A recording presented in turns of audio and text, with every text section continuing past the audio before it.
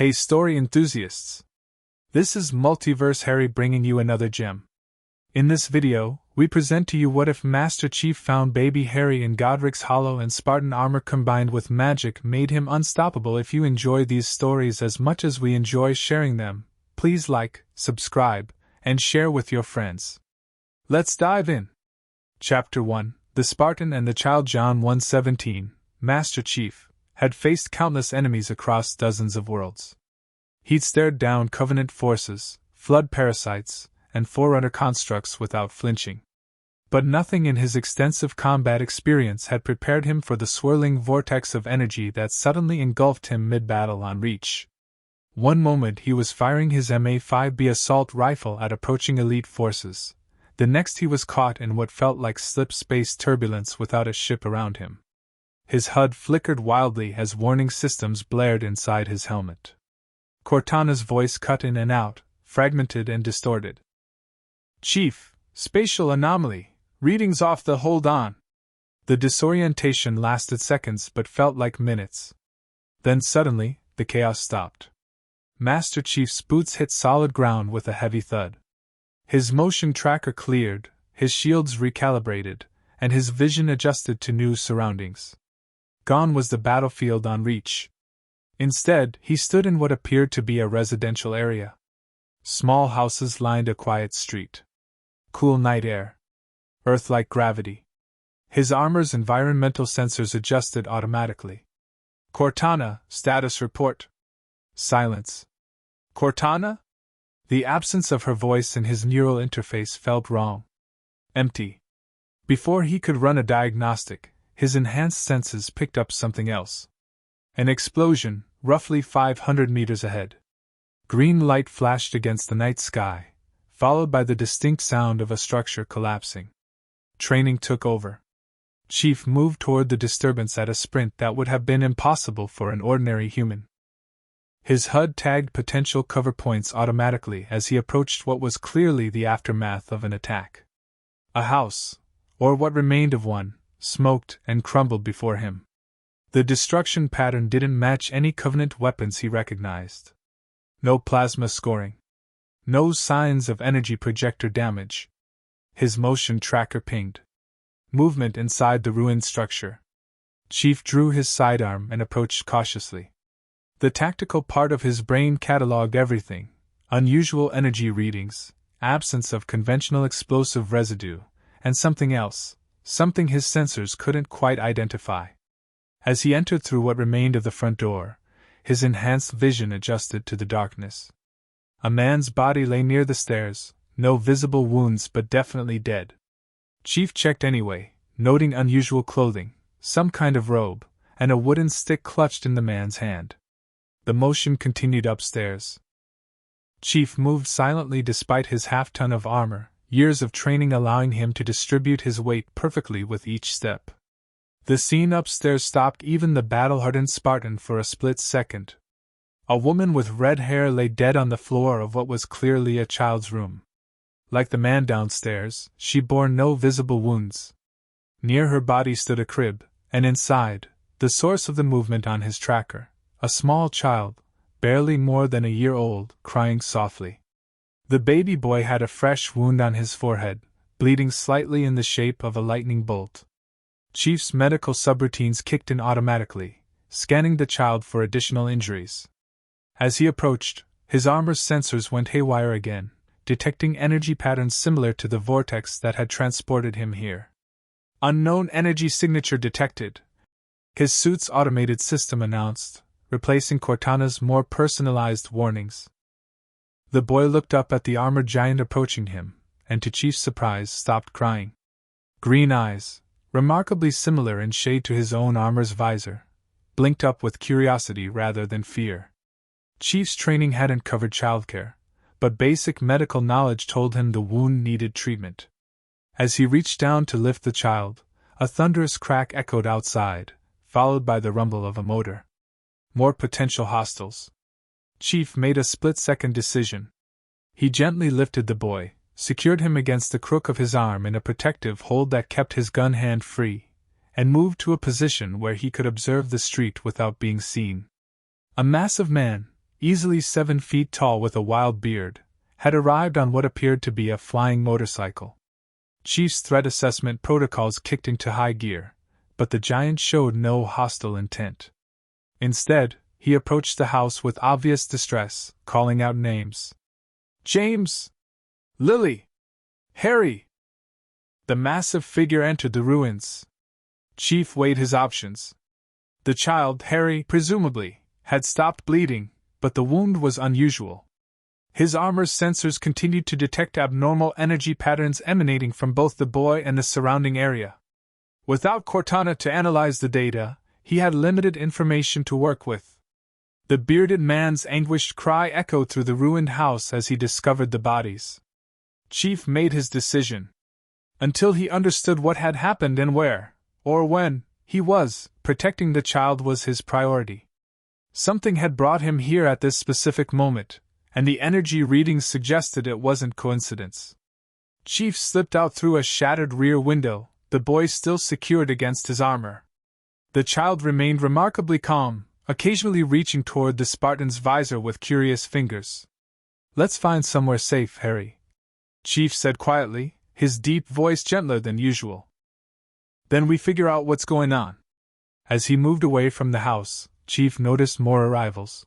An old man with a long beard wearing elaborate robes, and a severe-looking woman similarly dressed. More locals with unknown capabilities. Best to withdraw and assess. Using every bit of his stealth training, Chief moved through gardens and side streets until he reached the outskirts of the village. His armor's navigational system was attempting to establish positioning, but returned no matches with known UNSC mapping data. The boy had fallen asleep against his armor, seemingly comfortable despite the hard surface. Chief found temporary shelter in an abandoned groundskeeper's shed near what appeared to be a large estate. It would serve until daylight. As the child slept, Chief performed a more thorough scan. The wound had already begun healing at an accelerated rate. The boy's vital signs were strong. But the energy readings remained unusual, concentrated both in the wound and throughout the child's body. "What happened to you?" Chief asked softly, knowing the sleeping child couldn't answer. Without Cortana or UNSC support, Chief relied on his training. First priority, secure shelter and supplies for the child. Second, gather intelligence about his location and situation. Third, establish a communication channel with UNSC forces, if possible. He spent the night in sentry mode, armor systems running on minimal power while maintaining full sensor awareness. By dawn, he'd formulated the beginnings of a plan. The shed's former occupant had left behind old newspapers. Chief scanned them quickly, confirming what his navigational inconsistency suggested. He was on Earth, in what appeared to be Britain. The dates, however, made no sense. October 1981. Nearly 500 years before his own time. Either the papers were wrong, or the spatial distortion had been temporal as well. Neither option seemed plausible, yet the evidence was clear. As sunrise approached, Harry woke and began to fuss. Chief's limited knowledge of infant care told him food would be the priority. He couldn't risk entering a populated area in full Mjolnir armor. The timeline contamination possibilities alone were concerning, but the child's needs came first. Chief secured the shed and moved out, keeping to wooded areas where possible. His armor's camouflage systems weren't designed for forest environments, but the early hour meant few civilians were about. He located a small farm with a delivery of milk bottles at the doorstep and appropriated what he needed, leaving behind the strange coins he'd found in the ruined house as compensation. Back at the shed, he improvised feeding tools from available materials, thankful for the Spartan training that had covered emergency survival in diverse environments. Harry accepted the milk eagerly, watching Chief with those intense green eyes. "We're going to need better accommodations," Chief told the boy as he drank. "And I need to understand what happened last night." The peculiar energy readings continued to emanate from Harry, fluctuating slightly when the boy became excited or upset. Chief began to formulate theories, none of which aligned with known science. The wooden sticks carried by the dead couple and the arriving observers, the unnatural green light, the strange energy patterns, none of it matched Covenant, Forerunner, or human technology he was familiar with. Over the next 3 days, Chief established a temporary routine. He acquired necessary supplies through careful night movements, gathered intelligence from newspapers and overheard conversations, and began piecing together this world's reality. The locals called themselves wizards and witches. They spoke of someone called you-know-who, and he who must not be named, who had been destroyed the night Chief arrived. They mentioned Harry by name, the boy who lived, with reverence and excitement. Chief had faced bizarre alien civilizations before, but magic was something new entirely. Yet his scientific training wouldn't allow him to accept supernatural explanations at face value. There had to be some form of energy manipulation at work, some technology, or natural ability that his sensors detected but couldn't properly categorize. On the 4th day, as Chief was constructing a more suitable shelter deeper in the woods, Harry's forehead wound, now a distinct lightning-shaped scar, began to glow faintly. The boy giggled, reached toward a fallen branch, and to Chief's amazement, the stick floated several inches off the ground before dropping. "Interesting," Chief said, observation protocols kicking in automatically. "Some form of telekinetic ability." Harry babbled happily in response, clearly pleased with himself. Chief ran every possible scan his armor could perform without Cortana's assistance. The energy patterns were unlike anything in his database, but they were quantifiable, measurable. That meant they could potentially be understood and predicted. By the end of the first week, Chief had established a secure location deep in the forest, constructed a simple but effective shelter, and gathered enough supplies to maintain their immediate needs. He'd also begun documenting Harry's unusual abilities, which manifested randomly but seemed tied to the boy's emotional state. On the 9th day, everything changed. Chief returned from a supply run to find a tall, elderly man in purple robes standing near their shelter. Harry sat on a blanket nearby, playing with colorful bubbles that appeared to be floating from the end of the man's wooden stick. Chief's combat systems activated instantly. He drew his sidearm and approached with measured steps, positioning himself between Harry and the intruder. "Step away from the child," he ordered, voice calm but authoritative through his helmet's external speakers. The old man turned, showing no fear at the armored figure or the weapon trained on him. Instead, his blue eyes twinkled behind half-moon spectacles with what appeared to be curiosity. "Fascinating," the man said. "I've encountered many unusual guardians in my time, but you are quite unique. I mean the boy no harm. My name is Albus Dumbledore." Chief didn't lower his weapon. "How did you find us?" Dumbledore gestured with his wooden stick, causing Chief's motion tracker to register unusual energy patterns. "Magic, of course. Young Harry here has a certain trace about him that those of us with the right knowledge can follow. Though I must say, your efforts to conceal him were quite impressive." "Magic," Chief repeated, the word feeling foreign in his mouth. "You mean controlled energy manipulation. An interesting perspective." Dumbledore smiled slightly. "May I ask who or what you are? And how you came to be in possession of Harry Potter?" "Master Chief Petty Officer John 117, UNSC Naval Special Weapons Division," Chief answered automatically, military training taking over despite the unusual circumstances. "I found the boy after his parents were killed. There was a temporal-spatial anomaly that brought me here." "UNSC?" Dumbledore's eyes narrowed slightly. "I'm not familiar with that organization, and I make it my business to know all the Muggle military branches." "It doesn't exist yet," Chief said flatly, deciding that partial truth was necessary. "I'm not from your time." Instead of disbelief, Dumbledore merely nodded thoughtfully.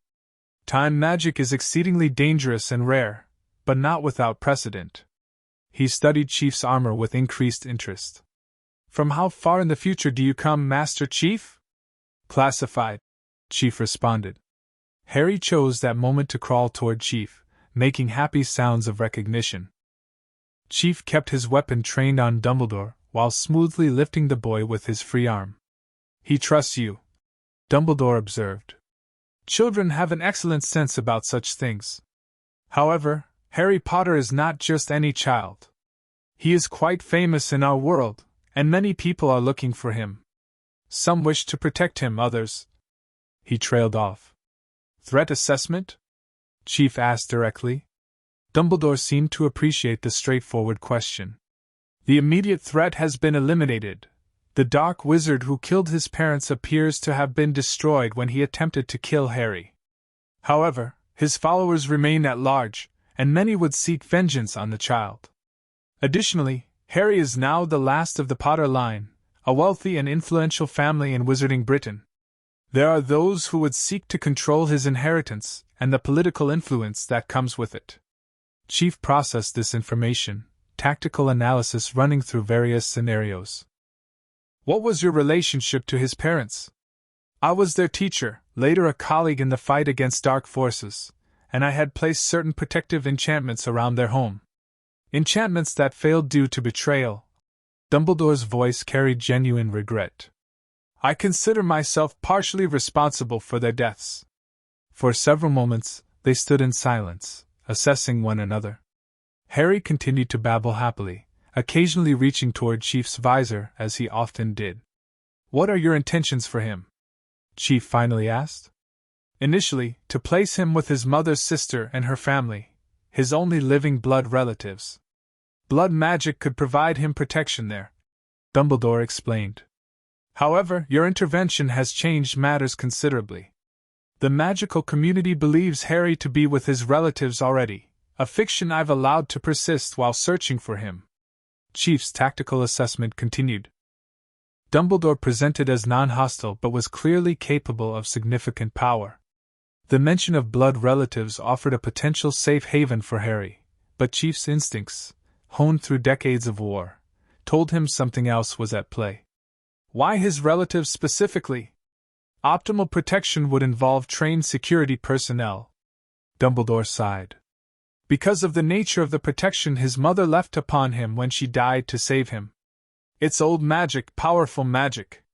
As long as he can call home the place where his mother's blood dwells, Voldemort cannot touch him there. His aunt, his mother's sister, carries that blood protection. While he calls that place home, he will be safe. Chief analyzed the explanation, finding it both logical and concerning. You're suggesting blood contains properties that can be weaponized as a defensive measure. Not weaponized, Master Chief. Love manifested through sacrifice has created a protection. It's not a weapon, it's a shield. The concept seemed foreign to Chief's combat-oriented mind, yet the energy readings from Harry suggested something powerful indeed had occurred the night his parents died. I need more information before I make decisions regarding his safety, Chief stated. Dumbledore nodded slowly. A reasonable approach. Perhaps we might speak further, somewhere more comfortable than this forest? I can assure you safe passage to a secure location. Chief considered the offer. His training warned against trusting unknown entities, but his situation was unprecedented. Without UNSC's support or Cortana's guidance, gathering intelligence was critical. I maintain custody of the child, Chief said firmly. Any sign of hostile intent, we disappear. Agreed, Dumbledore said, seeming impressed by the Spartan's protective stance. May I? He gestured as if to touch Chief's armor. Chief tensed. Explain first. Apparition, instantaneous transportation to another location. I can bring both you and Harry with me, but I need physical contact to do so. After a moment's consideration, Chief nodded once. Dumbledore placed a hand on his armored shoulder, and the world compressed around them. The sensation reminded Chief of slip-space transitions, uncomfortable but brief. When reality stabilized, they stood in an office unlike any Chief had seen, moving portraits on the walls, strange silver instruments whirring and puffing smoke, and books that occasionally fluttered their pages like birds. Welcome to Hogwarts School of Witchcraft and Wizardry, Dumbledore said, moving behind a large desk. My office. One of the most heavily protected locations in Britain. Chief's sensors worked overtime, cataloging the unusual energy patterns saturating the environment. Harry looked around with wide eyes, reaching toward a perch where a magnificent red and gold bird sat watching them. That's Fawkes, my phoenix, Dumbledore explained. He seems curious about you both. Chief remained standing, alert and ready despite Dumbledore's relaxed demeanor. I need information. What happened that night? Who killed Harry's parents? What's this protection you mentioned? Dumbledore conjured a comfortable chair with a flick of his wand. Chief noted the movement and energy pattern, filing it away for later analysis, and gestured for Chief to sit. The Spartan remained standing. Very well, Dumbledore said, not seeming offended. The simple version is this: our world has been at war. A dark wizard calling himself Lord Voldemort has spent years gathering power and followers. He targeted the Potters specifically because of a prophecy suggesting their son might one day defeat him. On Halloween night, he found their location, killed James and Lily Potter, then attempted to kill Harry. But failed. Chief finished. Why? That is the great mystery. No one has ever survived the killing curse before. Somehow, when Voldemort attempted to kill Harry, the curse rebounded upon its caster. Voldemort's body was destroyed, though I suspect his spirit survives in some weakened form. Chief processed this information. The wound on Harry's forehead, it's from this curse? Yes. A curse scar. It may have properties we don't yet understand. Dumbledore leaned forward. Now, Master Chief, while I've been forthcoming with information, I must ask more about you. That armor, your weapons, they're unlike anything I've seen. And you claim to be from the future? Classified, Chief repeated. Then, reconsidering, he added, I'm a soldier. Special Forces. My mission was protection of human colonies against hostile alien forces. Something brought me here during combat operations. My priority now is to understand my situation and ensure the safety of this child until I can determine next steps. Dumbledore's eyebrows rose slightly. Alien forces? Fascinating. The future holds many surprises, it seems.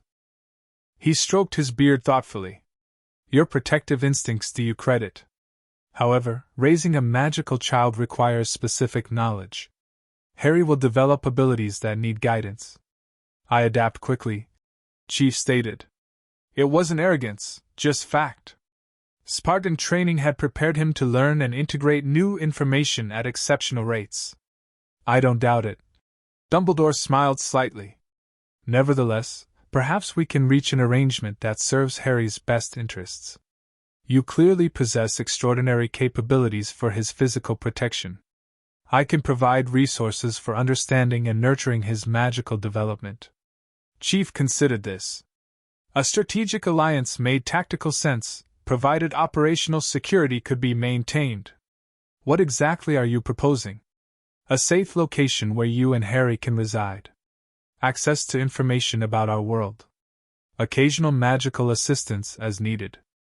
In exchange, you continue as Harry's primary guardian but allow periodic visits to monitor his magical development. Dumbledore outlined. And if I decline? Chief asked, testing the waters. Then you leave here freely with Harry. Dumbledore said simply. Though I would ask how you plan to obtain the necessary documentation for existing in 1980s Britain, provide for his education, and protect him from magical threats without magical assistance. A fair point. Chief had already begun considering these practical challenges. I'll need unrestricted access to information about this world. Technical specifications on how your magic functions. Threat assessments on potential hostiles. Full disclosure on Harry's situation and any prophecies concerning him. Chief listed his requirements. Dumbledore nodded slowly. Some of this I can provide immediately. Other aspects may take time. Magic isn't technical in the way I suspect you're accustomed to thinking about energy and forces. It follows its own laws, some of which even we don't fully understand after centuries of study. Harry had begun to fuss slightly in Chief's arms. The Spartan adjusted his hold automatically, a motion Dumbledore observed with interest. He needs food and rest, Chief noted. And I need time to process this information. Of course. Dumbledore stood. There are suitable accommodations within the castle where you can stay while we continue our discussions. The term hasn't begun yet, so the castle is mostly empty except for staff. Chief nodded once. Lead the way. The following weeks established a pattern. Chief spent his days absorbing every piece of information Dumbledore and the school's library could provide about the wizarding world, magical theory, recent history, and especially the conflict with Voldemort and his followers, known as Death Eaters. Nights were spent in a secured suite of rooms Dumbledore had provided, where Chief continued his research while caring for Harry. The boy's wound had fully healed into the lightning-shaped scar, but the unusual energy readings persisted. Chief adapted to childcare with the same methodical approach he applied to battlefield analysis. He established feeding and sleep schedules, documented developmental milestones, and even incorporated modified physical exercises appropriate for a child Harry's age. Dumbledore arranged for occasional visits from Madame Pomfrey, the school's medic, who provided guidance on wizarding children's health needs while marveling at the strange armored giant who so carefully tended to Harry's needs. "He's developing quite normally despite everything," she assured Chief after one checkup. "Though I must say, your methods are unusual." Chief had been teaching Harry simplified hand signals based on Spartan battlefield communications. The boy couldn't form the signs properly yet, but he seemed to understand several of them already, responding appropriately to signals for quiet, come, and danger. Preparation is never wasted, Chief responded simply. Madame Pomfrey had pursed her lips but said nothing further. Chief noticed this reaction often among the wizards he encountered, a mixture of concern about his military approach to childcare and reluctant admiration for his thoroughness. By the time 2 months had passed, Chief had reached several conclusions. First, return to his original timeline seemed impossible with current resources. Second, the Wizard Society, while technologically primitive, possessed energy manipulation capabilities that rivaled or exceeded many Covenant technologies. Third, Harry Potter occupied a central position in recent wizarding history that made him both a high-value asset and a high-priority target. And fourth, though Chief would have denied recognizing the emotion, he had developed an attachment to the child that went beyond tactical considerations. It was during his 3rd month at Hogwarts that Chief made his decision. He requested a meeting with Dumbledore in the headmaster's office, bringing Harry with him as always. "I've established parameters for Harry's continued protection," Chief stated as soon as they were seated. Harry played contentedly on a blanket with toys Dumbledore had conjured, occasionally making objects float when he became particularly excited. "I'm all ears, Master Chief," Dumbledore said, folding his hands on his desk. 1. We need a secure, isolated location with both physical and magical protections. 2. I require resources to construct appropriate training facilities as Harry develops. 3. Regular but controlled contact with magical resources to ensure proper development of his abilities. Dumbledore nodded. "These seem reasonable. I have several properties in mind that might suit your requirements. However, I sense there's more." Chief hesitated, then continued. 4. I need to understand the full scope of the prophecy you mentioned. Strategic planning requires complete intelligence. A shadow passed over Dumbledore's face. "Ah. I wondered when we would come to this." He sighed deeply. "Very well. The prophecy that led Voldemort to target the Potters stated that a child born as the 7th month dies, to parents who had thrice defied the Dark Lord, would have the power to vanquish Voldemort. It stated that Voldemort would mark this child as his equal, but he would have power the Dark Lord knows not. And finally, that neither can live while the other survives." Chief processed this information with tactical precision. This implies Voldemort isn't permanently defeated. A future confrontation is predicted. "That is my interpretation as well," Dumbledore confirmed. "Which is why Harry's protection and preparation are paramount." "Preparation," Chief repeated, focusing on the word. "Not just protection. You anticipate he will need to fight this enemy eventually." Dumbledore looked tired suddenly. "I had hoped to give him a childhood before burdening him with such knowledge. But yes, I believe Harry and Voldemort are bound by fate and prophecy." "I don't believe in fate," Chief stated flatly. "I believe in training, preparation, and tactical advantage. If this threat exists, Harry will be ready to face it. Through military training? Dumbledore asked, concern evident in his voice. He's just a child, Master Chief.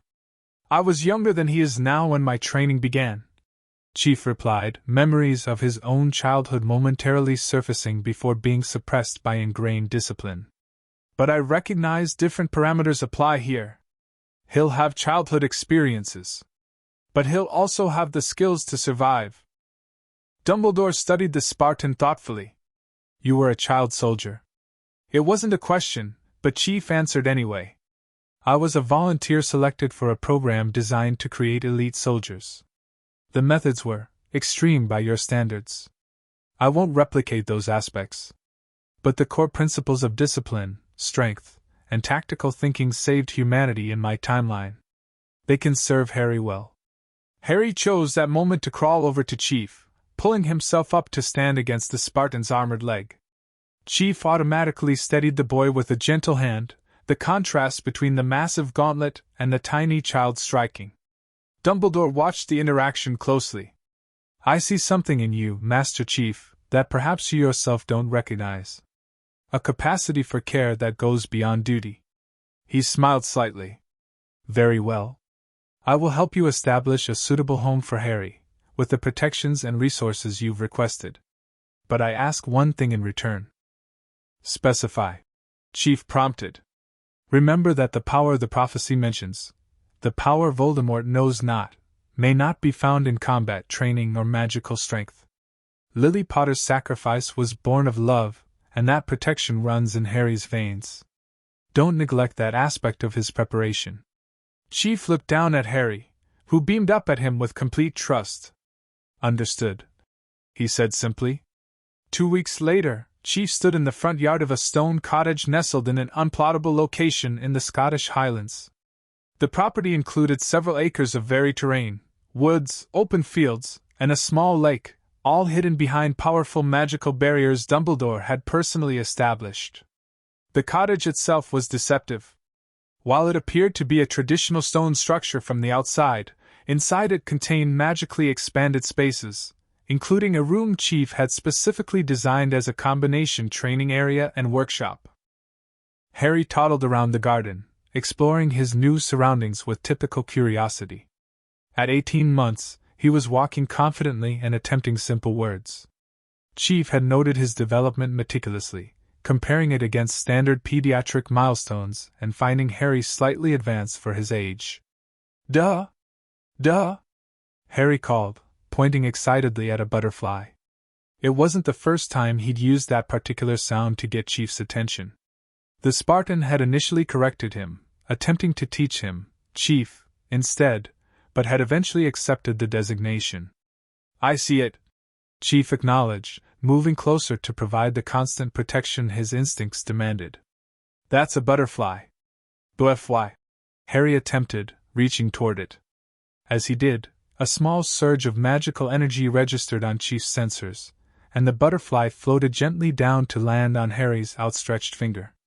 The boy giggled in delight. Chief documented the incident mentally, adding it to his growing catalog of Harry's spontaneous magical abilities. The pattern was becoming clear. Emotional states triggered magical effects, usually aligned with Harry's desires or needs. Time for lunch, Chief said, easily lifting Harry onto his shoulders, a position the boy particularly enjoyed. As they headed inside, Chief continued his mental inventory of tasks: security perimeter check, weapon maintenance, review of magical texts Dumbledore had provided, and continuation of Harry's physical development exercises. Inside the cottage, Chief had established an environment that balanced tactical efficiency with child-appropriate comforts. The main living area contained standard furniture alongside modified equipment Chief had constructed for Harry's developing physical capabilities. Bookshelves held an equal mix of magical textbooks and Muggle child development resources Chief had acquired during supervised trips to Muggle towns. After preparing a nutritionally optimized meal appropriate for Harry's age, Chief sat watching the boy eat, making mental notes on his improving fine motor skills as he used a spoon. Life had established a new routine, very different from battlefield operations, Yet Chief approached it with the same disciplined focus. Physical security, intelligence gathering, skill development, and mission planning filled his days. The mission, as Chief had defined it, was straightforward: prepare Harry Potter to survive and succeed against all threats, magical or otherwise. The methods would evolve as Harry grew, but the objective remained constant. As summer turned to autumn, Chief received the first test of their security arrangements.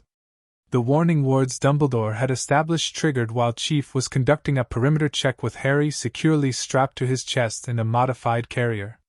Chief's combat systems activated instantly.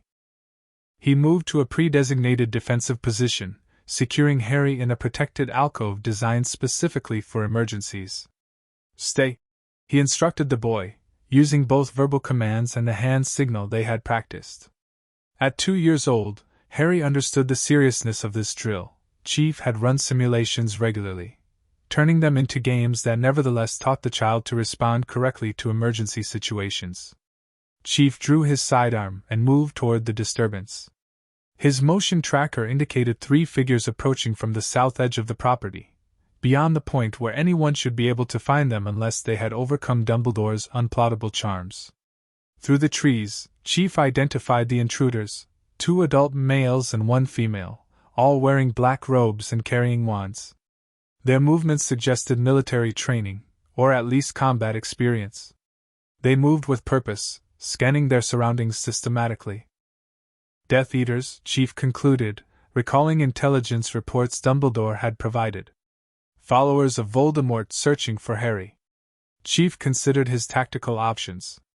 His Mjolnir armor gave him significant advantages in physical confrontation, but these opponents could potentially use ranged magical attacks his shields weren't calibrated to deflect. Intelligence gathering indicated stunning spells, cutting curses, and the instantly lethal killing curse were all potential threats. Stealth approach, then. Chief activated his active camouflage system, a recent addition he developed by studying disillusionment charms and adapting the principles to work with his armor's systems. It wasn't perfect, but combined with natural cover and his own stealth training, it would suffice. He circled behind the intruders, noting their conversation. "The tracking charm led here, but there's nothing but wilderness," the woman complained. "Rookwood's intelligence must have been faulty." "The Potter brat is here somewhere," the taller male insisted. "The magical signature is unmistakable. Spread out and search the area."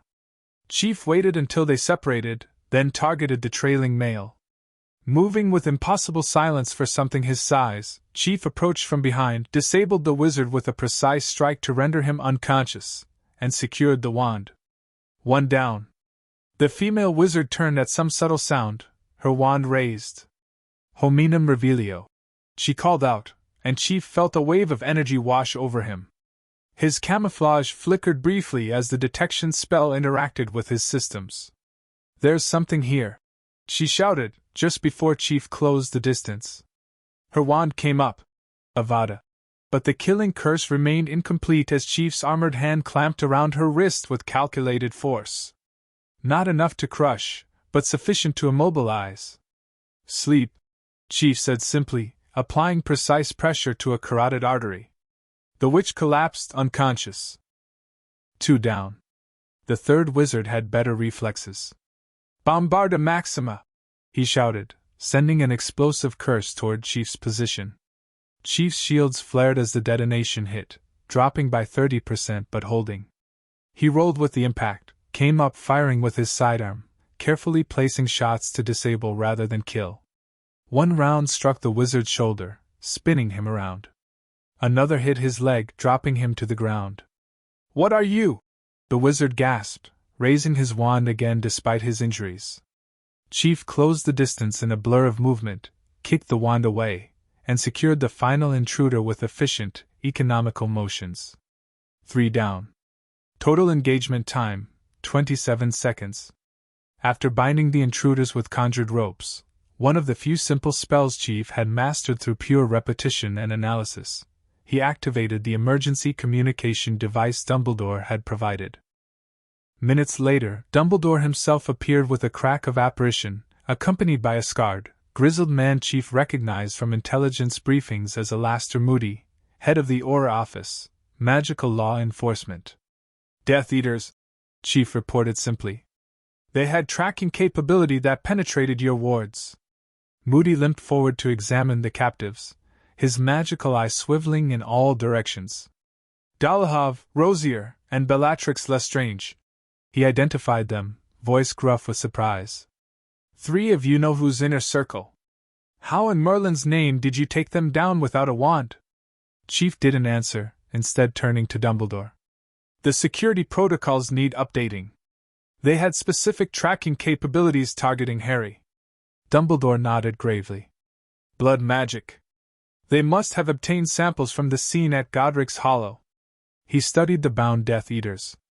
This is concerning. If they found you once, they can find us again, Chief finished. We need to relocate and enhance our countermeasures. Moody was still staring at Chief with a mixture of suspicion and reluctant respect. What exactly are you? Classified, Chief answered automatically. Dumbledore intervened smoothly. Alastair, this is Harry Potter's guardian. His methods are unconventional, but clearly effective. I vouch for him personally. Moody grunted. 3 Death Eaters taken down without a killing curse fired. Impressive, whatever you are. He turned to Dumbledore. I'll take these 3 in for questioning, see what we can learn about how they tracked the boy. After Moody had departed with the prisoners, Dumbledore turned to Chief with grave concern. This changes our security calculations considerably. Bellatrix Lestrange is perhaps the most fanatically devoted of Voldemort's followers. If she's actively hunting Harry, we adapt, Chief stated simply. Where is the next most secure location? I have several options, but first. Dumbledore looked around. Where is Harry? Chief led him to the hidden alcove where Harry remained exactly as instructed, playing quietly with a small toy snitch that hovered above his hands. Good job, soldier. Chief said, the praise delivered in his usual measured tone but causing Harry to beam nonetheless. The back. Harry exclaimed happily, reaching up to be lifted. Dumbledore watched as Chief efficiently checked Harry for any signs of distress before lifting him. You've trained him well, the headmaster observed, his tone carrying a hint of concern. Basic survival protocols, Chief explained.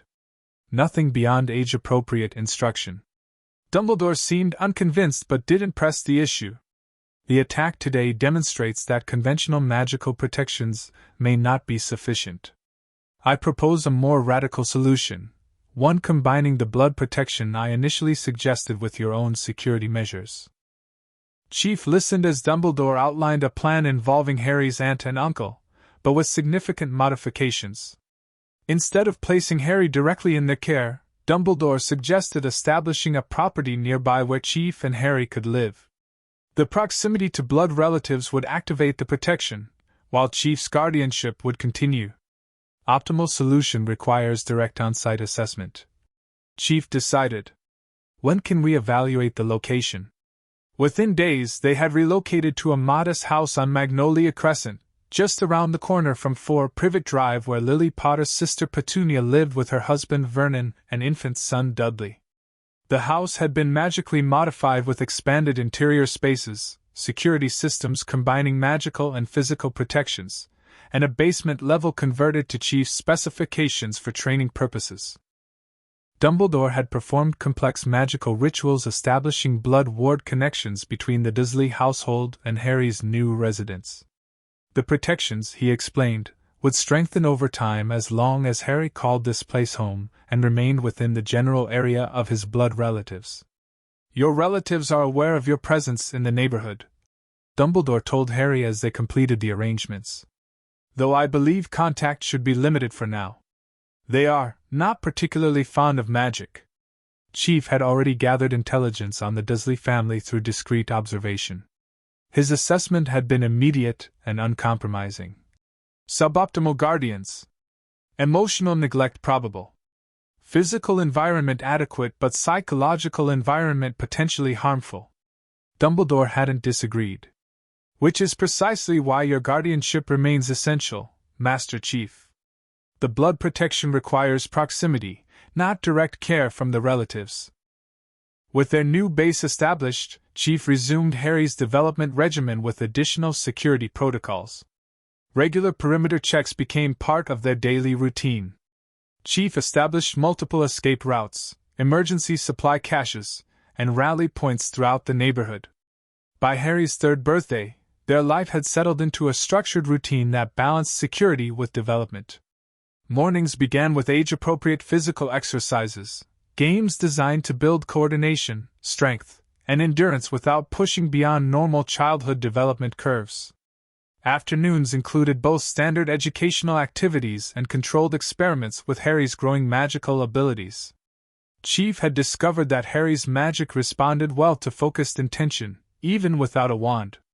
By teaching the boy simple meditation techniques adapted from Spartan mental conditioning, Chief helped Harry gain rudimentary control over his spontaneous magical outbursts.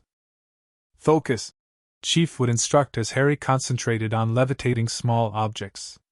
Visualize the objective. Control your breathing. Harry, eager to please his guardian and naturally gifted, made remarkable progress.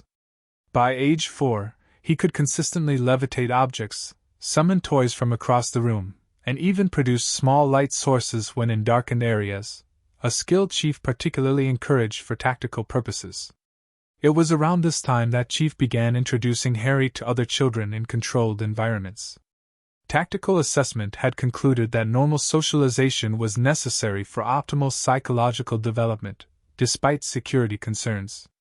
The local playground became a regular destination, though Chief's appearance initially caused considerable consternation among neighborhood parents.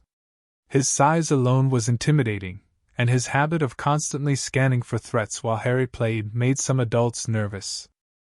Chief adapted by developing a cover identity as a private security specialist, close enough to truth to maintain consistency.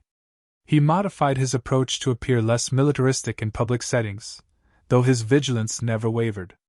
Harry, for his part, showed good social intelligence despite his unusual upbringing. He made friends easily, though Chief noted he instinctively concealed his magical abilities around other children, a security protocol they had practiced extensively. One autumn afternoon, when Harry was nearly 5, their carefully structured world faced a new challenge. Chief was observing Harry on the playground when his enhanced hearing picked up a conversation between two mothers nearby. "That's him, the giant man with the Potter boy," one whispered. "My Vernon works with Dursley at Grunnings. Says there's something not right about the whole situation. Boy's parents died in some kind of accident, and this military fellow just shows up claiming guardianship? Suspicious, if you asked me." Chief registered this information with concern.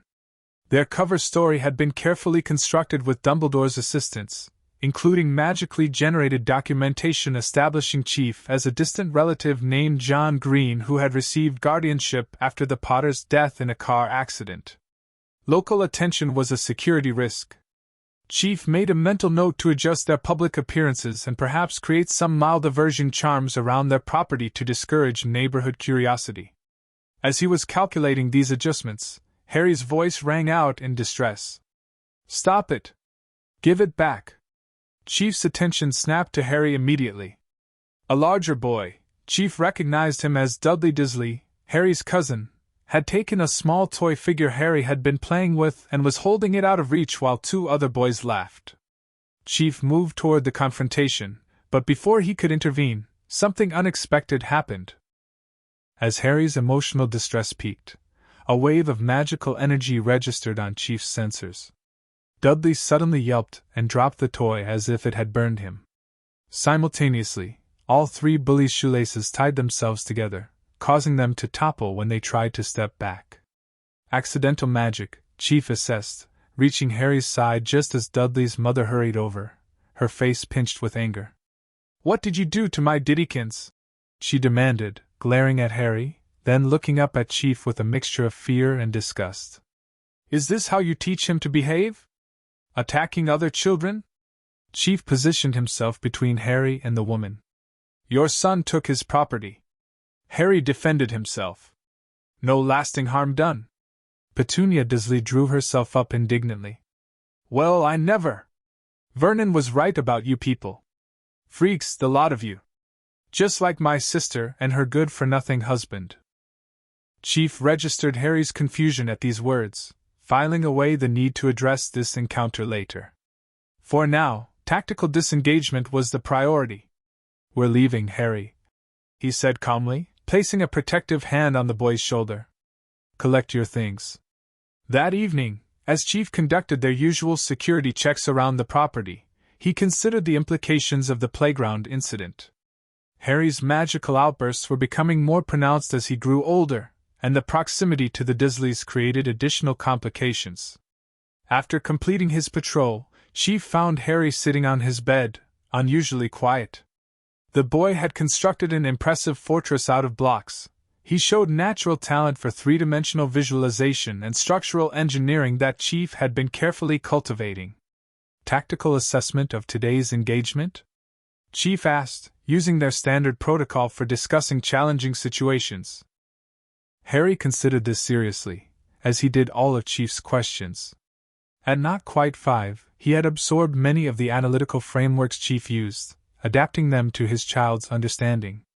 Dudley initiated hostile action by taking my property, Harry reported. I attempted verbal negotiation but failed to achieve objective. Then, something happened. My magic activated without proper authorization. The last phrase was delivered with a hint of worry. They had established clear guidelines about magic use in public settings. Chief sat down on the edge of the bed, the frame creaking under his armored weight. Magic response to emotional distress is still developing. Control will improve with practice. Harry nodded, but still seemed troubled. The woman, she called us freaks. She mentioned my mother and father. Did she know them? Chief had planned to gradually introduce Harry to his full history as he became old enough to process it, but today's events had accelerated the timeline. Tactical adjustment was required. Affirmative. Petunia Disley is your maternal aunt. Your mother was Lily Potter, a witch. Your father was James Potter, a wizard. They were killed protecting you from a hostile force when you were 1 year old. Harry's green eyes widened. Not a car accident? Negative. That was our cover story for non-magical civilians. Chief paused, considering how much to reveal. Harry was young, but his intelligence and emotional resilience had consistently tested above age norms. They were killed by a dark wizard called Voldemort. You survived when no one else had ever survived his attack before. That's how you got the scar. Harry's hand moved automatically to the lightning bolt on his forehead. Is that why you trained me? Because bad wizards might come back? Affirmative. Preparation ensures survival. Harry absorbed this, his expression serious beyond his years. Why does Aunt Petunia hate magic if my mom was a witch? A complicated question that touched on human emotional dynamics Chief still sometimes struggled to articulate despite years of observation. Some people fear what they don't understand, he explained. Fear sometimes becomes anger or hatred. Harry considered this carefully. Like the Covenant feared humans in your stories? Chief had shared carefully edited versions of his past as bedtime stories, finding that tactical analyses of historic battles served as effective teaching tools while satisfying Harry's curiosity about his guardian's origins. Similar threat response pattern, different context, Chief confirmed. Harry was silent for a moment, processing. Then, are my aunt and uncle enemies? Negative, Chief replied immediately. Not tactical threats. Their presence provides protective benefits through blood connection to your mother. But limited contact remains advisable. Harry nodded, accepting this assessment. Will I go to a magic school someday? Like in the books Albus brings me? Affirmative. Age 11 is standard enrollment at Hogwarts School of Witchcraft and Wizardry. 6 years, 4 months until deployment. This information seemed to satisfy Harry. He returned to building his block fortress, adding what Chief recognized as defensive perimeters around the central structure, a concept they had discussed in recent tactical exercises. Chief watched him work, mentally updating his assessment of Harry's developmental progress. The boy showed remarkable resilience and adaptability, key traits for survival in uncertain conditions. His magical abilities were developing ahead of the standard curves Dumbledore had provided, and his physical capabilities, while deliberately kept within normal parameters for his age, showed the benefits of their regular exercise regimen. More concerning was the need for social integration. Chief recognized his own limitations in this area. Spartan training had emphasized team cohesion, but not broader social dynamics. As Harry grew, additional civilian interaction would become necessary.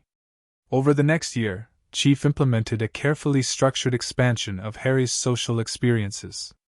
They began visiting different playgrounds and children's activity centers across Surrey, never establishing patterns that might compromise security, but allowing Harry regular interaction with peers. Chief also increased Harry's exposure to the wizarding world through carefully planned, security-conscious visits to magical locations. Dumbledore arranged for them to use secure flows to visit Diagon Alley during off-peak hours, allowing Harry to experience wizarding culture firsthand while maintaining a low profile. By age 6, Harry had developed a fascinating hybrid of abilities and perspectives. He could disassemble and reassemble Chief's sidearm under supervision, a skill Chief justified as necessary for emergency situations. He could also perform intentional wandless magic at a level Dumbledore described as extraordinary for his age, particularly in defensive applications like basic shield charms. Harry's education included standard primary school subjects, which Chief supplemented with additional mathematical and scientific content, alongside magical theory from texts Dumbledore provided. The boy devoured information voraciously, showing particular aptitude for practical problem-solving that integrated magical and non-magical approaches. Physical training progressed steadily, with Harry now able to run 2 miles without stopping, perform basic calisthenics, and execute simple self-defense techniques Chief had adapted from Spartan close-quarters combat training. It was during this period that Chief began to observe unusual energy readings from Harry's scar during periods of intense emotion or concentration. The patterns differed from Harry's normal magical signature, sometimes registering as discordant or even hostile in Chief's detection systems. Chief documented these anomalies meticulously and shared his findings with Dumbledore during one of the headmaster's regular visits. "Fascinating," Dumbledore murmured, examining Chief's detailed readings. "And concerning. These readings support a theory I've been reluctant to consider." "Specify," Chief prompted. Dumbledore sighed heavily. "I believe when Voldemort attacked Harry, something unexpected occurred. The rebounding curse may have transferred a fragment of Voldemort himself into Harry, specifically into that scar. That would explain the unusual energy readings your sensors detect." Chief processed this information with military precision. A foreign presence within the primary asset. Tactical implications significant. Extraction options? If I'm correct about what this is, and I sincerely hope I'm not, extraction would be extremely difficult and dangerous. Dumbledore explained. I need to research further before suggesting any course of action. For now, continue monitoring as you have been. Chief accepted this directive with typical stoicism, but internally recategorized the situation as a priority threat. Foreign entities embedded in biological systems fell under flood infection protocols in his training: containment, isolation, and if necessary, neutralization. But Harry wasn't just an asset or a mission parameter anymore. Chief had long since recognized, though never articulated, that his relationship with the boy had evolved beyond tactical responsibility. That night, Chief stood in the doorway of Harry's room, watching the sleeping child. Harry had kicked off his covers as usual. His body temperature ran slightly higher than standard human baseline, another anomaly Chief monitored. The lightning scar stood out against his forehead, seemingly innocuous but now identified as a potential threat vector. For perhaps the first time in his career as a Spartan, Chief found himself unsure of the correct tactical approach. Standard protocols would dictate immediate action to neutralize a biological intrusion, but this situation defied standard classification. Chief updated his mission parameters, protect Harry Potter not just from external threats, but from internal ones as well. If Dumbledore couldn't find a solution through magical means, Chief would develop alternatives using his own knowledge and resources. The following morning, Chief began a new research initiative, combining magical texts on soul magic, provided reluctantly by Dumbledore, with his own technical knowledge of energy containment systems from Covenant and UNSC technology. If this foreign energy could be identified, isolated, and contained, perhaps it could be extracted without harm to the host. Meanwhile, Harry's training continued with additional focus on mental discipline and occlumency. Magical mind-shielding techniques Dumbledore suggested might help contain the foreign presence. Imagine your thoughts as a secure compound, Chief instructed during their evening meditation sessions. Establish perimeter defenses. Control access points. Identify and isolate intrusions. Harry took to these exercises with the same serious dedication he showed toward all Chief's training. By age 7, he could maintain basic mental shields and reported occasionally sensing something strange, when particularly tired or emotionally stressed. Like another person watching from far away, he described after one such incident. Not close enough to hear clearly, but there. Chief documented these reports with increasing concern. The foreign presence appeared to be establishing stronger connections to Harry's consciousness as he matured. Their routine adapted to accommodate this new threat vector. Chief developed detection systems specifically calibrated to the unique energy signature of the scar, creating an early warning system for unusual activity. Harry learned to recognize subtle changes in his mental state that might indicate foreign influence. Life continued its disciplined pattern, with Harry growing stronger, more skilled, and increasingly independent. By age 8, he could navigate local areas alone within defined parameters, always monitored by Chief through tracking systems integrated into the special glasses he'd constructed for Harry, ostensibly for his slight astigmatism but actually containing communication and monitoring technology Chief had salvaged and modified from his armor systems. It was during one such semi-independent exploration that Harry had his first direct confrontation with the Dursley family. Harry had been returning from the local library, a favorite destination where he devoured books on both magical and Muggle subjects, when he encountered Dudley and his gang of friends. Now 9 years old, Dudley had grown into a substantially overweight boy with a mean streak Chief had documented during neighborhood surveillance. Chief picked up the confrontation through the glasses monitoring system while conducting maintenance on his armor systems in the basement workshop. "Well, if it isn't the freak," Dudley's voice came through clearly. "Where's your giant bodyguard today? Finally realize what a waste of space you are." Chief immediately initiated the silent alarm protocol, 3 short vibrations to Harry's glasses, alerting him to activate defensive protocols while Chief mobilized. The tracking system showed Harry's position 2 blocks from home, with 4 hostile signatures surrounding him. "I don't want trouble, Dudley." Harry's voice was calm, exactly as they had practiced for confrontation scenarios. "I'm just going home. Hear that, boys? The freak doesn't want trouble," Dudley mocked. "Too bad trouble wants him." Chief was already moving, exiting through their secure rear entrance, and taking a route that would intercept the confrontation in approximately 45 seconds. Before he could arrive, however, the monitoring system registered a sudden spike in magical energy. "I said leave me alone." Harry's voice had dropped to a dangerous tone Chief recognized from their combat simulations, focused, controlled anger rather than panic. The bully's laughter cut off abruptly. Through the glass's visual feed, Chief saw a shimmering distortion in the air around Harry, a manifestation of his magical shield charm, performed wandlessly and instinctively. "What the?" Dudley's voice cut off as he apparently reached toward Harry and encountered the invisible barrier. "He's doing that freaky stuff. Get him!" Chief arrived just as Dudley and his friends attempted to rush Harry from different directions. The shield charm held briefly but began to flicker as Harry's concentration wavered under the multiple threats. "Sufficient," Chief said, his deep voice causing all motion to cease instantly. The boys turned, eyes widening at the sight of the massive figure approaching with measured, purposeful steps. Tactical assessment? Chief asked Harry calmly, ignoring the other boys completely. Harry straightened, visibly shifting from defensive posture to report mode. For hostiles, minimal threat level, non-lethal response protocols engaged. Shield charm deployed successfully but power management insufficient for extended deployment. Chief nodded once. Acceptable performance. Room for improvement on power distribution. We'll adjust training parameters.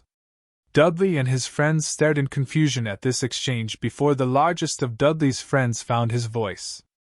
You're both mental, you are. Chief turned his attention to the group. Disperse. Now. Something in his tone, the voice of a soldier who had commanded troops in humanity's darkest hours, brooked no argument.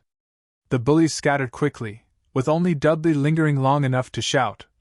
My dad says you're some kind of escaped experiment. Just wait till he hears about this. As they walked home, Chief conducted a standard after-action review. Shield duration? 23 seconds, Harry reported promptly. Began failing at contact point nearest Dudley. Power management requires refinement, Chief noted. Emotional control was adequate. Harry nodded, but seemed preoccupied. Finally, he asked, what did Dudley mean about you being an escaped experiment? Chief considered his response carefully. Over the years, he had shared limited information about the Spartan program with Harry, focusing on the tactical training rather than the more ethically questionable aspects of the program. Spartan 2 program involved extensive physical and neuro modifications, Chief explained factually. Some might view it as experimental. Classification, highly classified military asset. Harry processed this as they walked. Were there other children like you? Other Spartans? Affirmative. Training unit consisted of 75 candidates initially. 33 completed full augmentation procedures successfully. What happened to the others? Harry asked, showing the penetrating insight that often surprised even Chief. A brief flash of memory. Fellow trainees who didn't survive augmentation, bodies convulsing, broken, failed, crossed Chief's mind before being compartmentalized. Casualties of the program, he answered simply. Harry was quiet for several moments. Then, that's why you train me differently. You don't want me to be a science experiment. Chief hadn't consciously made this connection, but Harry's assessment was accurate. Affirmative. Current protocols designed to maximize combat effectiveness while maintaining normal physiological development. Thank you, Harry said quietly. Chief didn't respond verbally, but placed a hand briefly on Harry's shoulder, a rare gesture of physical reassurance that spoke more than words. The incident with Dudley had consequences. 2 days later, Vernon Dursley appeared at their door, face purple with rage and a letter clutched in his meaty hand. Chief answered, positioning himself to block any line of sight to Harry, who was studying in the living room. I've had it with you people, Vernon bellowed, waving the letter. First we're forced to have you living in our neighborhood, bringing down property values with your freakishness, and now this. Chief remained impassive. Specify the complaint. This. Vernon thrust the letter forward. Chief noted the official-looking letterhead of the Surrey Police Department. Someone reported a massive man in military gear threatening children. They're investigating you, and rightly so. What normal man lives alone with a boy he's not related to, dresses like he's in some secret army, and never has visitors except that long-bearded weirdo? Chief assessed the situation rapidly. Local law enforcement attention was a security risk, but easily managed with Dumbledore's assistance. The more immediate concern was maintaining the blood protection, which required continued residence near the Dursleys. The incident involved your son bullying Harry with 3 accomplices, Chief stated flatly. Intervention was necessary. No threats were issued. Vernon's face darkened further. My Dudley said the Potter boy was doing unnatural things. Making some kind of invisible wall. We agreed when that old man came that you'd keep that freakishness away from normal people. Harry defended himself using non-lethal methods against 4 attackers. Tactical response was appropriate and controlled. Their conversation was interrupted by Harry appearing at Chief's side, expression serious. "It was my fault, Uncle Vernon. I lost control of my magic when I got scared. I'm sorry if it caused problems." Chief noted the diplomatic approach with approval. Harry had been developing social strategies for managing difficult interpersonal situations, an area where his skills sometimes surpassed Chief's own. Vernon seemed momentarily thrown by the polite apology, but quickly rallied. "Well, see that it doesn't happen again. And you," he jabbed a finger toward Chief. "The police want to interview you tomorrow. If you know what's good for you and the boy, you'll be normal for once." After Vernon left, Chief immediately contacted Dumbledore through their secured communication channel. The headmaster arrived within the hour, listened to their report, and nodded thoughtfully. "I can handle the police inquiry easily enough," he assured them. "A few Confundus charms and the complaint will disappear from their records. However, this does highlight a growing concern. Harry's magical abilities are becoming more difficult to conceal, and your presence, Master Chief, naturally draws attention." Chief had already calculated the same conclusion. "Recommend relocation to a less populated area when tactically feasible." "I agree," Dumbledore said. "However, the blood protection remains vital, especially with what we suspect about Harry's scar. Perhaps a compromise, maintaining this residence for official purposes and the protection, while establishing a secondary location for training and longer stays." The solution was implemented within weeks. They maintained the house on Magnolia Crescent but established a second base in a remote area of the Scottish Highlands, not far from their original location years earlier. Magical transportation allowed them to move between locations as needed, maintaining the blood protection, while providing space for Harry's increasingly advanced training away from Muggle observation. By Harry's 9th birthday, they had established an effective dual residence system. Weekdays were spent primarily at the Surrey location, maintaining Harry's cover as a normal schoolboy while satisfying the requirements of the blood protection. Weekends and school holidays were spent at the Highland facility, where both magical and physical training could proceed without constraints. It was at the Highland facility that Chief began integrating magical principles into his armor systems more extensively. His years of observation and analysis had yielded significant insights into how magical energy could interface with technology, something the wizarding world largely considered impossible. Chief's methodical experiments found that while active electronic systems tended to malfunction around concentrated magic, passive systems could be enhanced by magical energy if properly calibrated. The key breakthrough came when he discovered that certain runic arrays could act as buffers, transforming magical energy into forms compatible with his armor's power systems. Harry proved an enthusiastic research assistant, his unique perspective as both a magically gifted child and Chief's tactical protege allowing him to bridge concepts from both worlds. "What if we use containment runes instead of channeling runes?" Harry suggested during one work session. At 9, he sat cross-legged on a workbench, carefully etching symbols into a small metal plate. "Like making a battery instead of a power line?" Chief considered this. Potential viable approach. Storage versus transmission. Test prototype required. Together they developed a series of modifications to Chief's Mjolnir systems. Runes etched into the armor's interior surfaces enhanced shield regeneration rates. Cushioning charms integrated into the gel layer improved impact absorption. A runic array in the helmet enhanced sensor capabilities, allowing Chief to detect magical signatures at greater ranges. Each innovation was tested methodically, documented precisely, and integrated only when proven reliable. By Harry's 10th birthday, Chief's armor had evolved into something unique, a hybrid of 26th century UNSC technology and ancient magical principles. Dumbledore observed these developments with fascination during his regular visits to monitor Harry's progress and the condition of his scar. "You've accomplished what generations of wizards have failed to do," he told Chief after witnessing a demonstration of the enhanced armor systems. "Integration of magic and Muggle technology. Most impressive." Chief accepted the assessment with a nod. "Adaptation to available resources. Standard operational procedure." As Harry's 11th birthday approached, the milestone that would mark his official entry into the wizarding world as a Hogwarts student, Chief intensified their preparation protocols. The transition from their controlled environment to the relatively chaotic setting of a boarding school presented numerous security and tactical challenges. Primary tactical concerns? Chief quizzed Harry during an evening strategy session. Harry, now tall for his age and whipcord lean from years of physical training, considered the question with the seriousness Chief had instilled in him. Limited communications with home base. Unknown variables in staff and student body. Potential hostile elements targeting me due to historical significance.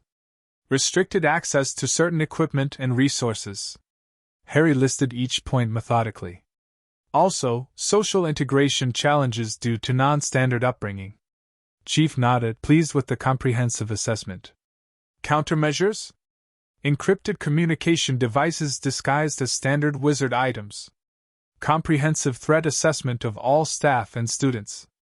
Constant vigilance and situational awareness. Cache supplies in strategic locations. Continued physical training within parameters that won't draw undue attention. Harry paused, then added with a hint of humor. And working on appearing like a normal kid who hasn't been raised by a super soldier from the future. This last point represented an area Chief had recognized as his own limitation. Despite years among civilians, his military bearing and analytical approach to social interaction remained distinctly non-standard. He had consulted with Dumbledore on this matter, resulting in increased social exposure for Harry over the past year, visits to the Weasley family, whose father Arthur worked at the Ministry of Magic, and controlled interactions with other wizarding children who would be in Harry's year at Hogwarts. Social camouflage requires practice. Chief acknowledged. Adaptability is a tactical asset. Their preparation extended to equipment modifications as well. Together they designed specialized gear that would pass as ordinary wizarding items while providing tactical advantages. Glasses with integrated heads-up display and communication capabilities, wand holster with quick-draw mechanism based on Chief's weapons systems, trunk with concealed compartments for emergency supplies, enchanted clothing with basic protective capabilities, emergency beacon keyed to Chief's armor systems. As the summer before Harry's first Hogwarts year progressed, Chief found himself experiencing an unfamiliar emotion during their preparation sessions. It took considerable analysis to identify it. Pride. Not tactical satisfaction with mission progress, but genuine pride in what Harry had become. At nearly 11, Harry Potter was unlike any other child his age. Physically fit without appearing unnatural. Academically advanced in both magical and mundane subjects. Tactically minded yet capable of normal social interaction. Disciplined in his magical abilities yet creative in their application. More than that, he had developed a moral framework that Chief recognized as distinctly different from his own Spartan training. Harry understood duty and necessity, but also compassion and proportion. He could analyze a threat with military precision while still seeing the humanity in potential opponents. It was, Chief realized, exactly what Dumbledore had meant years ago about the power the Dark Lord knows not. Harry combined the tactical discipline of a Spartan with the emotional intelligence Chief himself had never fully developed. On the eve of Harry's 11th birthday, as they completed final equipment checks for their trip to Diagon Alley the following day, Chief found himself watching Harry with an unusual sense of uncertainty. Harry noticed the attention. After years together, he had become adept at reading even Chief's minimal expressions. Tactical concern? He asked, looking up from the enchanted map of Hogwarts they were studying. Negative. Chief replied automatically. Then, reconsidering. Adjustment phase approaching. Operational parameters changing. Harry set down the map. You mean you're worried about me going to Hogwarts? Chief wouldn't have used those exact words, but the assessment was accurate. Uncertain variables. Limited direct oversight. Potential hostiles with unknown capabilities. Harry smiled slightly. I've been trained by the best, I'll be careful, maintain regular communication, and follow security protocols. Chief nodded. The logical part of his mind knew Harry's assessment was correct. The boy was better prepared than most adult wizards for potential threats. Yet something else, something that had developed slowly over these years of raising Harry, resisted the cold tactical analysis. Additionally, Chief said after a moment, extended separation represents unfamiliar operational status. Harry's expression softened with understanding. I'll miss you too. Chief didn't confirm or deny this interpretation.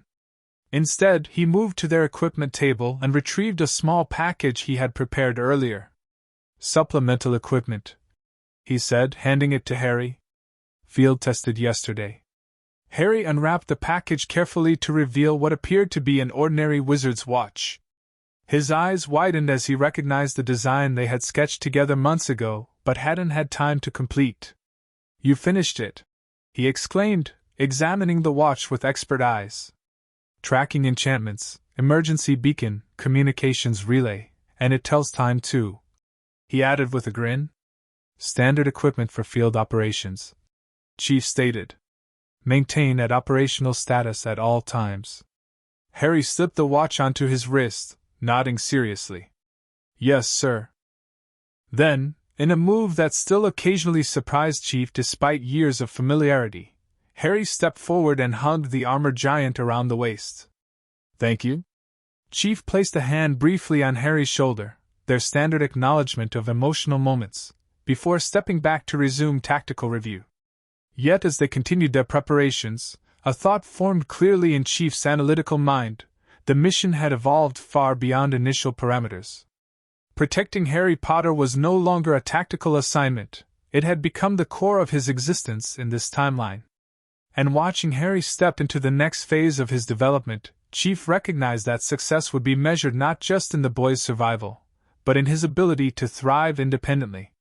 One final tactical assessment, Chief said as they concluded their evening session. Priority mission objective? Harry stood straight, green eyes serious behind his glasses. Primary objective, survive and develop capabilities to neutralize future threats. Secondary objective, gather intelligence on Voldemort's current status and potential return vectors. Tertiary objective, establish alliance network among tactically valuable peers. Chief nodded approval. Additional primary objective, he added. Experience normal developmental milestones appropriate to age and context. Harry looked surprised. You mean, have fun? Affirmative, Chief confirmed. Tactical advantages exist in balanced development. All combat focus creates operational vulnerabilities. A slow smile spread across Harry's face. Understood, Chief. I'll add have fun to mission parameters. As Harry prepared for bed that night, Chief conducted his usual security sweep of their property, checking wards, sensors, and physical barriers with practiced efficiency. Yet his thoughts remained focused on the coming transition. Tomorrow, Harry would receive his official Hogwarts letter, already expected based on Dumbledore's information. The following week would bring their trip to Diagon Alley for school supplies. And in September, Harry would board the Hogwarts Express, beginning a phase of the mission where Chief's direct oversight would be limited. The tactical part of Chief's mind had prepared exhaustively for this transition. Contingency plans existed for dozens of scenarios. Emergency extraction protocols were established. Communication systems were tested and redundancies built in. Yet as Chief completed his security rounds and returned to their living quarters, he found himself pausing at the door to Harry's bedroom. The boy slept soundly, one hand curled around the watch Chief had given him. On his bedside table lay the small photo album containing pictures of James and Lily Potter that Dumbledore had provided years ago. In that moment, something crystallized in Chief's understanding. His mission to protect Harry had transformed him as much as his training had transformed the boy. Concepts like home, family, and legacy, abstractions in his previous life, had become concrete realities. Sleep well, soldier, Chief said quietly. Big day tomorrow. As he turned to continue his duties, Chief acknowledged a truth he had been reluctant to face. Sending Harry to Hogwarts wasn't just a tactical challenge. It was, as parents throughout human history had experienced, the beginning of letting go. But unlike ordinary parents, Chief had trained his charge to face extraordinary threats. And unlike ordinary children, Harry Potter carried not just a backpack to school, but the weight of prophecy, the legacy of 2 worlds, and the unique perspective of a boy raised by a Spartan supersoldier from a future that might never come to pass. Whatever challenges awaited at Hogwarts, Chief knew one thing with absolute certainty: Harry Potter was ready. Chapter 2. 2 Worlds. Platform 9 3/4 buzzed with activity as families said their goodbyes and students loaded trunks onto the gleaming scarlet Hogwarts Express. Amid the chaos, Harry Potter stood perfectly still, conducting a methodical tactical assessment of his surroundings. His enhanced glasses, disguised as ordinary corrective eyewear, highlighted potential exits, flagged unusual magical signatures, and maintained a secure connection to Chief's systems. Perimeter secure, Chief confirmed through the barely visible earpiece Harry wore. The Spartan had positioned himself strategically on the Muggle side of the barrier, monitoring through their link systems while maintaining a public cover identity, as Harry's guardian seeing him off to boarding school. Multiple potential contacts approaching, Harry subvocalized, the enchanted calm picking up even his whispered words. Weasley family, 2 o'clock. The red-headed clan Harry had met briefly during the summer approached through the crowd. Their mother, Molly, spotted Harry and waved enthusiastically.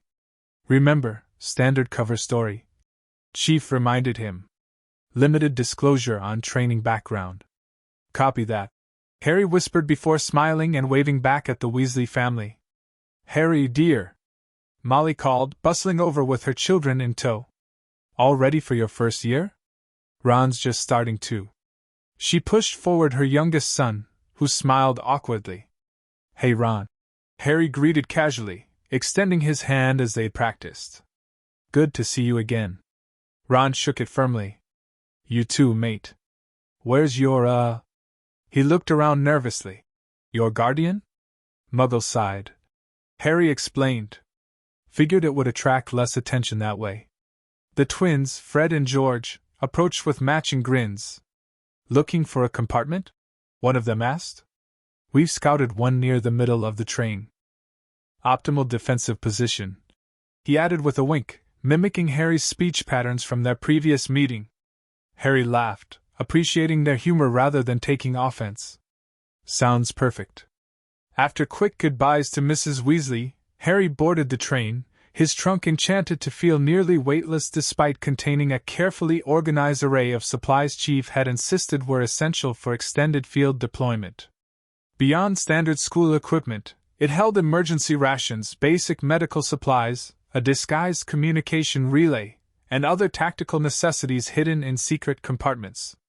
As the train pulled away from the station, Harry took one last look at the barrier, knowing Chief would be executing their agreed-upon next steps. Return to their primary residence, activate the remote monitoring systems, and prepare the enhanced equipment they'd arranged to ship to Hogwarts through Dumbledore's secure channels. The compartment door slid open, and a bushy-haired girl peered in. Has anyone seen a toad? A boy named Neville's lost one. Negative, Harry responded automatically, then corrected himself. I mean, no, haven't seen any toads. The girl's eyes widened slightly as she focused on Harry. You're Harry Potter. It wasn't a question. I've read all about you in modern magical history and the rise and fall of the dark arts. Most of those accounts contain significant inaccuracies, Harry replied. I'm Hermione Granger, she said, extending her hand. And you are? She turned to Ron. Ron Weasley, he muttered, mouth full of chocolate frog. Hermione frowned slightly at Ron's manners before turning back to Harry. What do you mean, inaccuracies? The books clearly state. They state what people assume happened. Harry interrupted. Nobody alive except me was there when Voldemort attacked. Everyone in the compartment flinched at the name. You said his name, Ron gasped. Tactical advantage to naming your opponent, Harry replied with a shrug. Chief says fear of a name increases fear of the thing itself. Chief? Hermione asked, curiosity piqued. Harry mentally kicked himself for the slip. My guardian, he explained vaguely. He's not big on superstition. Before Hermione could ask more questions, the compartment door opened again to reveal a pale, blond boy flanked by two larger boys. Harry's glasses immediately tagged them, having been programmed with identification data for children of known Death Eater families. "They're saying Harry Potter's in this compartment," the blond boy said, his tone somewhere between curious and challenging. "Confirmed," Harry replied evenly, assessing the newcomer. "You're Draco Malfoy." Malfoy looked slightly taken aback that Harry knew his name. "So you've heard of me. At least someone's been telling you about the right sort of wizarding families." He glanced dismissively at Ron. Harry studied him carefully. "I maintain comprehensive intel on all relevant parties." Draco blinked in confusion. "What?" "I like knowing who's who," Harry clarified. "Especially when their fathers served Voldemort." The compartment went deadly quiet. Malfoy's face flushed with anger. "You want to be careful, Potter. Unless you're politer, you'll go the same way as your parents." Harry didn't rise to the bait. Instead, he assessed Malfoy with the calm calculation Chief had taught him. "Threat level minimal. I suggest you reconsider your approach if you're attempting intimidation." For a brief moment, something like uncertainty flickered in Malfoy's eyes. Then he sneered. "We'll see what you're saying after a few weeks here. Come on, Crabbe Goyle." As they left, Ron stared at Harry with newfound respect. "Bloody hell, that was brilliant! You didn't even flinch." Hermione seemed more puzzled than impressed. "You talk differently than I expected." Harry shrugged. "Different upbringing." "The papers all said you were living with Muggle relatives," Hermione pressed. "Partially accurate," Harry acknowledged. "Security considerations prevent full disclosure." Ron and Hermione exchanged glances, clearly sensing there was more to Harry Potter than the story they'd been told. As the journey continued, Harry maintained regular status updates with Chief through subtle subvocalizations, reporting significant interactions and environmental assessments. Meanwhile, he worked to balance his natural tactical mindset with more casual conversation, practicing the social integration techniques they'd rehearsed.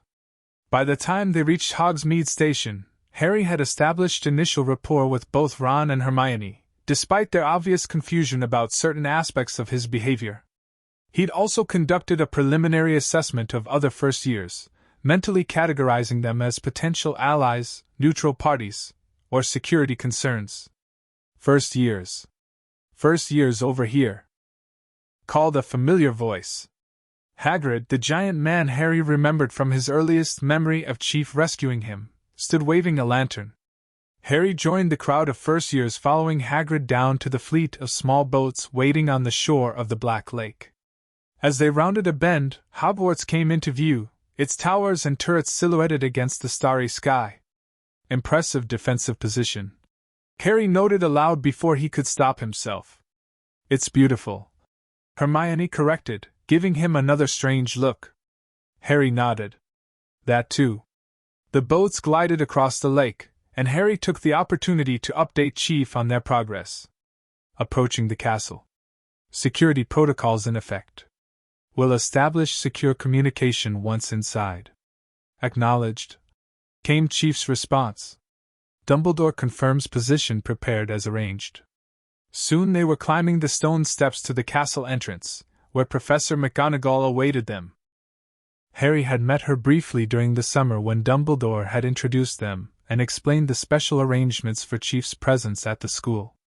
Her eyes found Harry in the crowd, giving him a slight nod of recognition before addressing the entire group about the impending sorting ceremony.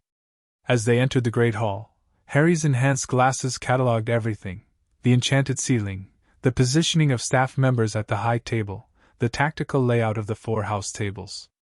His attention was drawn to the defense against the dark arts professor, a nervous-looking man in a purple turban. Something about him triggered a warning alert on Harry's display, a magical signature emanating from the back of his head that matched frequencies similar to Harry's scar. Harry immediately subvocalized this observation to Chief. "Confirmed," came the terse reply. "Dumbledore aware. Maintain distance. Will investigate." The sorting ceremony began, and Harry listened as students were called alphabetically. Hermione went to Gryffindor after nearly a minute under the hat. Malfoy was instantly sorted into Slytherin. When McGonagall called, "Potter, Harry," the hall went silent. Harry walked confidently to the stool, his posture perfect from years of Chief's training. As the hat dropped over his eyes, he immediately felt a foreign presence attempting to enter his mind. A clemency shield's engaged. He sub-vocalized automatically, strengthening the mental defenses Chief had taught him. Interesting. A small voice said in his ear. I've never encountered mental shields in one so young. Might I request access to perform my function? Harry considered this. Limited access granted to non-classified memories. He felt the hat's amusement. Very well, Mr. Potter. Let's see. What an unusual upbringing you've had. Raised by a soldier from another time? Fascinating. Such discipline, such tactical thinking. Slytherin would help you on your path to greatness, you know. Tactical assessment of optimal house placement? Harry asked mentally. Seeking a strategic advantage, are you? Very Slytherin indeed. Yet your guardian has instilled a strong sense of duty and courage. Difficult, very difficult. Harry considered his mission parameters. Primary objective requires alliance building across diverse groups. Secondary requires access to resources for combating dark magic threats. In that case, better be Gryffindor. The hat shouted the last word to the hall. The Gryffindor table erupted in cheers. The Weasley twins stood up, shouting, "We got Potter! We got Potter!" Harry removed the hat and walked calmly to the Gryffindor table, taking a seat between Hermione and one of the older Weasleys. As the remaining students were sorted, Harry scanned the staff table again. His gaze met Dumbledore's, who gave him a nearly imperceptible nod, confirming that everything was proceeding according to plan. After the feast and Dumbledore's welcome speech, which included the curious warning about the third-floor corridor, the first years followed Percy Weasley up to Gryffindor Tower. Harry memorized the route, noting potential choke points and defensive positions automatically. In the dormitory, Harry selected the bed nearest the window, offering both a secondary escape route and clear sight lines to the door. After his roommates had fallen asleep, he activated his secure communication device. Day 1 assessment complete, he reported quietly. Environment secure but contains multiple anomalies requiring investigation. Defense professor registering unusual energy signatures consistent with potential hostile presence. Third floor corridor designated off-limits, suggesting possible security concern. Acknowledged. Chief's voice came through clearly despite the distance. Begin investigation of defense professor tomorrow. Initial intel suggests connection to Philosopher's Stone hidden within the castle. Dumbledore using it as bait for potential Voldemort loyalists. Understood. Harry whispered. Permission to include Weasley and Granger in reconnaissance? They show potential as tactical assets. A brief pause. Granted, but limited disclosure only. Test loyalty before sharing critical intelligence. Copy that. Potter out. As Harry drifted to sleep, he reflected on the strange new environment. Despite years of preparation, the reality of Hogwarts presented both more and less than he'd expected. The castle's defenses were impressive yet contained obvious vulnerabilities. The student body seemed largely unaware of the potential dangers lurking within their school. Tomorrow, he would begin his mission to gather intelligence, establish his cover as a normal student, and investigate the mysteries Chief had briefed him about. It would require a delicate balance of the two worlds he straddled, the tactical discipline Chief had instilled in him and the magical society he was now entering. The first week of classes established a pattern. Harry excelled in practical aspects of magic, his wand work precise, his casting efficient, while carefully maintaining a profile that wouldn't draw undue attention to his advanced abilities. In charms, he mastered the levitation charm on his first attempt but deliberately made small mistakes in subsequent attempts to avoid standing out. In transfiguration, he impressed Professor McGonagall with his methodical approach but kept his success rate within acceptable parameters for a first year. Only in potions did Harry face a genuine challenge, as Professor Snape's hostile attitude created an unpredictable variable in the classroom environment. "Ah, yes," Snape said softly during their first lesson. "Harry Potter. Our new celebrity." Harry met the professor's gaze evenly, maintaining his acclimacy shields as Chief had instructed. Something in his calm, assessing stare seemed to unnerve Snape slightly. "Potter!" Snape said suddenly. "What would I get if I added powdered root of asphodel to an infusion of wormwood?" "Draught of living death, sir," Harry answered promptly. "Powerful sleeping potion." Snape's eyes narrowed. "Where would you look if I told you to find me a bezoar?" "Stomach of a goat, sir. Counteracts most poisons." "What is the difference between monkshood and wolfsbane?" "Same plant, sir. Also called aconite." A flicker of surprise crossed Snape's face before he regained his sneer. "It seems fame isn't everything." 1 point to Gryffindor for basic preparation. He turned away sharply. "Why aren't the rest of you writing this down?" Later that day, Harry met Chief at their prearranged location, a secluded room in the castle's east wing that Dumbledore had provided for their use. Officially, the room was designated for a new physical education consultant the headmaster had hired. In reality, it served as Chief's command center and their secure meeting location. The Spartan had integrated remarkably well into the castle's daily operations. His imposing figure drew stares from students, but Dumbledore's introduction of him as a security consultant specializing in physical training had provided adequate cover. His modified armor, now bearing subtle runic enhancements, had been magically disguised to appear as ordinary clothing to casual observers, though it maintained full functionality. "Status report," Chief said as Harry entered and secured the door behind him. "Academic integration proceeding as planned," Harry reported. "Maintaining cover as standard first-year student while conducting reconnaissance. Professor Quirrell continues to exhibit anomalous energy signatures. His turban appears to conceal a secondary magical presence." Chief nodded, bringing up a holographic display generated by a combination of his armor systems and magical enhancements. "Energy signature analysis confirms your assessment. Pattern matches fragmentary readings from your scar during activation events." Harry touched his scar unconsciously. "Voldemort?" "High probability," Chief confirmed. "Dumbledore concurs but advocates continued observation rather than immediate intervention." Harry frowned. "Tactical reasoning?" "Determining Voldemort's capabilities in current form. Identifying potential allies within the castle. Using controlled environment to observe rather than forcing confrontation in unknown territory." This made sense to Harry, though it ran counter to his instinct for direct action, a trait he'd inherited from Chief's training. "Secondary mission update," Chief continued. "During perimeter sweeps of the Forbidden Forest, sensors detected unusual energy signatures not consistent with standard magical patterns. Similar to Covenant technology but with significant variations." Harry's attention sharpened immediately.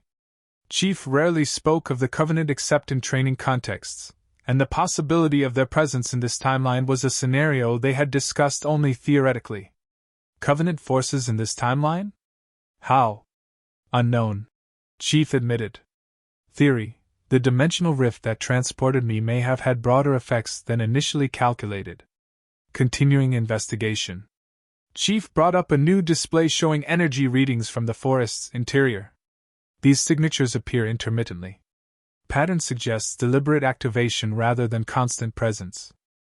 Harry studied the readings, applying the analytical training Chief had drilled into him over years.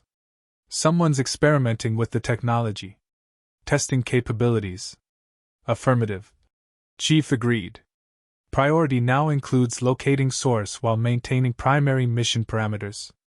They spent the next hour refining Harry's cover protocols and planning reconnaissance routes through the castle that would allow him to gather intelligence on both Quirrell and the third-floor corridor, while maintaining his student cover.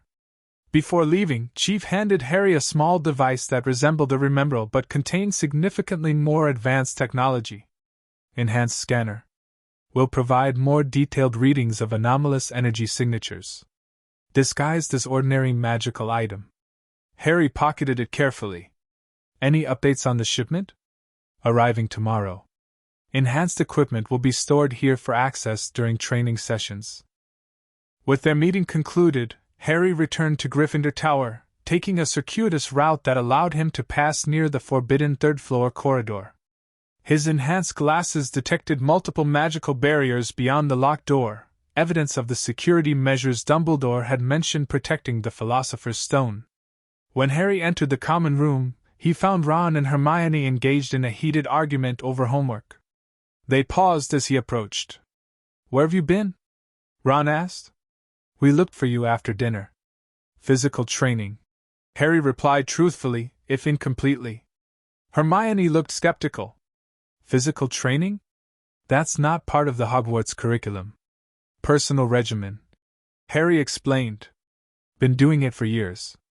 "Is that why you're so?" Ron made a vague gesture at Harry's clearly fit physique, unusual for an 11-year-old. Harry nodded. "Health optimization is tactical advantage." Ron and Hermione exchanged their now familiar look that suggested Harry had said something strange again. "You know," Hermione said carefully, "you never really told us about your life before Hogwarts. The books say you lived with Muggle relatives, but you clearly weren't raised like a normal Muggle." Harry considered how much to reveal. Chief had authorized limited disclosure to potential allies, and his initial assessment of both Ron and Hermione was positive. Ron offered valuable cultural knowledge of wizarding society, while Hermione's intelligence and research skills made her a potentially critical asset. "My upbringing was specialized," Harry said finally. "After my parents were killed, I was rescued by my guardian, Chief. He's trained me in various survival and combat skills alongside normal education." "Combat skills?" Ron repeated, eyes wide. "Like a Muggle or something?" "More specialized," Harry said. "Chief is unique. Military background, extensive combat experience." "Is he the large man who's been seen around the castle?" Hermione asked. "Dumbledore introduced him at the opening feast as a physical education consultant, but I've heard older students saying he moves like no one they've ever seen." Harry nodded. "That's him. He's here partly to continue my training, partly for security purposes." "Security?" Ron frowned. "Why would you need security at Hogwarts?" Harry gave him a pointed look. "History suggests I'm a potential target. Voldemort may be gone, but his followers remain active." Again, the flinch at Voldemort's name. "But what about all those combat moves I've seen you practicing in the mornings?" Ron pressed. "Neville said he woke up early and saw you doing some kind of weird exercises by the lake." "Standard physical conditioning," Harry explained. "Strength, endurance, reflexes. Tactical advantages in multiple scenarios." Hermione was watching him with increasing curiosity. "You talk like you're preparing for war." Harry met her gaze steadily. "Aren't we? History suggests Voldemort isn't permanently defeated. Logic dictates preparation for his potential return." A heavy silence followed this statement. Finally, Ron broke it with a nervous laugh. "Blimey, mate. Most kids our age are worried about homework and Quidditch, not preparing for the return of you-know-who. Different priorities." Harry shrugged. Then, remembering Chief's directive to develop normal social connections, he added, "Speaking of Quidditch, want to explain the rules again? Still trying to optimize my understanding of wizarding sports." The conversation shifted to lighter topics, but Harry noticed Hermione continuing to study him with thoughtful eyes. She wasn't someone who would be easily distracted from a puzzle, a quality that made her both a potential ally and a security risk if she discovered too much too quickly. Over the following weeks, Harry balanced his cover as a student with his reconnaissance missions. Flying lessons provided an unexpected development when his natural reflexes and spatial awareness led to his appointment as Gryffindor Seeker, a position Chief approved as providing both social integration opportunities and enhanced mobility training. Meanwhile, Harry's careful observation of Quirrell continued to yield concerning data. The defense professor's magical signature fluctuated in patterns consistent with hosting a parasitic entity, and Harry frequently detected his presence near the third-floor corridor during nighttime reconnaissance. On Halloween night, the situation escalated dramatically. During the feast, Quirrell burst into the Great Hall shouting about a troll in the dungeons before fainting. As students panicked, Harry's tactical training kicked in immediately. "Diversion," he muttered to Ron beside him. "Quirrell's creating a distraction." "What?" Ron asked, confused amid the chaos. Harry quickly scanned the hall, noting Quirrell's body position indicated controlled collapse rather than genuine unconsciousness. More concerning, he remembered Hermione wasn't at the feast. She'd been crying in the girls' bathroom after Ron had made an insensitive comment earlier. "Hermione doesn't know about the troll," Harry said, grabbing Ron's arm as prefects began leading students back to dormitories. "We need to extract her." "Extract her?" Ron repeated, but followed as Harry slipped away from the Gryffindor group. They hurried through corridors toward the bathroom where Hermione had been last seen. As they rounded a corner, Harry's enhanced senses detected a foul stench and heavy footfalls.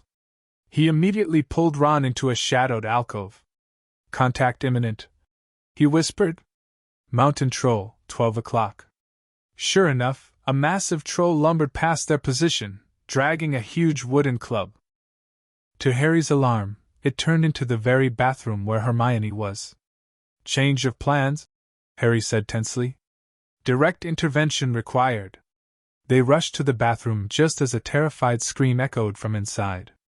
Harry burst through the door, assessing the situation in milliseconds. Hermione was huddled under a sink while the troll advanced on her, smashing stalls with its club. "Ron, flanking maneuver," Harry commanded. "Create distraction while I position for primary attack." "What?" Ron looked bewildered but began throwing broken pieces of wood at the troll. "OIP brain!" The troll turned, giving Harry the opening he needed. With the precise movements Chief had drilled into him for years, Harry launched himself onto the troll's back, using its own momentum and his enhanced reflexes to maintain position as it swung around wildly. "Hermione, evacuation route behind you, 30 seconds," Harry called out, clinging to the troll's neck with one arm while drawing his wand with the other. The troll roared and flailed, trying to dislodge Harry. In one smooth motion, Harry jammed his wand up the troll's nostril, not an elegant solution, but effective in causing disorientation. "Ron, levitation charm on the club, on my mark," Harry ordered, already calculating angles and timing. 3, 2, 1, mark! Ron, to his credit, performed the charm perfectly. "Wingardium Leviosa!" The club floated out of the troll's grasp just as Harry pushed off its shoulders in a backward flip that landed him beside Hermione. The club hovered momentarily before dropping directly onto the troll's head with a sickening crack. The creature swayed, then collapsed unconscious. "Target neutralized," Harry said, barely winded. He turned to Hermione. "Status report?" Hermione stared at him in shock. "How did you do that? That was like something from an action movie." Before Harry could respond, the bathroom door burst open again to reveal Professors McGonagall, Snape, and Quirrell. McGonagall looked furious until Hermione, surprisingly, took responsibility for putting them in danger, claiming she'd gone looking for the troll herself. After losing 5 points for Hermione and gaining 5 each for Harry and Ron, they were dismissed. As they left, Harry noticed Snape was limping, and Quirrell was eyeing the unconscious troll with an expression that didn't match his supposedly fearful character. Direct observation confirmed suspicions. Harry reported to Chief later that night in their secure room. Quirrell engineered the troll incident as distraction to access the third-floor corridor. Professor Snape intercepted him, sustaining leg injury in the process. Chief nodded, analyzing the data on his display. Consistent with Dumbledore's assessment. Quirrell is attempting to access the stone for Voldemort. Harry paced the room, processing. Troll incident also revealed tactical concern, cover identity becoming difficult to maintain during combat situations. Instinctive responses revealed training beyond normal parameters. Noted, Chief said. Adjust protocols to better conceal capabilities unless absolutely necessary. Primary objective remains intelligence gathering, not direct confrontation at this time. Harry acknowledged this directive, but both knew that maintaining his cover as an ordinary student was becoming increasingly challenging as threats escalated. The following morning, Hermione cornered Harry before breakfast, her expression determined. "I want answers," she said firmly. "No normal 11-year-old moves like you did yesterday. Who exactly is this chief who's been training you, and what's really going on?" Harry considered his options. Hermione had proven herself loyal during the troll incident, taking blame to protect them. Her intelligence and research abilities could be valuable assets to the mission. After a moment's calculation, he made his decision. "Secure location required for full briefing," he told her. "Meet at room 217, East Wing, after classes today. Bring Ron if you trust his discretion." Hermione looked surprised at this serious response but nodded. "We'll be there."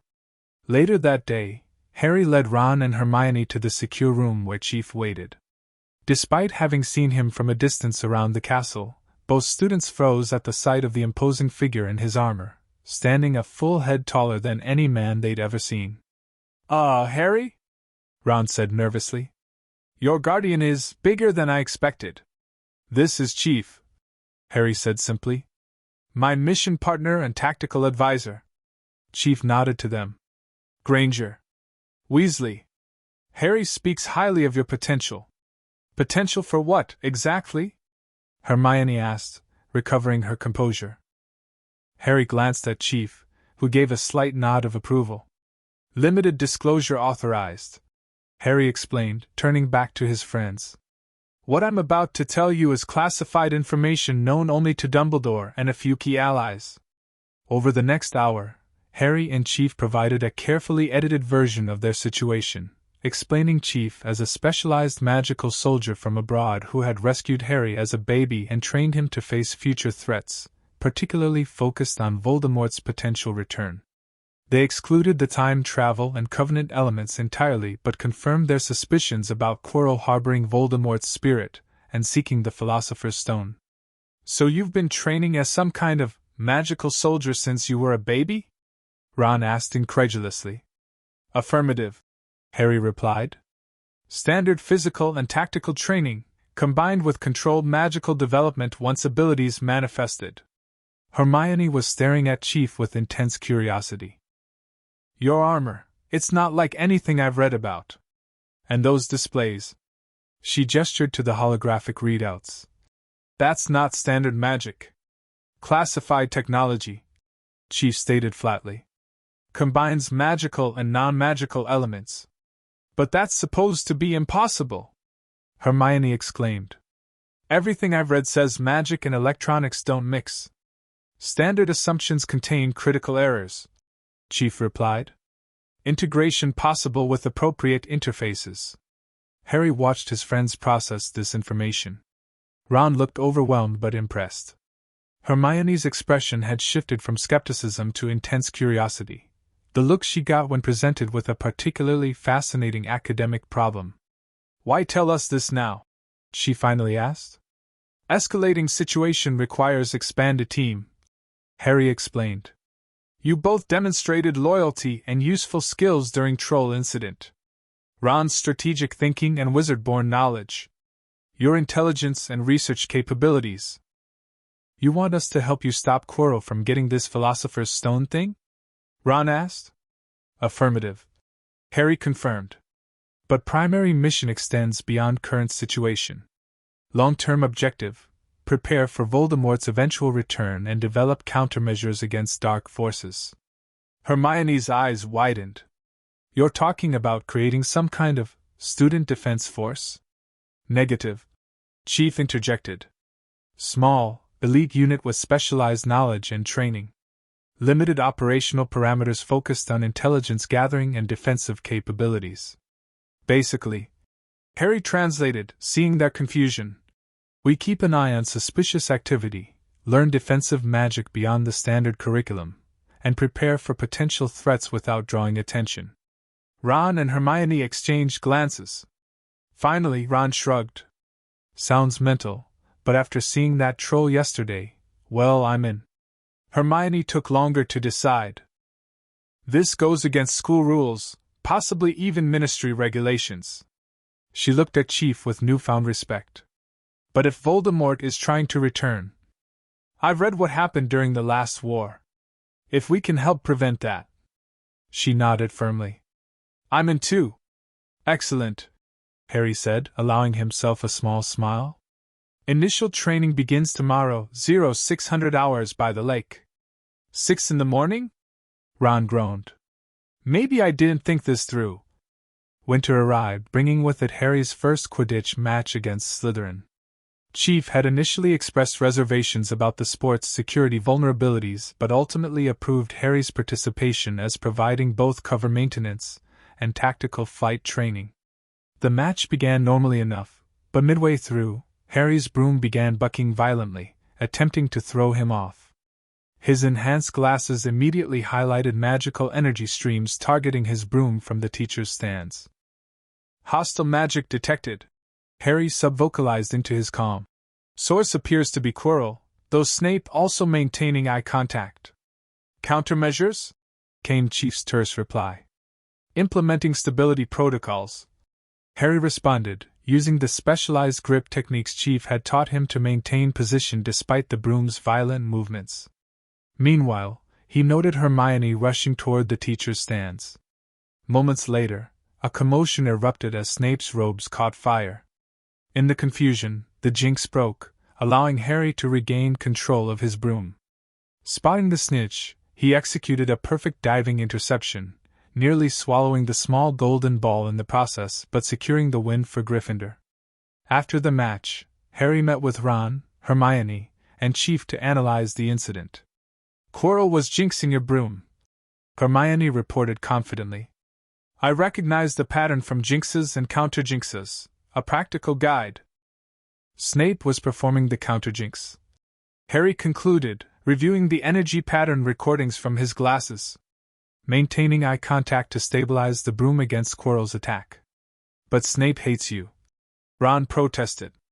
Personal animosity doesn't equal tactical alliance with enemy forces, Chief pointed out. Assessment suggests Snape is protecting the stone from Quirrell despite personal feelings toward Harry. This incident accelerated their training regimen. Each morning before classes, Harry led Ron and Hermione through basic physical conditioning exercises by the lake, modified versions of what Chief had taught him for years. Ron complained constantly but showed surprising endurance, while Hermione approached physical training with the same methodical dedication she brought to academics. Afternoons were spent in classes and maintaining their cover as normal students, while evenings often included specialized training in their secure room, where Chief taught them enhanced defensive techniques not covered in the standard curriculum. As Christmas approached, they made a breakthrough in their research. Hermione discovered references to Nicholas Flamel, creator of the Philosopher's Stone, in an old alchemy text. This confirmed the stone's presence at Hogwarts, and its capabilities, producing the elixir of life that could restore Voldemort to a body. Tactical assessment? Harry asked Chief during their holiday planning session. Most students would be leaving for the break, providing increased operational freedom. Utilize reduced population density for enhanced reconnaissance, Chief advised. Complete mapping of third-floor defenses. Continue monitoring Quirrell's movements. I've been thinking, Hermione interjected, having grown more comfortable offering strategic input. If the stone can create the elixir of life, and Voldemort is currently some kind of spirit possessing Quirrell, then he's trying to use the stone to get a body back. Correct assessment, Chief nodded. But why is Dumbledore keeping something so dangerous in a school? She pressed. Surely there are more secure locations? Controlled environment, Harry explained, repeating Chief's earlier assessment. Known variables, prepared defenses, constant surveillance. Baiting trap for Voldemort forces. Ron looked alarmed. So we're all just bait? Negative, Chief responded. Dumbledore's primary concern remains student safety. Defense systems designed to prevent unauthorized access while maintaining containment of threat. Better to confront Voldemort here, on prepared ground, than allow him to obtain stone elsewhere. This explanation seemed to satisfy Ron and Hermione, though Harry noted Hermione's lingering concern, a tactical caution he had come to value in their team dynamics. Christmas morning brought unexpected developments. Harry received his father's invisibility cloak from an anonymous sender, though Chief immediately identified Dumbledore's handwriting, along with specialized equipment shipments disguised as ordinary presents. Chief had prepared custom gifts for Ron and Hermione as well, enchanted wrist guards for Ron that improved casting stability, and a specially modified book bag for Hermione with extension charms and organization systems far beyond standard magical containers. "These are brilliant!" Ron exclaimed, trying on his wrist guards. "They make my wand feel steadier somehow." "Stabilization enchantments," Chief explained. "Improve casting accuracy by 23% in preliminary tests." Hermione was equally delighted with her book bag, already planning how to organize her research materials more efficiently. That night, Harry utilized the invisibility cloak to conduct advanced reconnaissance of the castle. The cloak's magical properties proved compatible with his enhanced glasses, allowing him to maintain full sensor capabilities while completely concealed. During his exploration, Harry discovered the Mirror of Ariste, a magical artifact showing the viewer's deepest desire. When he looked into it, he saw himself standing with Chief, his parents visible behind them, all together as a strange but complete family. The image affected him more deeply than expected, creating an emotional response that briefly overrode his tactical focus. He reported the discovery to Chief the next morning during their training session. "The mirror shows you what you want most," Harry explained. "I saw you and me, with my parents." Chief absorbed this information with his usual stoicism, but Harry detected subtle changes in his posture that indicated the report had affected him. After a moment, Chief asked, "Tactical capabilities of the artifact?" "Unknown," Harry admitted. "But Dumbledore found me observing it last night. He's moving it to a new location. Said it will be part of the stone's defenses." Chief nodded thoughtfully. "Mirror that shows desires could function as effective final security measure. Only one who wants to find stone but not use it could retrieve it."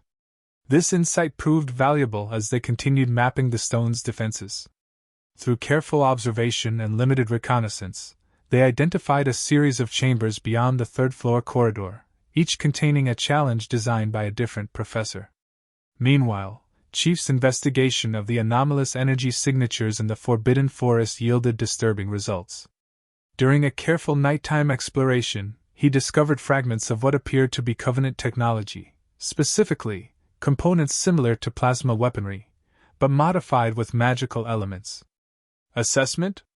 Harry asked when Chief showed him the recovered components in their secure room. "Evidence suggests limited Covenant technology transitioning through same-dimensional rift," Chief explained, displaying holographic analyses of the fragments. "More concerning, modification patterns indicate deliberate human adaptation of alien technology. Someone is attempting to integrate Covenant weapons with magical enhancement." "Death Eaters?" Harry suggested, immediately seeing the tactical implications. "High probability," Chief confirmed. "Dumbledore is investigating possible sources within former Voldemort's supporters with access to the forest." This discovery added urgency to their mission. If Voldemort's followers were acquiring alien technology from Chief's timeline, the threat level increased exponentially. Covenant weapons were centuries beyond current human capabilities even without magical enhancement. As the school year progressed, Harry balanced his cover as a student with increasingly intensive training and reconnaissance. Ron and Hermione proved themselves valuable team members. Ron's strategic thinking complemented Harry's tactical approach, while Hermione's research abilities accelerated their understanding of both magical theory and the immediate threats they faced. The situation escalated dramatically after they discovered Hagrid had acquired a dragon egg. Through careful questioning, they learned he had revealed critical information about bypassing the three-headed dog guarding the stone's entrance to a hooded stranger in exchange for the egg. Security breach confirmed. Harry reported to Chief. Quirrell now has intel on bypassing first defense layer. Timeline accelerating. Chief agreed. Dumbledore has been called to London, likely another diversion. We should inform Professor McGonagall, Hermione suggested. Harry shook his head. Tactical analysis suggests limited response without concrete evidence. We need visual confirmation of Quirrell's intentions before escalating to school authorities. That night, they implemented a staggered surveillance pattern, using the invisibility cloak and Harry's enhanced monitoring equipment to track movement near the third-floor corridor. Shortly after midnight, their vigilance paid off as they observed Quirrell entering the forbidden area. Contact confirmed. Harry subvocalized to Chief. Proceeding with pursuit protocol. Maintain safe distance. Chief responded. Observation only unless direct intervention unavoidable. Harry, Ron, and Hermione followed under the invisibility cloak, carefully maintaining distance as Quirrell bypassed Fluffy, the massive three-headed dog, using a small harp enchanted to play continuously. We should go back for Chief. Hermione whispered as they approached the trapdoor Fluffy had been guarding. Negative. Harry replied quietly. Chief is monitoring forest perimeter for Covenant signature fluctuations. Current protocol is to observe and report Quirrell's progress through defenses. Direct engagement only if stone retrieval imminent. They followed Quirrell through the trapdoor, navigating the professor's challenges in his wake, Professor Sprout's Devil's Snare, which they bypassed using Hermione's controlled magical fire, Professor Flitwick's enchanted keys, where Harry's seeker skills allowed them to capture the correct key, and Professor McGonagall's giant chess set, which Ron directed them through with impressive strategic insight. In the next chamber, they found a troll already unconscious, dispatched by Quirrell, and proceeded to Snape's logic puzzle guarding the final entrance. Hermione solved it effortlessly, identifying the correct potion to proceed through the flames. There's only enough for one person, Hermione noted, examining the small bottle. Harry made an immediate tactical decision. I'll proceed alone. Ron, Hermione, return to entrance and alert Chief. Transmit status update that stone retrieval appears imminent. But Harry. Hermione began, concern evident in her voice. Standard protocol for high-risk scenario. Harry assured her. I'm best equipped for direct observation with minimal detection risk. Chief will execute backup plan once notified. Reluctantly, his friends retreated while Harry drank the potion and stepped through the flames into the final chamber. As expected, Quirrell stood before the mirror of Ariste, no longer playing the role of the timid professor. I wondered if you'd follow me, Potter, Quirrell said without turning. You've been watching me all year with those strange enhanced eyes of yours. Harry remained near the entrance, maintaining maximum tactical distance while assessing the situation. Observed unusual energy patterns. Logical investigation followed. Quirrell laughed coldly. So analytical. Not what I expected from the boy who lived. Your guardian has trained you well. Perhaps too well for a child meant to attend a school, not fight in a war. War began when Voldemort targeted my family. Harry replied evenly, his hand near his wand but not drawing it yet. Strategic preparation, logical response to established threat pattern. How fascinatingly you speak, Quirrell observed, finally turning to face him. Like a little soldier. My master will find that most interesting. Your master is currently residing on the back of your head, Harry stated flatly, his enhanced glasses confirming the energy pattern. Parasitic possession consistent with fragmented soul structure. This clearly surprised Quirrell. How could you possibly? He was interrupted by a high, cold voice that seemed to come from within him. Let me speak to him, face to face. Master, you are not strong enough. I have strength enough for this. Harry maintained his position, calculating potential escape routes as Quirrell unwrapped his turban. The face that was revealed on the back of Quirrell's head was barely human, chalk white with glaring red eyes and slits for nostrils, like a snake. Harry Potter, the face whispered. See what I have become. Mere shadow and vapor, forced to share another's body. Unicorn blood has strengthened me, but the elixir of life will create a new body for me. Now, why don't you give me the stone in your pocket?" Harry's hand instinctively moved to his pocket, surprised to find something there. Somehow, the stone had appeared without his knowledge, likely the mirror's magic responding to his desire to find but not use it. "Negative," Harry responded firmly.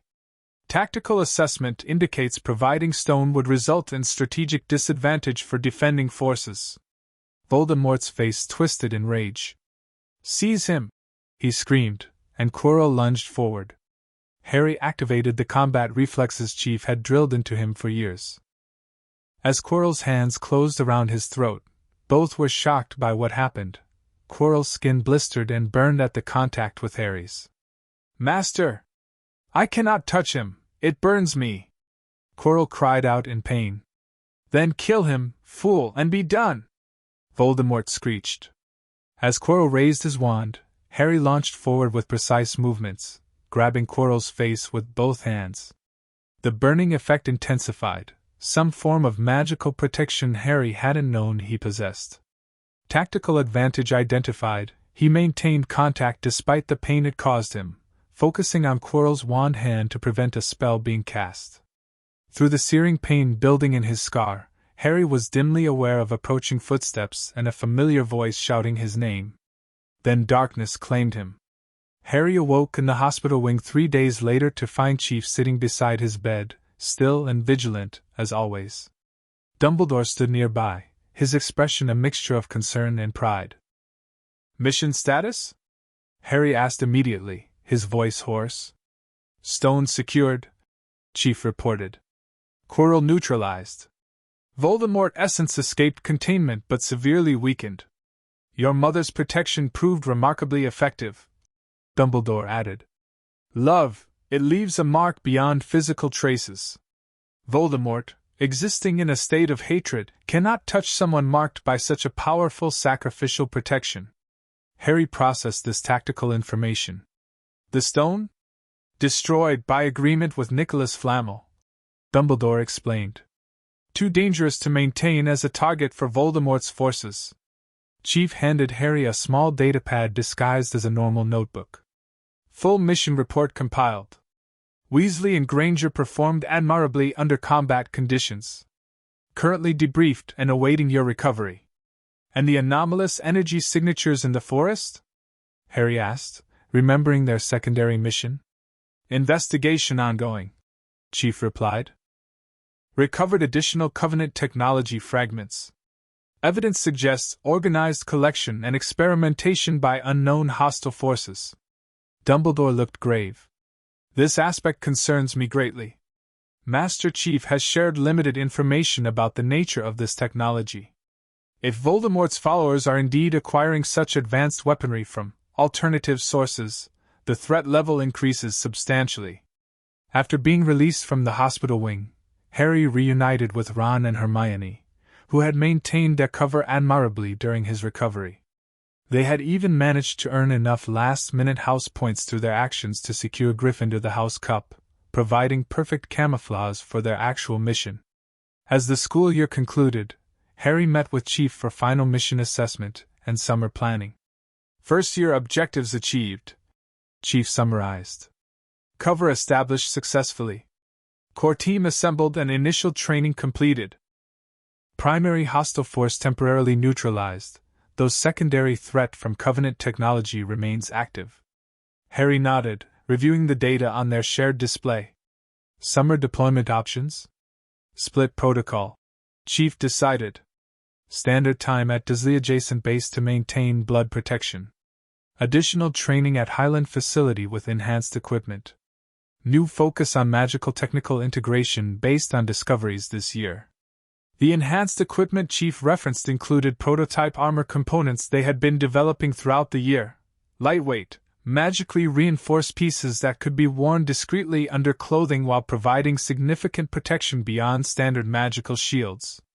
"Ron and Hermione?" Harry asked. "Scheduled for secure visits to Highland facility for continued training," Chief confirmed. "Weasley showing aptitude for tactical planning. Granger's research capabilities essential for technical development program." As they packed their equipment for return to Surrey, Harry reflected on the year's developments. His first year at Hogwarts had been significantly different from what most students experienced, yet he had successfully maintained his cover while advancing their primary mission. More importantly, the team he was building, with Ron and Hermione forming the core alongside himself and Chief, showed promising potential. Each brought unique skills that complemented the others, creating a unit greater than the sum of its parts. Assessment of Year 1 integration? Chief asked as they secured the last of their specialized equipment. Harry considered the question carefully. Successful adaptation to dual operational environments. Magical education progressing at optimal rate. Cover identity as student maintained despite combat engagement. Team cohesion developing beyond expectations. Chief nodded, but Harry detected something in his posture, a slight relaxation that suggested approval beyond mere tactical satisfaction. Additionally, Harry added after a moment, experienced social integration parameters beyond mission requirements. Quidditch participation proved unexpectedly enjoyable. This was as close as he usually came to admitting he had actually had fun amid their serious mission, something Chief had increasingly encouraged over the years. Balanced development essential for optimal performance. Chief noted, his tone almost gentle by his standards. As the Hogwarts Express carried them back to London, Harry sat with Ron and Hermione, maintaining casual conversation while his mind processed plans for the summer ahead. The revelation of Covenant technology in this timeline had changed their strategic outlook significantly. If Voldemort gained access to such weapons, enhanced by magic. "You're thinking too hard," Hermione observed, breaking into his thoughts. "We're supposed to be relaxing on the train ride home." Harry smiled slightly. "Tactical assessment never stops." Ron rolled his eyes. "You need a hobby that doesn't involve the word tactical, mate. Flying is acceptable recreational activity," Harry countered, allowing himself another small smile. As the countryside rolled by, Harry sent a brief status update through his communication device. "Returning to base. Team morale high. Year 1 objectives complete." Chief's response was characteristically brief. "Acknowledged. Well done, soldier." Coming from Chief, it was high praise indeed. The summer between first and second year established new training protocols.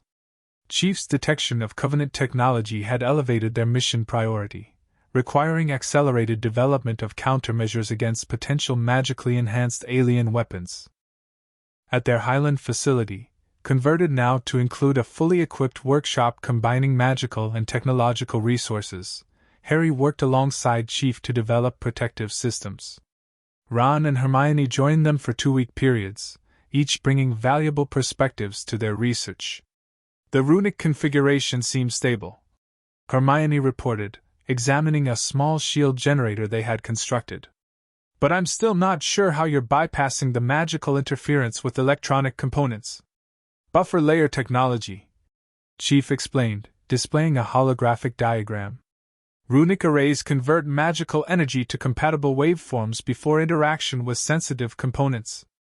Ron, whose strategic thinking had proven surprisingly adaptable to their hybrid approach, suggested, "What if we created a deployable field instead of personal shields? Something that could neutralize those plasma weapons across a wider area?" Harry considered this. "Area denial capability would provide tactical advantage against multiple hostiles." Implementation? They spent days developing prototype defenses, combining Chief's knowledge of Covenant technology with their growing magical expertise. By midsummer, they had created several functional devices, personal shield generators using runic arrays to deflect both magical and energy-based attacks, sensory enhancement charms compatible with Chief's armor systems, extending detection range for Covenant signatures, portable field disruptors that could temporarily neutralize energy weapons within a limited radius. Their training regimen intensified as well. Chief now included Ron and Hermione in modified combat exercises, teaching them evasion techniques and basic self-defense appropriate for their age and build. Harry continued his more advanced training, now incorporating magical elements into the combat forms Chief had taught him for years. Between training sessions at the Highland facility, Harry maintained the required residence near the Dursleys, occasionally bringing Ron and Hermione to visit under the cover of normal childhood socializing. The contrast between his two worlds grew increasingly stark, the disciplined, mission-focused environment with Chief versus the apparent normality of suburban life. As summer progressed, however, a new concern emerged. Harry had received no letters from any of his Hogwarts friends despite their promises to write. Initially dismissing this as normal communication delays, Chief eventually detected magical interference around their Surrey residence. House elf, Chief identified after capturing the small creature following a perimeter breach. Name Dobby. Affiliated with Malfoy family. Has been intercepting your mail and monitoring movements. The house elf, terrified but defiant, warned Harry not to return to Hogwarts, claiming great danger awaited him there. Specify threat parameters, Chief demanded, his imposing figure looming over the trembling elf. Dobby cannot say directly, sir, the elf squeaked. But terrible things are planned, history to repeat itself, the Chamber of Secrets. After careful interrogation that balanced firm questioning with respect for the creature's obvious distress, they pieced together a troubling picture. Lucius Malfoy, Draco's father and known former Death Eater, was planning something involving an old legend at Hogwarts. Research priority, Chamber of Secrets. Chief designated after Dobby had been released with a careful memory modification to prevent him reporting their full capabilities to the Malfoys. Hermione took charge of this assignment, diving into historical texts Dumbledore provided from the Hogwarts library. By the time their school supply lists arrived, delivered directly by Dumbledore to bypass Dobby's interception, she had compiled a comprehensive briefing. The Chamber of Secrets is supposedly a hidden chamber Salazar Slytherin built within Hogwarts, she explained during their final strategy meeting before returning to school. Legend says it contains a monster that only Slytherin's heir can control, meant to purge the school of those Slytherin considered unworthy, Muggle-born students. The last time it was supposedly opened was 50 years ago, she continued. A student died, and the school nearly closed. Someone was blamed and expelled, but the details are suspiciously vague in all accounts. Tactical assessment suggests Malfoy intends to activate this chamber, Chief concluded. Timing aligns with increased Death Eater activity and Covenant technology recovery. Their shopping trip to Diagon Alley provided additional intelligence when they encountered Lucius Malfoy and Flourish and Blots during a book signing by their new defense professor, Gilderoy Lockhart. Chief, maintaining his cover as Harry's guardian while conducting surveillance, observed Malfoy's senior slip something into Ginny Weasley's cauldron during an altercation with Arthur Weasley. Small book, black cover, significant magical signature, Chief reported later, displaying enhanced imagery captured through his helmet systems. Transfer appeared deliberate, not accidental. Connection to Chamber of Secrets? Harry asked, studying the image. Unknown, but timing suggests relevance, Chief replied. We'll maintain surveillance on youngest Weasley upon return to Hogwarts. When September 1st arrived, they encountered their first obstacle before even boarding the Hogwarts Express. The barrier at platform 9 3/4 sealed itself against Harry and Ron, preventing their passage. Deliberate tampering, Chief assessed immediately through Harry's calm. House elf signature detected. Dobby attempting to prevent your return to school. Alternative transport options? Harry subvocalized, maintaining casual appearance to avoid attention from nearby Muggles. Proceed to extraction point Alpha, Chief instructed. Secure transportation arranged. The secure transportation turned out to be Dumbledore himself, who appeared moments later disguised as a station guard and quietly operated both boys directly to Hogsmeade Station after learning of the barrier's malfunction. Most concerning, Dumbledore commented as they waited for the train to arrive with the other students. First Dobby's warnings, now active interference with your return. It seems Lucius Malfoy's plans are indeed advancing. The second year at Hogwarts began with increased security protocols.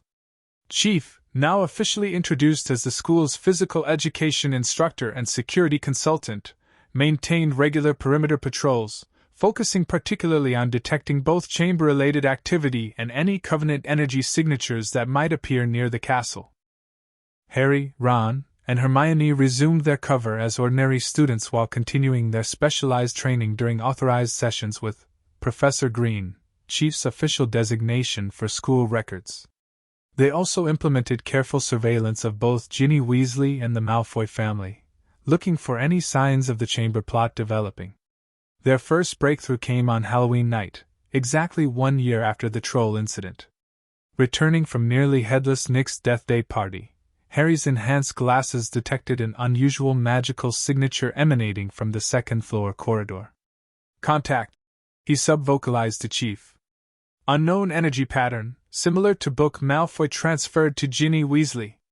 Proceeding with caution, Harry led Ron and Hermione toward the source. They turned a corner to find a horrifying scene: Mrs. Norris, Filch's cat, hanging stiffly from a torch bracket, with words gleaming on the wall behind her. "The Chamber of Secrets has been opened. Enemies of the air, beware." Harry immediately documented the scene with his enhanced glasses while Ron checked the cat's condition. "Petrified, not dead," he reported, drawing on the magical creature identification training they'd recently covered. Hermione was already analyzing the writing. "Still wet. Recent activity, within 5 minutes based on viscosity." The sound of the Halloween feast ending reached them, hundreds of feet approaching from both directions. Harry made a quick tactical decision. "Maintain position. Appearing to flee would suggest involvement.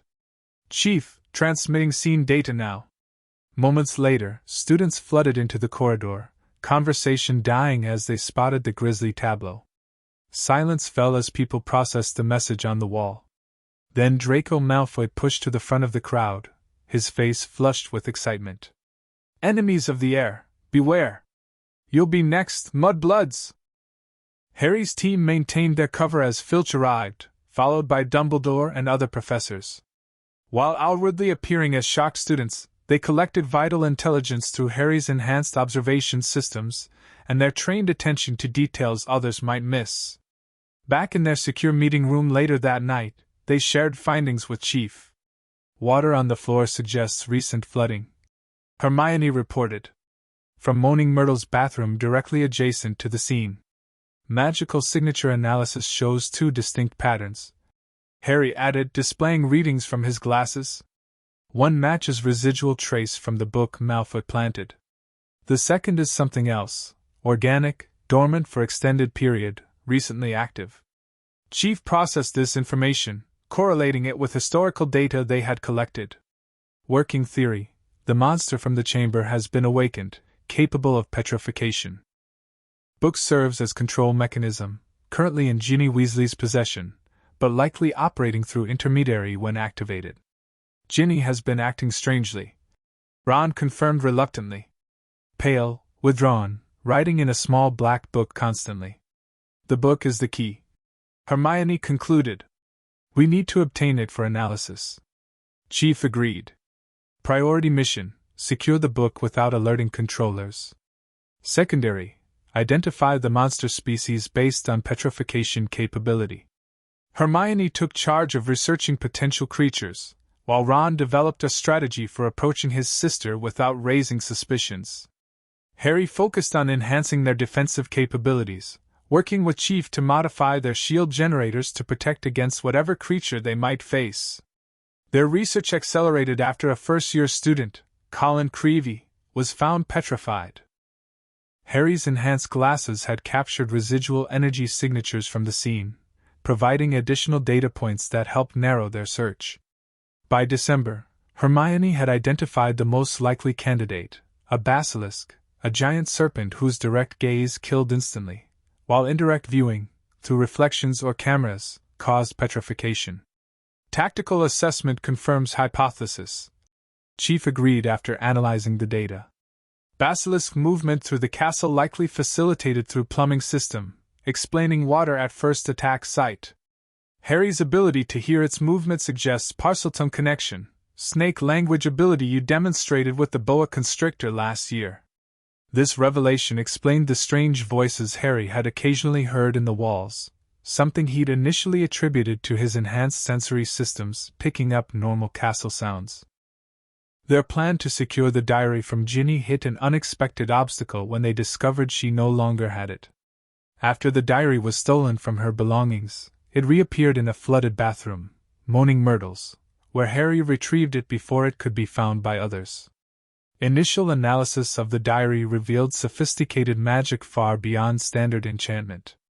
When Harry attempted to communicate with it, writing on its pages only to see his words disappear and new ones form in response, Chief immediately ordered containment protocols. "Soul fragment detected," he reported, scanners showing energy patterns matching those from Harry's scar and Quirrell's turban. "Diary contains portion of Voldemort's essence. Classification: extremely dangerous magical artifact." "Like my scar?" Harry asked, unconsciously touching the lightning bolt mark. "Similar signature pattern, different containment mechanism," Chief confirmed. "Diary designed for active influence rather than passive presence." They secured the diary in a specially designed containment unit, a box lined with runic arrays that dampened its magical influence. With this key component of Malfoy's plan now in their possession, they focused on locating the chamber itself to neutralize the basilisk. Their breakthrough came from an unexpected source, Moaning Myrtle herself. During careful questioning about the previous opening of the chamber 50 years earlier, they discovered she had been the student killed during those events. More importantly, she had died in the very bathroom where the first attack had occurred and where the diary had reappeared. Death location likely conceals chamber entrance, Chief concluded. Myrtle's description of seeing great yellow eyes before death consistent with basilisk attack. Careful examination of the bathroom revealed a snake engraving on one of the sinks, a sink that never worked. Harry, using his previously discovered Parseltongue ability, opened the concealed entrance with a simple command. "Open." Chamber location confirmed, Harry reported as they watched the sink reconfigure into an entrance revealing a large pipe descending into darkness. "Request permission to proceed with reconnaissance mission." "Negative," Chief responded firmly. "Basilisk presents Class A threat requiring specialized equipment and backup. This operation requires Dumbledore's direct involvement." For once, Harry didn't argue with Chief's tactical assessment. The basilisk represented a threat beyond their current capabilities to handle safely, particularly given its lethal gaze. With Dumbledore brought into their confidence, a coordinated operation was planned to neutralize both the basilisk and the diary. Chief, Harry, and Dumbledore would enter the chamber with specially modified equipment, including mirrored shields to avoid direct eye contact with the basilisk and rooster recordings, the basilisk's one weakness being the crow of a rooster, as backup. The operation proceeded with military precision. Descending into the chamber, they navigated through bone-littered tunnels until reaching a solid wall carved with serpents. Another Parseltongue command from Harry opened this final barrier, revealing the Chamber of Secrets itself, a long, dim hall lined with stone serpent statues, ending in a massive statue of Salazar Slytherin. "Chamber secure," Chief reported after a thorough scan. "No immediate contacts." They proceeded carefully, Harry carrying the contained diary while Chief and Dumbledore flanked him with specialized weapons, Chief with a modified energy weapon combining UNSC technology with magical enhancements, Dumbledore with his wand at ready.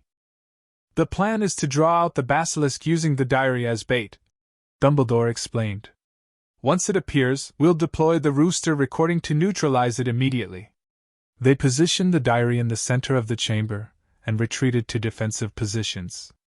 Harry activated the containment release remotely, allowing the diary's magic to become active once more. For several tense minutes, nothing happened. Then ink began to seep from the diary's pages, pooling on the floor before rising up to form a translucent figure, a handsome teenage boy in Hogwarts robes. "Tom Riddle," Dumbledore identified quietly. "As I suspected. Voldemort's birth name." The figure solidified slightly, looking around in confusion before focusing on them with a calculating expression. "Who disturbs my chamber?"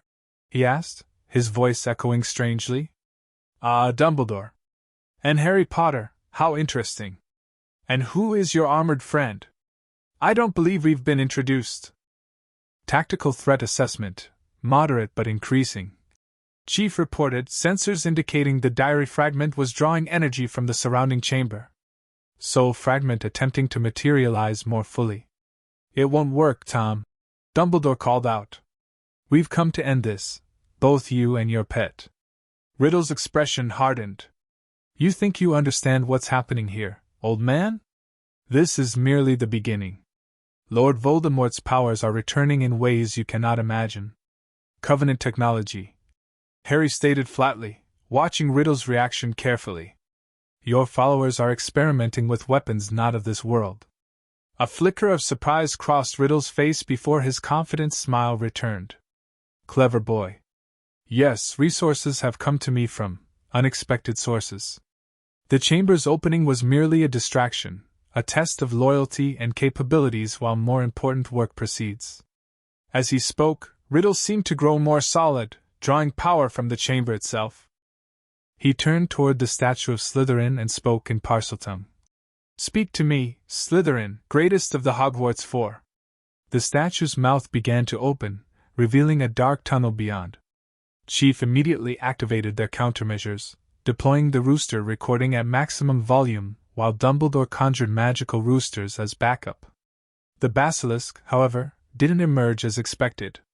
Instead, something else slithered from the statue's mouth, something that combined scales and metallic components, its eyes glowing with an unnatural blue light similar to Covenant energy weapons. Classification, hybrid entity, Chief reported, scanners working overtime. Basilisk modified with Covenant technology components. Standard countermeasures may be ineffective. The creature, a basilisk enhanced with alien technology, slithered toward them with impossible speed. Chief's enhanced shields activated automatically as he moved to intercept, while Dumbledore began casting containment spells of incredible complexity. Harry, following their predetermined tactical plan, focused on the diary itself, the source of Riddle's manifestation and likely the control mechanism for the hybrid basilisk. Target identified, he subvocalized, drawing the specialized dagger Chief had prepared, an enhanced blade combining goblin silver with runic arrays designed to neutralize soul fragments.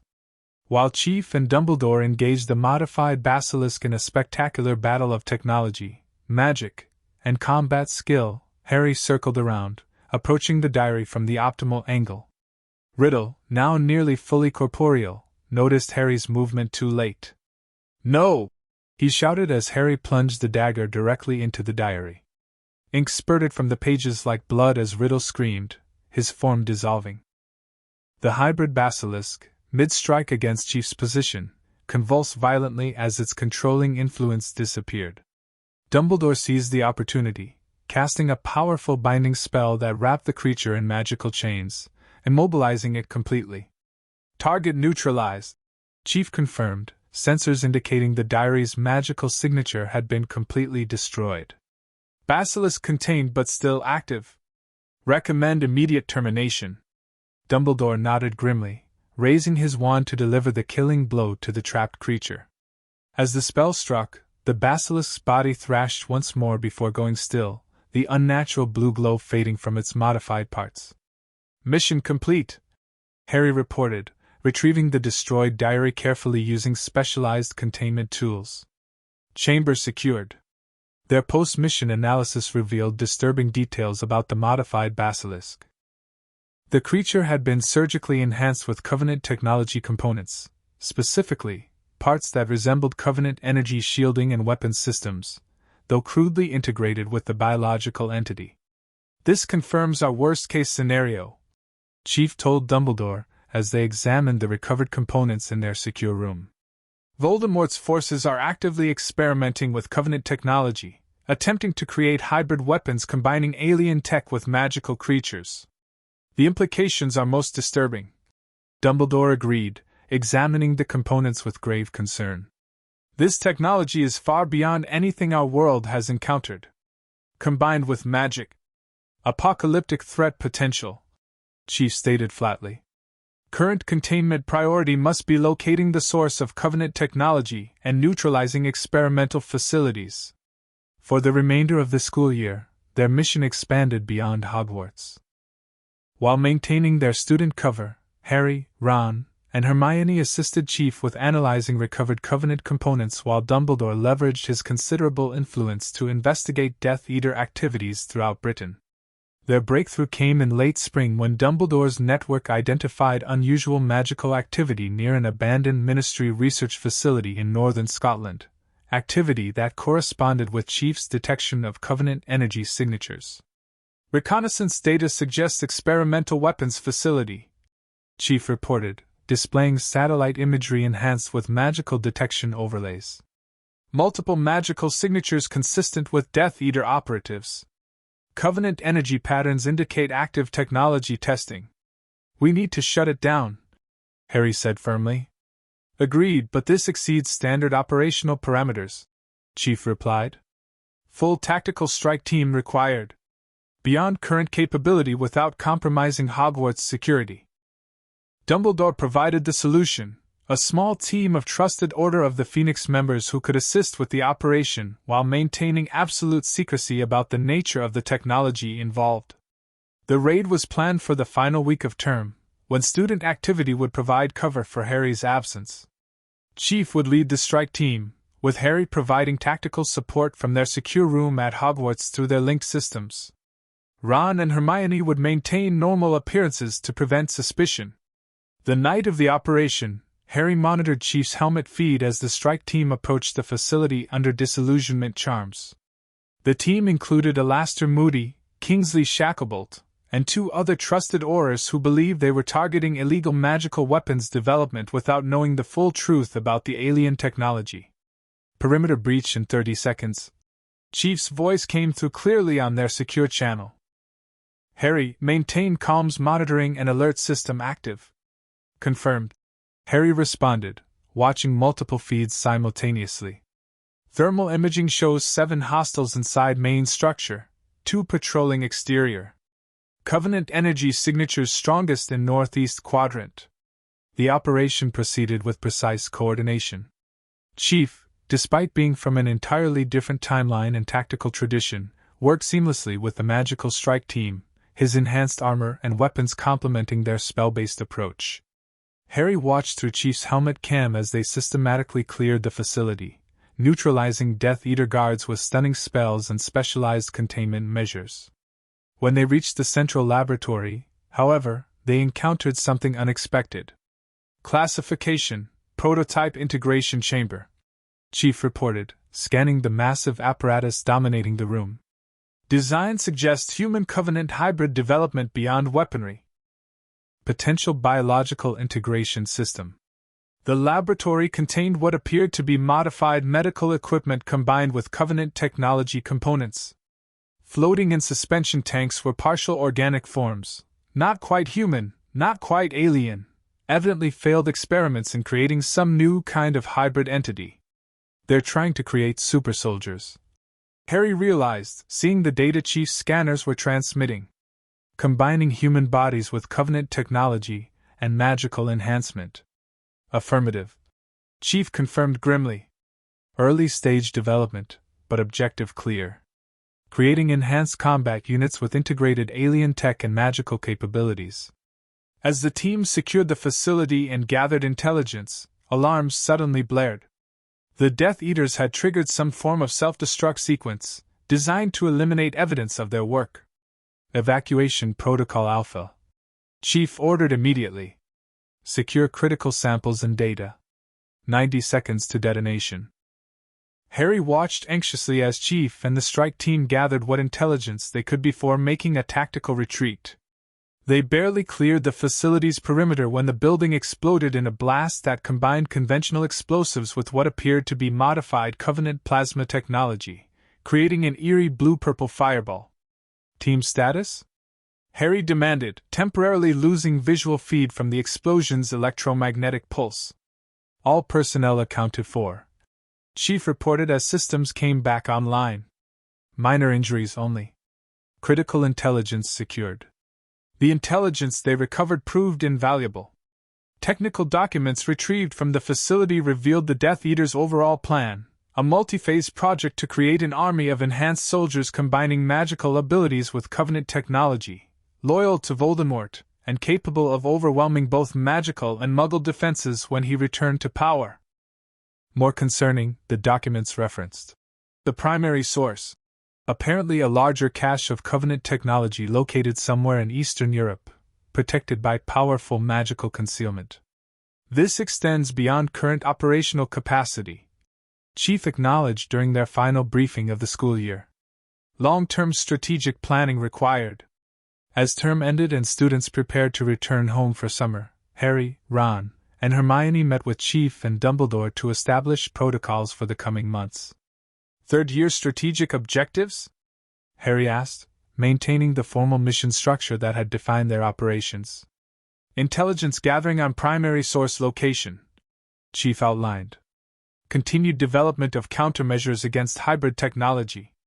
Enhanced training for core team members to prepare for escalating threat level. And we need to determine how this technology is crossing timelines, Hermione added. She had proven exceptionally adept at theoretical analysis of the dimensional aspects of their situation. The initial rift that brought Chief here seems to have created some kind of ongoing connection that Voldemort's forces are exploiting. Dumbledore nodded gravely. I fear the connection may be strengthening rather than fading.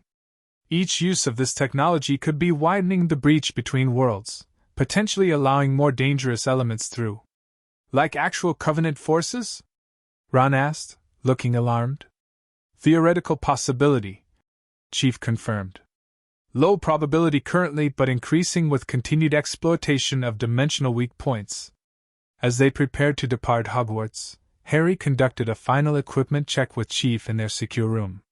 The year's events had accelerated their timeline significantly, pushing them toward more direct confrontation with Voldemort's forces than they had originally anticipated. Assessment of Year 2 development? Chief asked, continuing their tradition of year-end evaluations. Harry considered the question seriously. Significant tactical growth through practical application. Team cohesion reached operational efficiency ahead of projected timeline.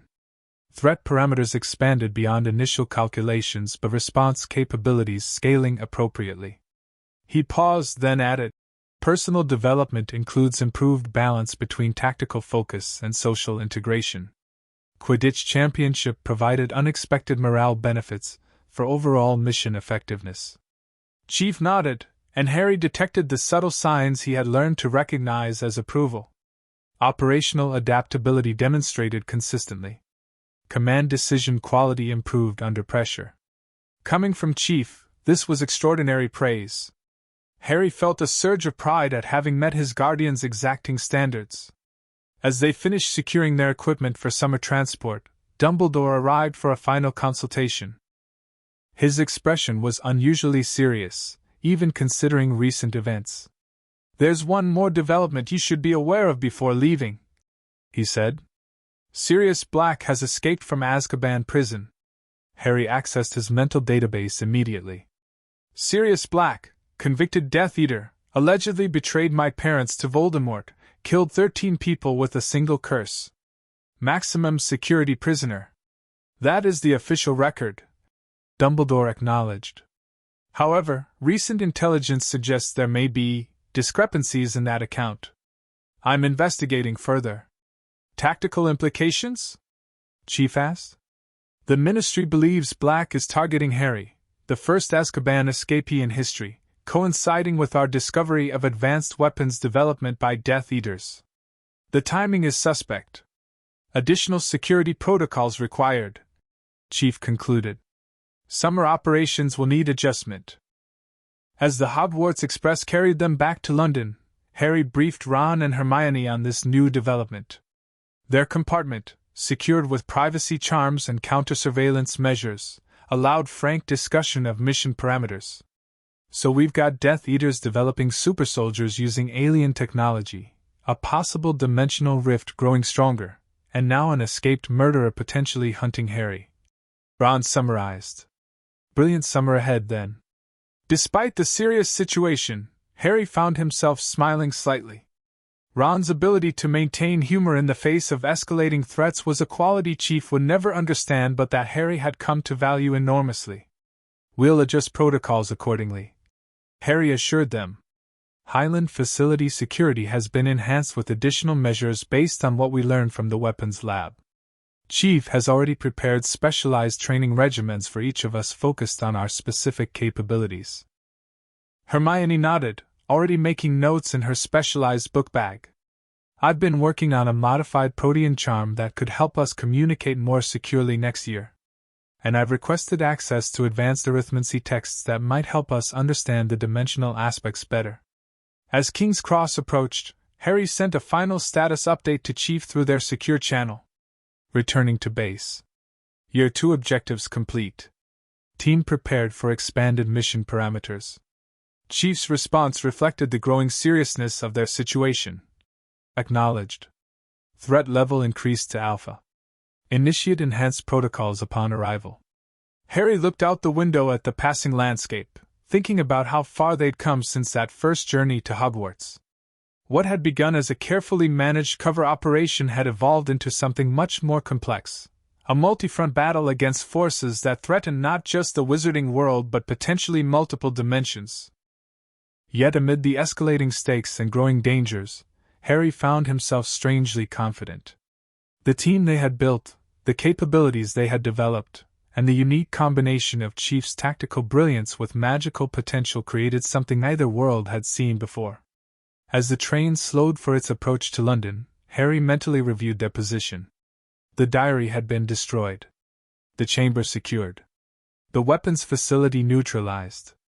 They had suffered no casualties and gained critical intelligence. By any tactical standard, Year 2 had been a success. Yet the revelation of Covenant technology in the hands of Death Eaters changed everything. The coming year would require more than just magical education and careful cover maintenance. It would demand everything Chief had trained him for since childhood. "Ready for Year 3 parameters?" he asked Ron and Hermione as they prepared to disembark. His friends exchanged determined looks before nodding in unison.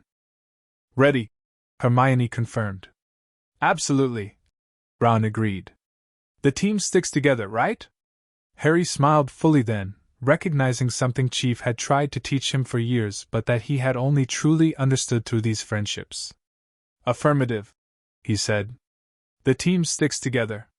Chapter 3: Unification. The air shimmered with heat distortion as Harry ran through the obstacle course Chief had constructed in the expansive underground facility beneath their Highland base.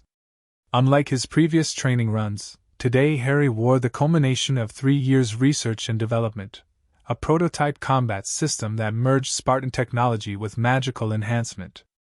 "Incoming!" Chief's voice warned through the integrated comm system. Harry didn't hesitate.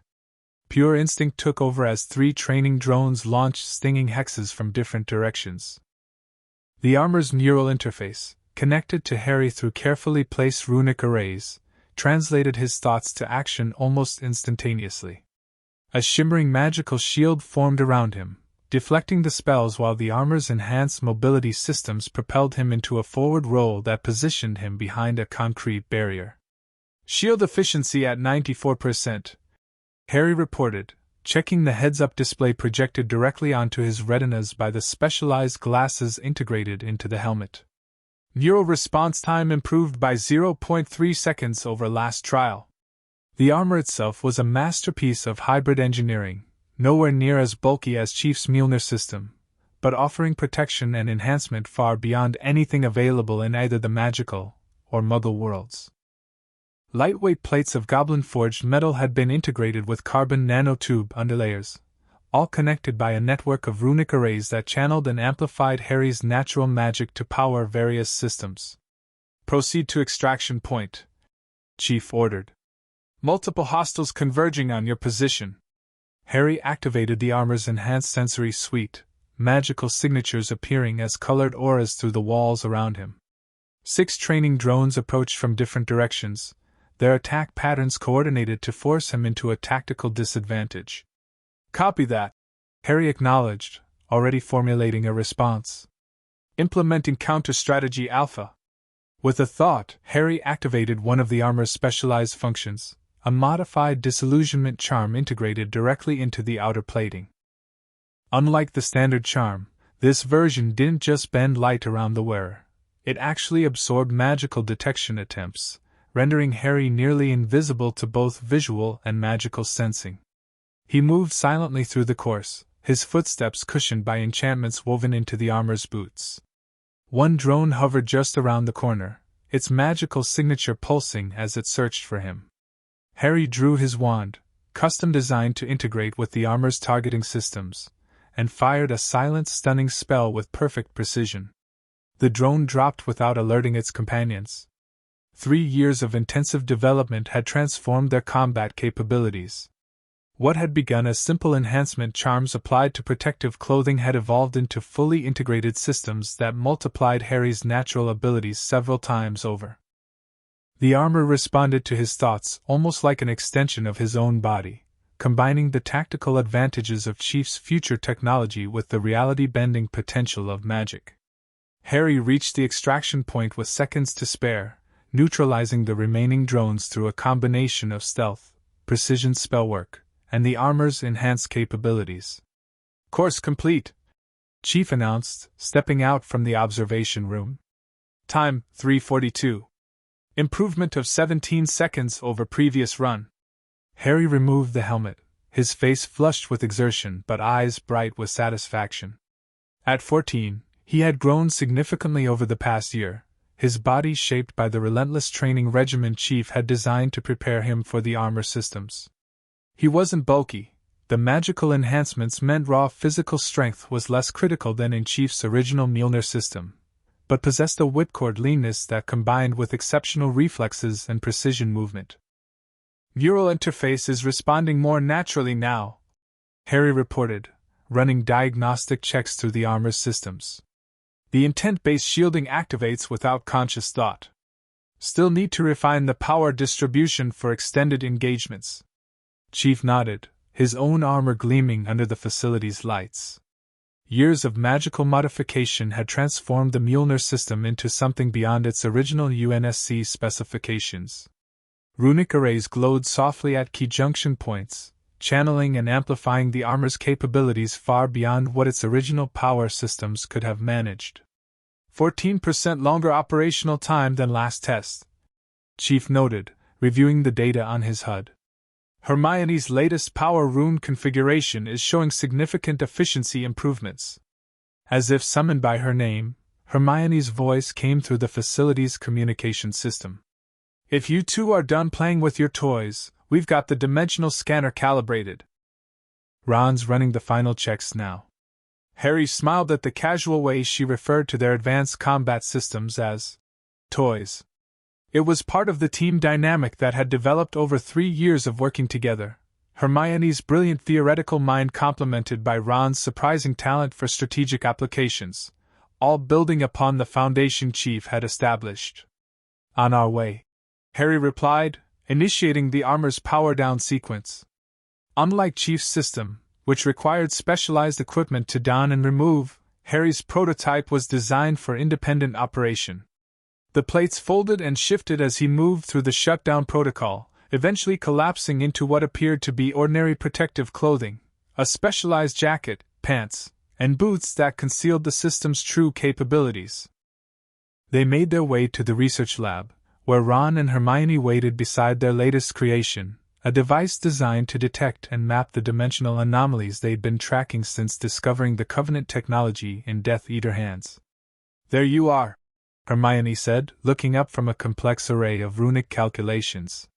At 15, she had grown into her intelligence, no longer the overeager girl desperate to prove herself but a confident young woman whose theoretical brilliance had proven essential to their mission. "We've got it working," Ron added, making final adjustments to what appeared to be a modified pensive surrounded by an intricate framework of silver instruments and glowing crystals. His tall frame bent over the device with practiced ease, hands steady as he calibrated delicate components. "Should be able to visualize the rifts across all of Britain, maybe further depending on their strength." Chief moved to examine their work. Integration of magical detection with spatial mapping systems is impressive. We adapted the Room of Requirements space folding principles, Hermione explained. Combined with the energy signature detection from your armor systems and traditional scrying magic. Harry joined them at the console, scanning the runic arrays with practiced eyes. Over the years, he had developed a unique perspective that bridged Chief's technical knowledge and the magical theory taught at Hogwarts, allowing him to understand both worlds in ways few others could. Ready to activate? He asked. Ron nodded. Just waiting for the final alignment, there. He tapped a sequence of runes with his wand, and the device hummed to life. Light erupted from the center of the pensieve-like basin, forming a three-dimensional map of Britain that hovered in the air before them. Scattered across the projection were glowing points of varying intensity, some barely visible, others pulsing with ominous strength. Dimensional weak points, Hermione explained, gesturing to the display. Each represents a location where the barrier between our world and wherever the Covenant comes from has been thinned. Chief studied the map intently. Concentration in Scotland, particularly around Hogwarts. Secondary cluster in London. Tertiary points scattered but forming pattern consistent with ley line intersections. That tracks with our theory, Hermione agreed. The original rift that brought you here opened near Godric's Hollow, a known magical power nexus. The Death Eaters seem to be exploiting existing magical convergence points to access and extract Covenant technology. Harry focused on a particularly bright spot in the projection. What's this? Near Little Hangleton? He recognized the location from their intelligence gathering on Voldemort's history. That's what we wanted to show you, Ron said, his expression grim. That point has intensified by 300% in the last week alone. Something big is happening there. Correlates with increased Death Eater activity reported by Order surveillance. Chief noted. Dumbledore's intelligence indicated ritual preparations in that region. Harry's mind raced through tactical implications. They're planning something significant. The timing can't be coincidence. Right before the Triwizard Tournament brings international attention to Hogwarts. Over the past year, their mission had evolved from simple intelligence gathering to active countermeasures against the growing Death Eater threat. With Sirius Black's innocence established and the man himself now a valuable ally, they had expanded their operations significantly, establishing a network of trusted contacts throughout the wizarding world. The discovery that Peter Pettigrew, not Black, had betrayed Harry's parents had been a turning point. Chief's methodical pursuit of evidence had eventually forced a ministry review of the case, leading to Black's official exoneration 6 months earlier. Now living in a magically secured property nearby, Sirius provided another layer of support for their increasingly complex operations. Triwizard security protocols are already established, Chief reminded them. Dumbledore has implemented our recommended measures. Tournament provides both risk and opportunity. Increased external access to Hogwarts balanced against heightened security and international witnesses. We need to investigate this anomaly before I leave for school, Harry decided, studying the pulsing light over Little Hangleton. 2 weeks until term starts. Sufficient time for reconnaissance operation. Hermione frowned slightly. The protection from the Dursleys' location has been maintained for the minimum required period this summer, Harry completed. Blood protection protocols are stable. This was another evolution in their approach. As Harry grew older and their understanding of the magical protection from his mother's sacrifice deepened, they had refined the requirements for maintaining it. A 3-week stay near the Dursleys each summer, combined with specific runic reinforcement rituals Dumbledore had developed, now sustained the protection while allowing greater operational flexibility. Reconnaissance team composition? Chief asked. Harry considered the tactical requirements. Primary team, you and me with Sirius as magical backup. Ron and Hermione continue dimensional research here. Need to understand why that particular location is experiencing increased activity. I'll brief Dumbledore. Hermione volunteered. And continue refining the detector's resolution. We might be able to determine not just where the weak points are, but what's coming through. I'll coordinate with Fred and George, Ron added. The Weasley twins had become valuable assets over the past year, their unconventional thinking and extensive knowledge of Hogwarts providing unique tactical advantages. They've nearly completed the communications mirrors for the entire team. Planning continued into the evening, with equipment checks and intelligence reviews. Their operation had grown substantially from the early days. What had begun as Chief and Harry working mostly alone now included a core team of trusted allies, each bringing specialized skills to their mission. 2 days later, Harry, Chief, and Sirius approached the outskirts of Little Hangleton under cover of darkness. Harry wore his prototype armor in its concealed configuration, while Chief's Mjolnir system had been modified with powerful disillusionment charms that bent light around its imposing form. Sirius, in his Animagus dog form, provided both magical backup and an inconspicuous scout. Energy signature intensifying, Chief reported as they moved through dense woodland toward the source of the dimensional anomaly. Pattern matches previous Death Eater experimental sites but with significantly higher output. Harry's enhanced glasses displayed the same readings, magical and dimensional energies swirling in patterns that indicated deliberate manipulation. Direction suggests focal point at Old Riddle House. Matches intelligence on Voldemort's family history. Sirius transformed momentarily to respond. Place has a dark reputation even among Muggles. Been abandoned for decades after the entire family was mysteriously killed, likely Tom Riddle's work when he discovered his Muggle heritage. They approached cautiously, utilizing every stealth enhancement their combined technology and magic could provide. As they neared the dilapidated mansion on the hill, Harry's sensors detected movement, human signatures moving in patrol patterns around the property. Sentries identified. He sub-vocalized through their secure communication system. For external, likely more inside. Professional movement patterns suggest trained personnel rather than standard Death Eaters. Chief's analysis confirmed Harry's assessment. Movement discipline indicates mercenary background. Possible international recruits with combat experience. They observed for nearly an hour, mapping patrol routes and security measures. Unlike previous Death Eater operations they'd encountered, this site showed military-grade security protocols combined with magical defenses, evidence of growing sophistication in Voldemort's forces. Primary energy source located. Chief eventually reported, his advanced sensors penetrating the building's walls. Basement level. Dimensional signature consistent with active portal rather than passive leakage. Harry's breath caught. They've established a controlled connection to your timeline? Affirmative. Limited aperture but stable configuration. Technology transfer possible. This changed everything. Previous encounters had involved salvage technology that had leaked through temporary weaknesses between dimensions. An actively maintained portal, however small, meant deliberate acquisition of specific Covenant assets. Sirius transformed again, keeping his voice to a whisper.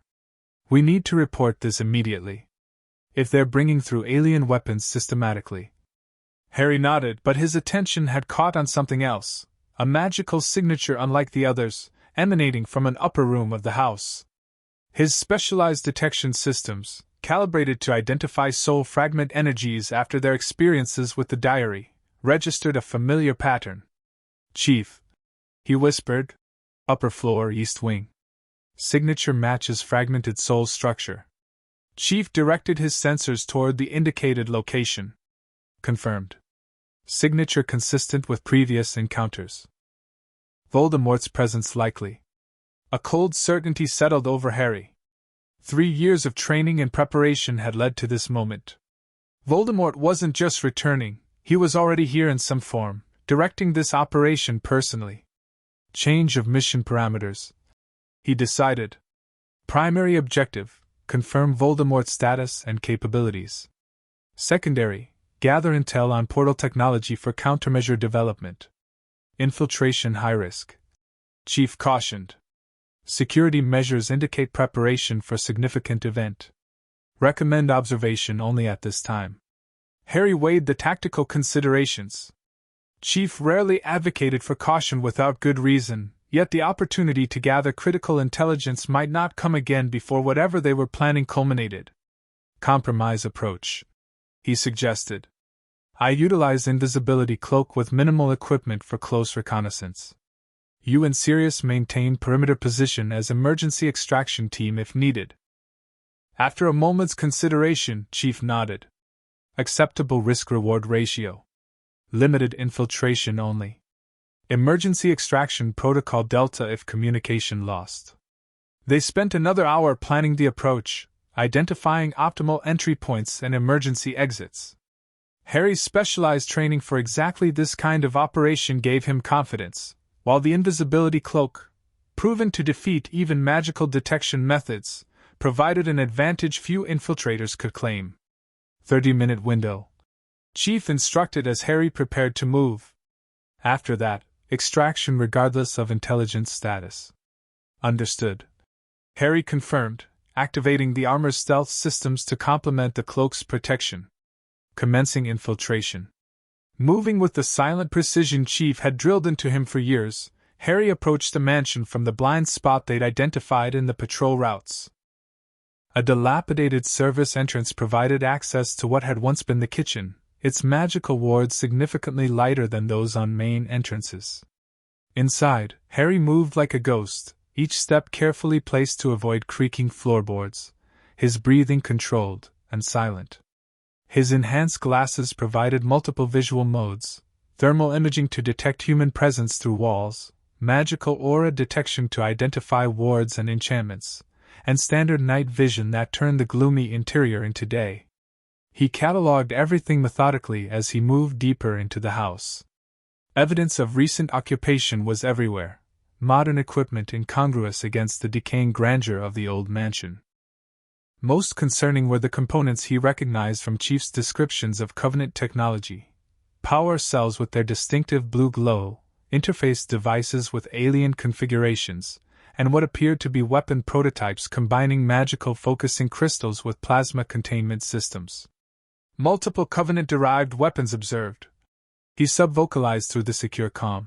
Integration with magical components advanced beyond previous encounters.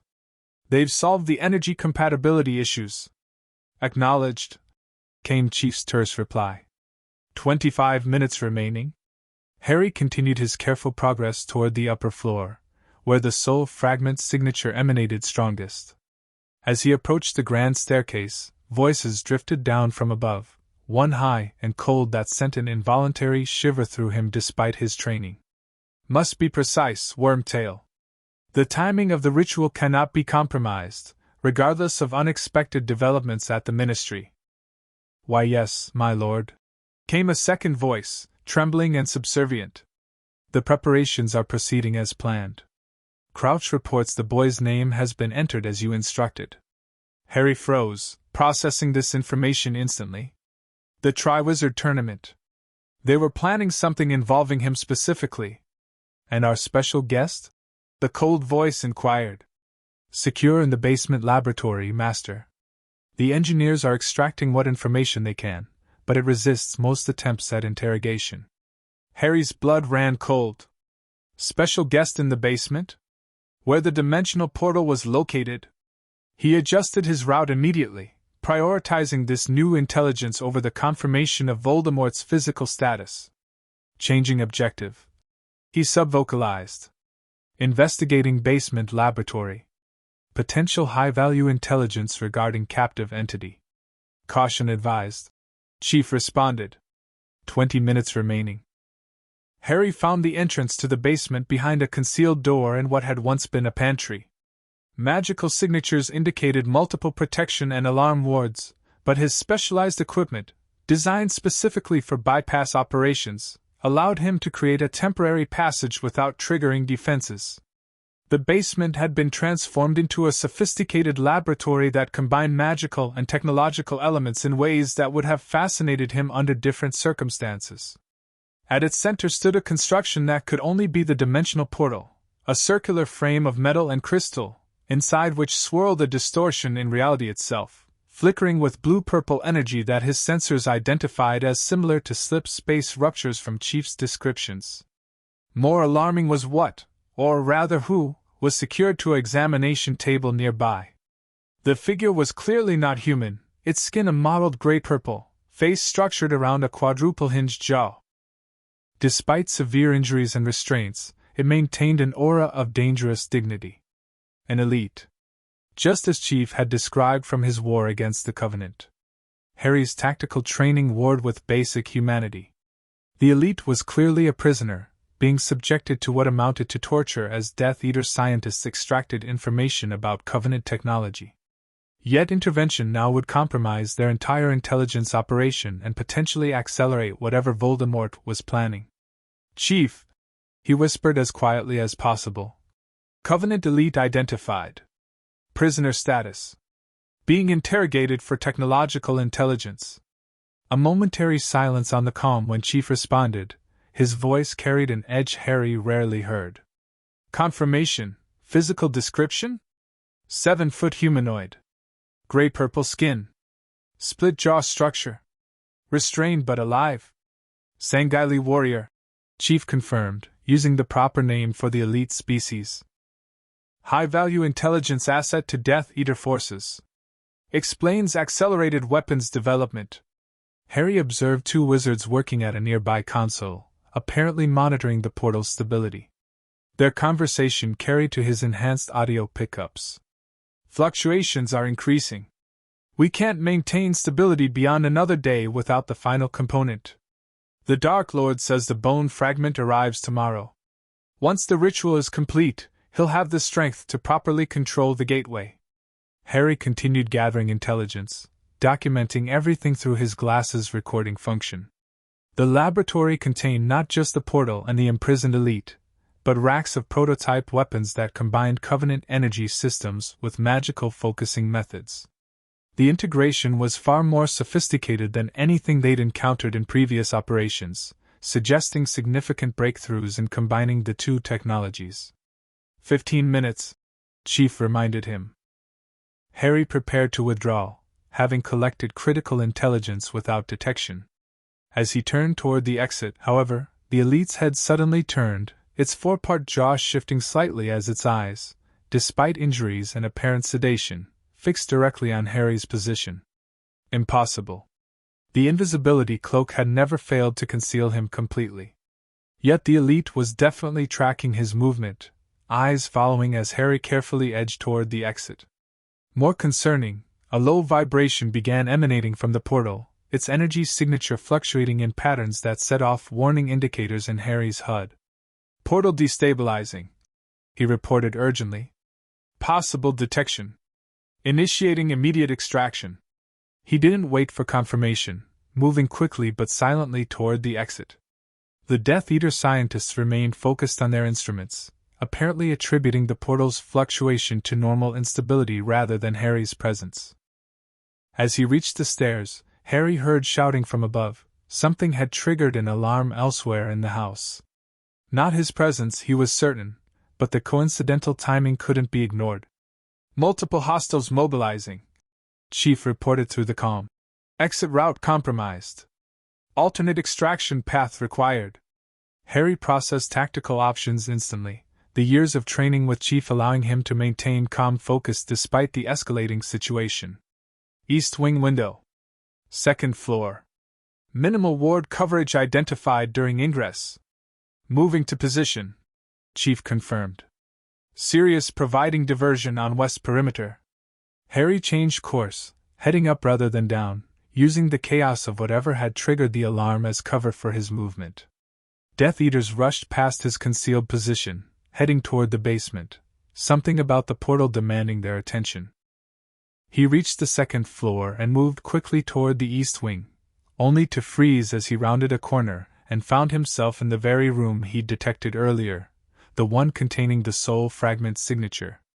The room was dimly lit by a single fire, but Harry's enhanced vision clearly revealed its occupant.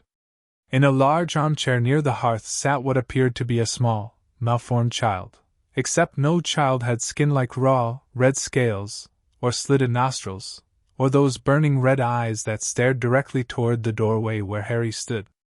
"I know you are there," came the high, cold voice he'd heard earlier. "I can feel your presence, Harry Potter." Harry remained absolutely still, tactical mind racing. How had Voldemort detected him?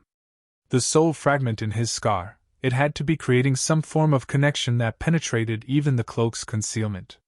Such impressive magic concealing you, Voldemort continued, combined with something else, something beyond ordinary wizardry. Your guardian has taught you well. A large snake slithered into view from behind the chair, its tongue flicking as it tasted the air. It moved directly toward Harry's position, undeterred by his concealment. Nagini senses you too, Voldemort observed. How interesting that you would come to me, when I have spent so much effort planning to bring you to a much more public reunion. Decision time. The intelligence gathered was too valuable to risk by engaging, yet escape now required direct action.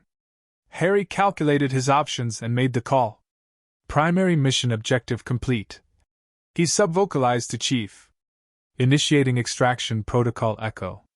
In one fluid motion, Harry drew his wand and cast a blinding flash charm directly at Voldemort and the snake, simultaneously activating the armor's emergency displacement system, a specialized portkey function integrated directly into the runic arrays, designed specifically for extraction from anti-apparition wards. The world twisted sickeningly around him as the portkey activated, tearing through the wards with brute magical force rather than finesse. The strain nearly overwhelmed the armor's power systems, alarms blaring in his HUD as he materialized at the designated extraction point where Chief and Sirius waited. Target extracted, Chief confirmed, already moving to secure their retreat. Status? Functional, Harry reported, though the armor's diagnostics showed significant power depletion from forcing through the wards. Cover blown but critical intelligence secured. Voldemort confirmed present in transitional form. Portal technology operational with Sanghaili prisoner providing technical expertise. They moved quickly through prearranged escape routes, Sirius transforming to dog form to throw off magical tracking while Chief's enhanced sensors monitored for pursuit. Within 20 minutes they had reached their secure transportation, a magically modified vehicle with both concealment and defensive capabilities, and were heading back to their base. Voldemort detected me somehow, Harry explained once they were safely away. The soul fragment connection must be stronger than we anticipated. He knew I was there despite full concealment protocols. Chief processed this information with characteristic focus on tactical implications. Connection represents both vulnerability and potential intelligence source. May provide advance warning of major operations. Sirius, returned to human form in the vehicle's rear compartment, looked troubled. If he can sense Harry's presence, the protection we've relied on may be compromised. Especially if he's planning to use the tournament to get to Harry somehow. Crouch, Harry said suddenly, remembering the conversation he'd overheard. Someone named Crouch has entered my name in the Triwizard Tournament. Bartemius Crouch? Sirius frowned. He's a high-level ministry official. Heads the Department of International Magical Cooperation, which is overseeing the tournament this year. Potential infiltration or coercion. Chief noted.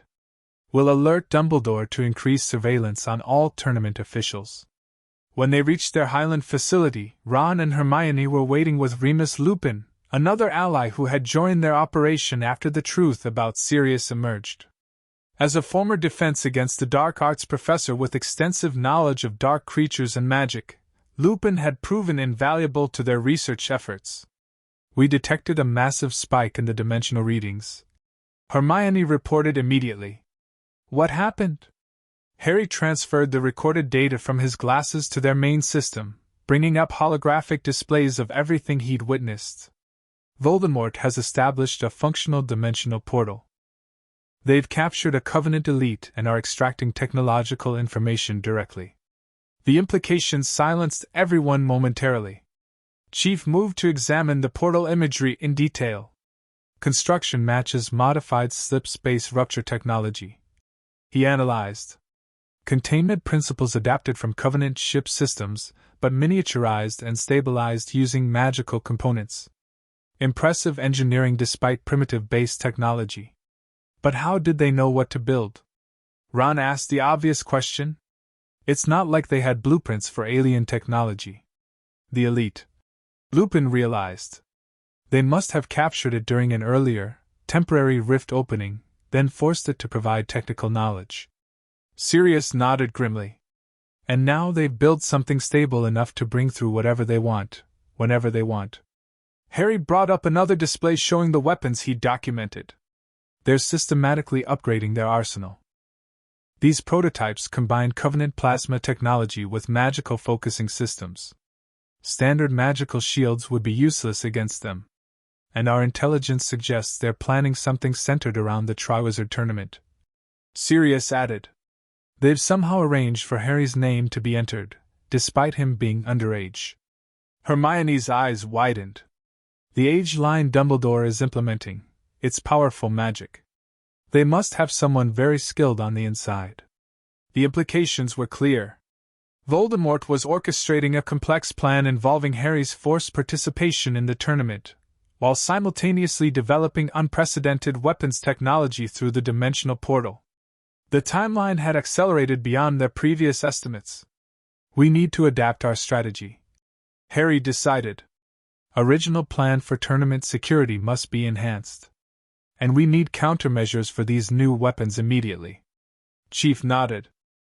Priority development of shield modifications to counter plasma magical hybrid weapons. Accelerate final integration of your armor systems. Tournament provides both threat and opportunity. Public venue limits some hostile action options while creating others. The 2 weeks before term began passed in a blur of intensive preparation. Dumbledore was briefed fully on their discoveries, leading to enhanced security measures throughout Hogwarts without raising public alarm. Moody, scheduled to teach defense against the dark arts that year, was placed on high alert for any signs of infiltration or tampering with the tournament selection process. Meanwhile, Harry's armor system underwent final modifications to counter the weapons they'd observed. Chief's expertise with Covenant technology proved invaluable, allowing them to develop specialized shielding that could withstand the hybrid plasma magical attacks they now anticipated. Neural interface response optimal, Harry reported during the final testing session before his departure for school. The armor, now in its completed form, represented the perfect synthesis of their years of development. Lightweight but incredibly durable, enhancing his natural abilities while remaining concealable beneath ordinary clothing when not fully deployed. Power distribution balanced, Chief confirmed, reviewing the diagnostic data. Full combat configuration sustainable for approximately 45 minutes of intensive use. Concealed configuration indefinite with minimal system activation. The armor's most impressive feature was its adaptability.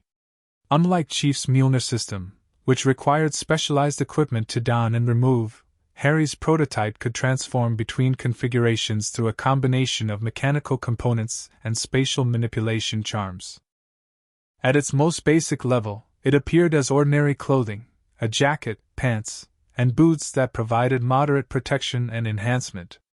In combat configuration, additional components materialize from magically expanded storage spaces within the base layer, creating a full protective system with integrated magical and technological capabilities. One last test, Hermione suggested, raising her wand. Accio Harry's glasses!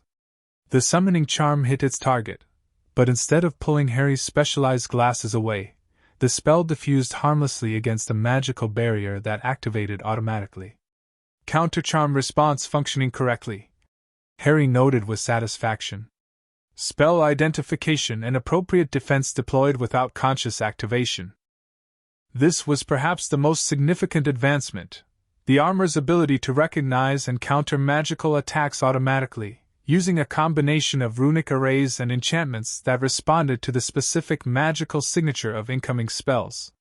On September 1st, Harry boarded the Hogwarts Express looking like any other fourth-year student, albeit one with unusually good posture and alert eyes. Beneath his ordinary school robes, however, he wore the base layer of the armor system, its concealed enhancements providing constant protection and monitoring. Ron and Hermione joined him in their usual compartment, both similarly equipped with specialized protective gear developed for the core team. Though not as advanced as Harry's full system, their equipment included emergency shields, enhanced communication devices disguised as ordinary accessories, and protective clothing capable of stopping most conventional magical attacks. Moody's already at Hogwarts, Hermione reported quietly once they'd secured the compartment with privacy charms. Dumbledore has him checking every inch of the castle for signs of tampering, especially around the Goblet of Fire. Fred and George completed the communications network, Ron added. Every team member now has a two-way mirror link to the central system. Instant contact regardless of Hogwarts anti-communication wards. Harry nodded approvingly. The twins had proven remarkably adept at creating magical devices that circumvented standard security measures, a talent they'd previously applied to pranking but now directed toward mission support. Chief will maintain position at Hogwarts throughout the year, Harry confirmed. Official cover as physical training instructor expanded to include tournament security consultant. Provides legitimate access to all competition areas for advanced surveillance. Their planning was interrupted by the compartment door sliding open to reveal Draco Malfoy, flanked as usual by Crabbe and Goyle. Harry's glasses immediately highlighted Malfoy's left forearm, where enhanced thermal imaging detected an unusual heat pattern beneath his sleeve, something they'd been monitoring since identifying it the previous year.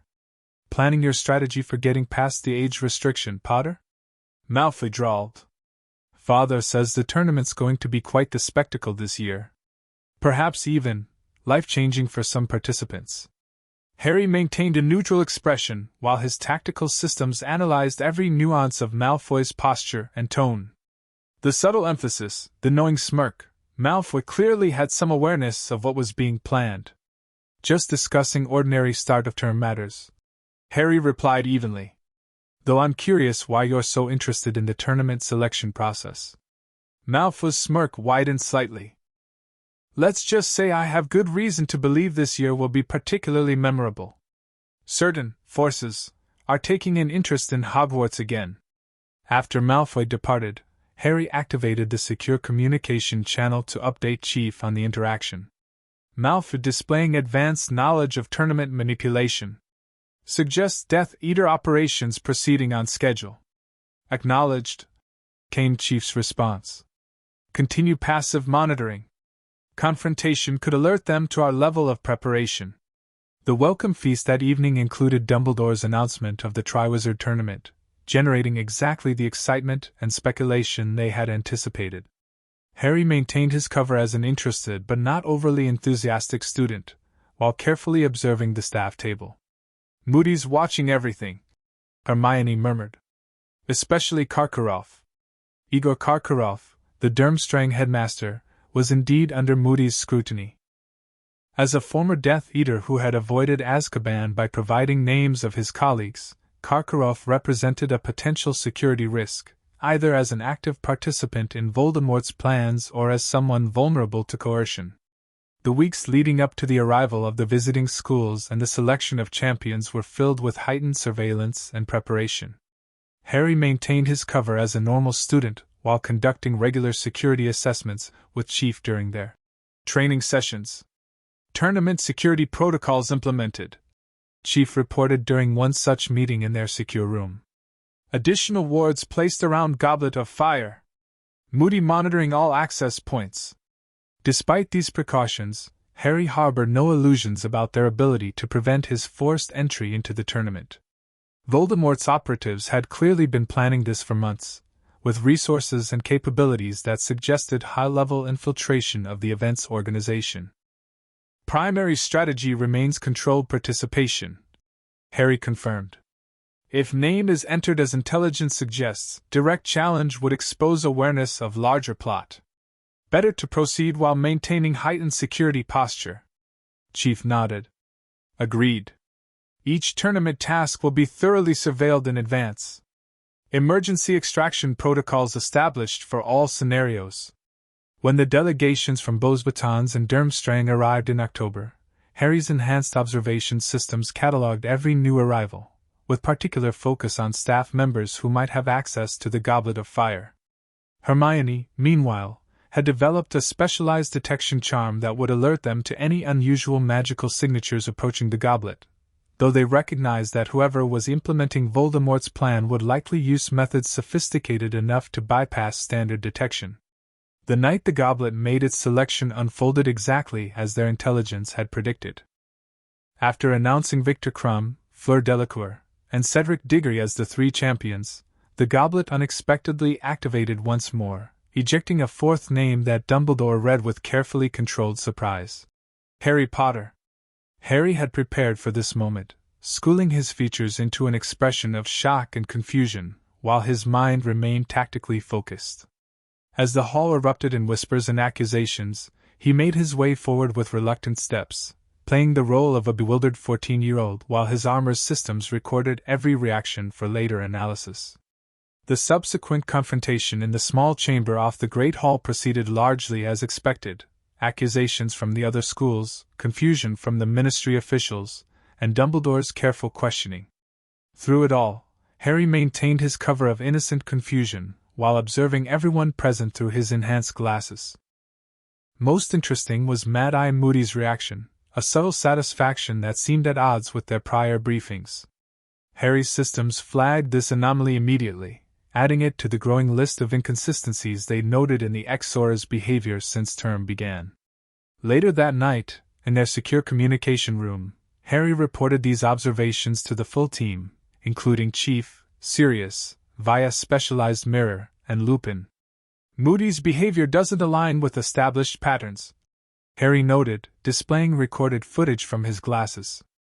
Micro-expressions indicate satisfaction with tournament outcome rather than the concern we'd expect based on prior briefings. Chief studied the footage with intense focus. Baseline behavioral comparison shows 17% deviation from established patterns since term began.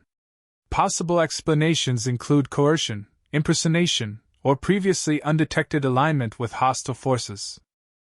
Impersonation seems most likely, Sirius suggested from his mirror.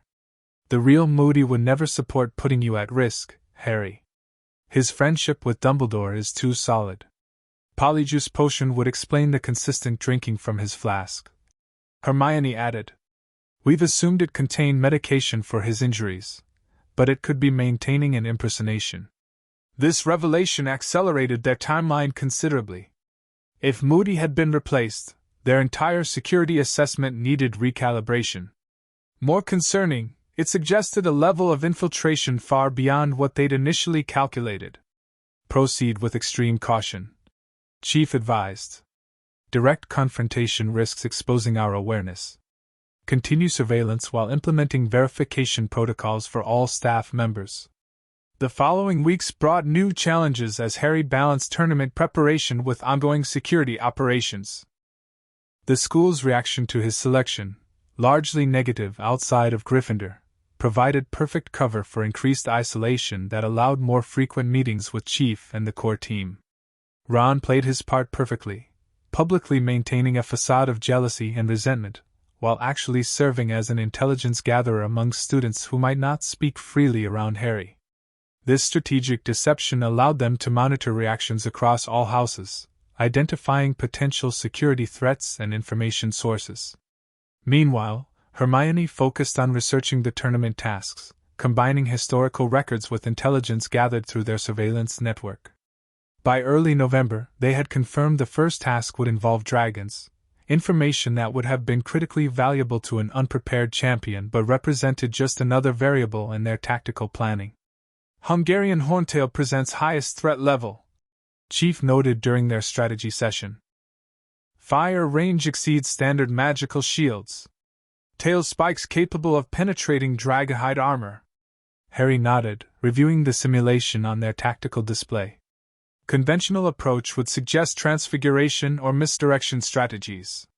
However, maintaining cover while ensuring success requires balanced approach, demonstrating sufficient skill without revealing enhanced capabilities.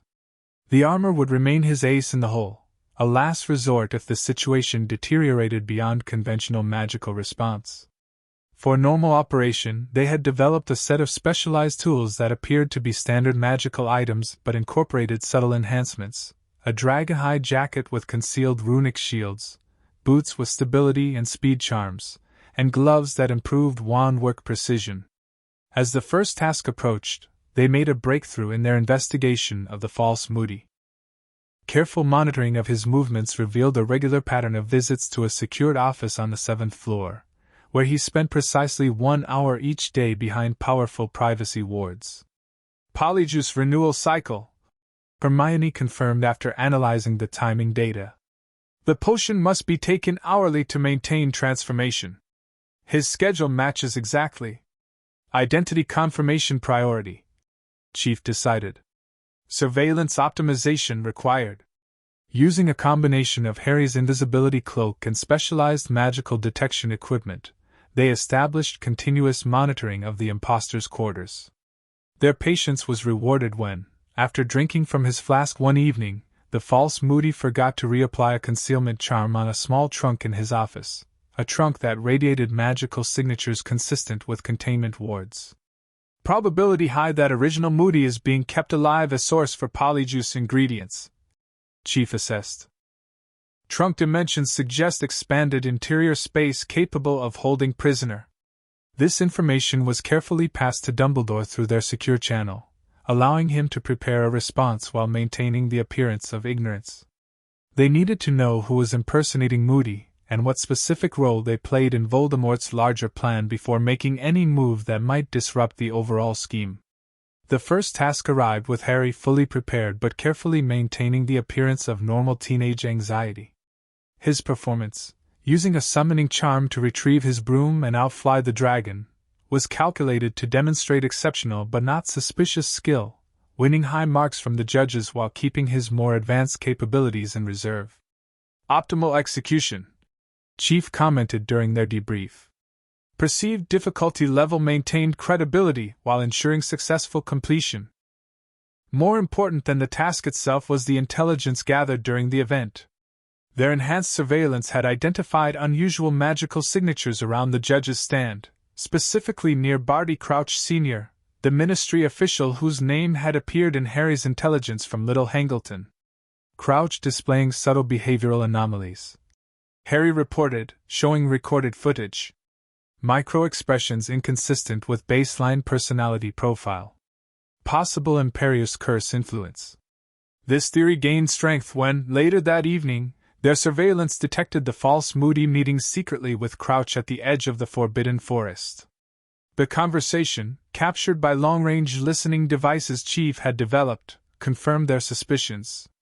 The first task went exactly as planned, the impostor said. The boy performed well, as expected. The Dark Lord will be pleased. The preparations for the third task are already underway. Crouch responded in an unusually flat tone that suggested magical influence. The cup will be placed as instructed. This critical intelligence confirmed their working theory. The tournament itself was merely a vehicle to manipulate Harry into a specific location at a specific time, almost certainly the third and final task, where something connected to the Triwizard Cup would trigger the next phase of Voldemort's plan. With months remaining before the final task, they redoubled their efforts to identify the impostor and uncover the full scope of the plot.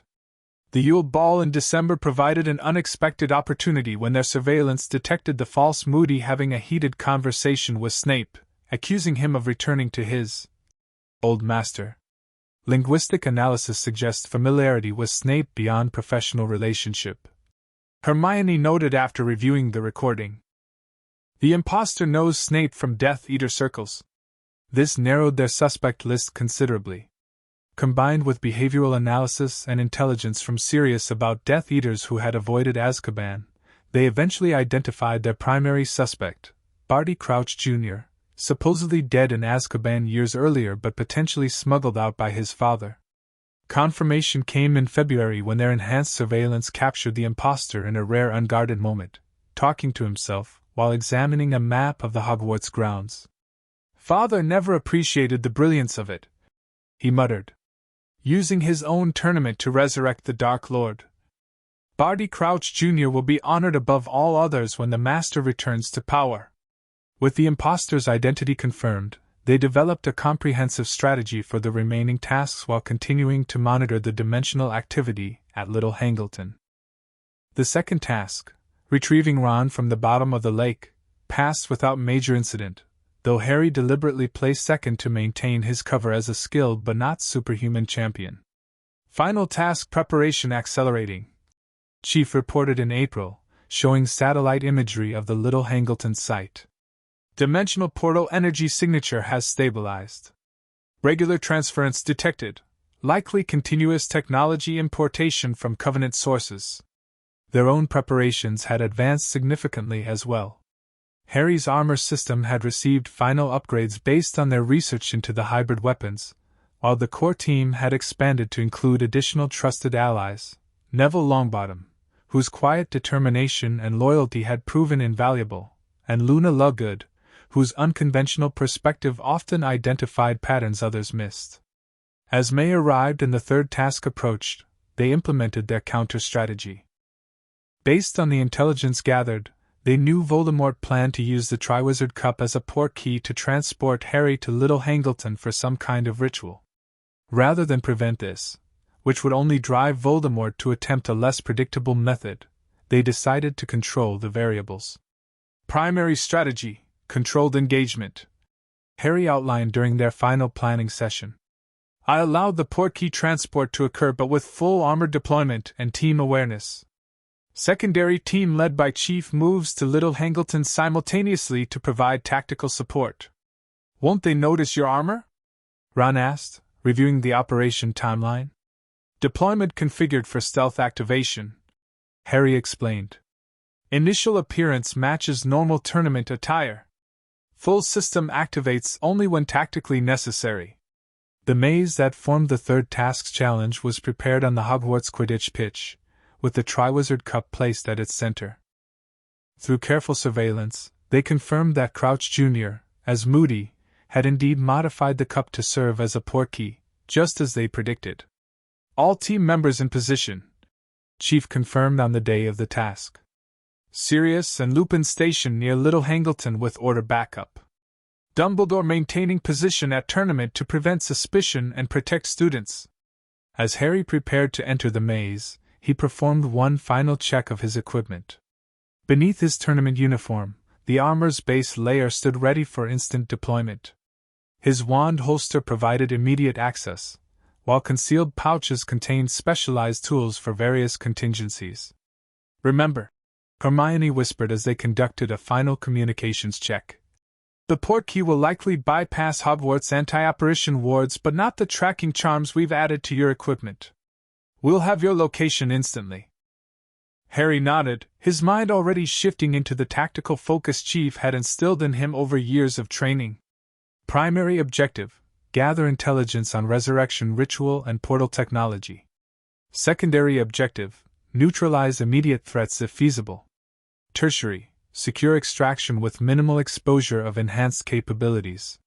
The cannon fired, and Harry entered the maze alongside Cedric Diggory.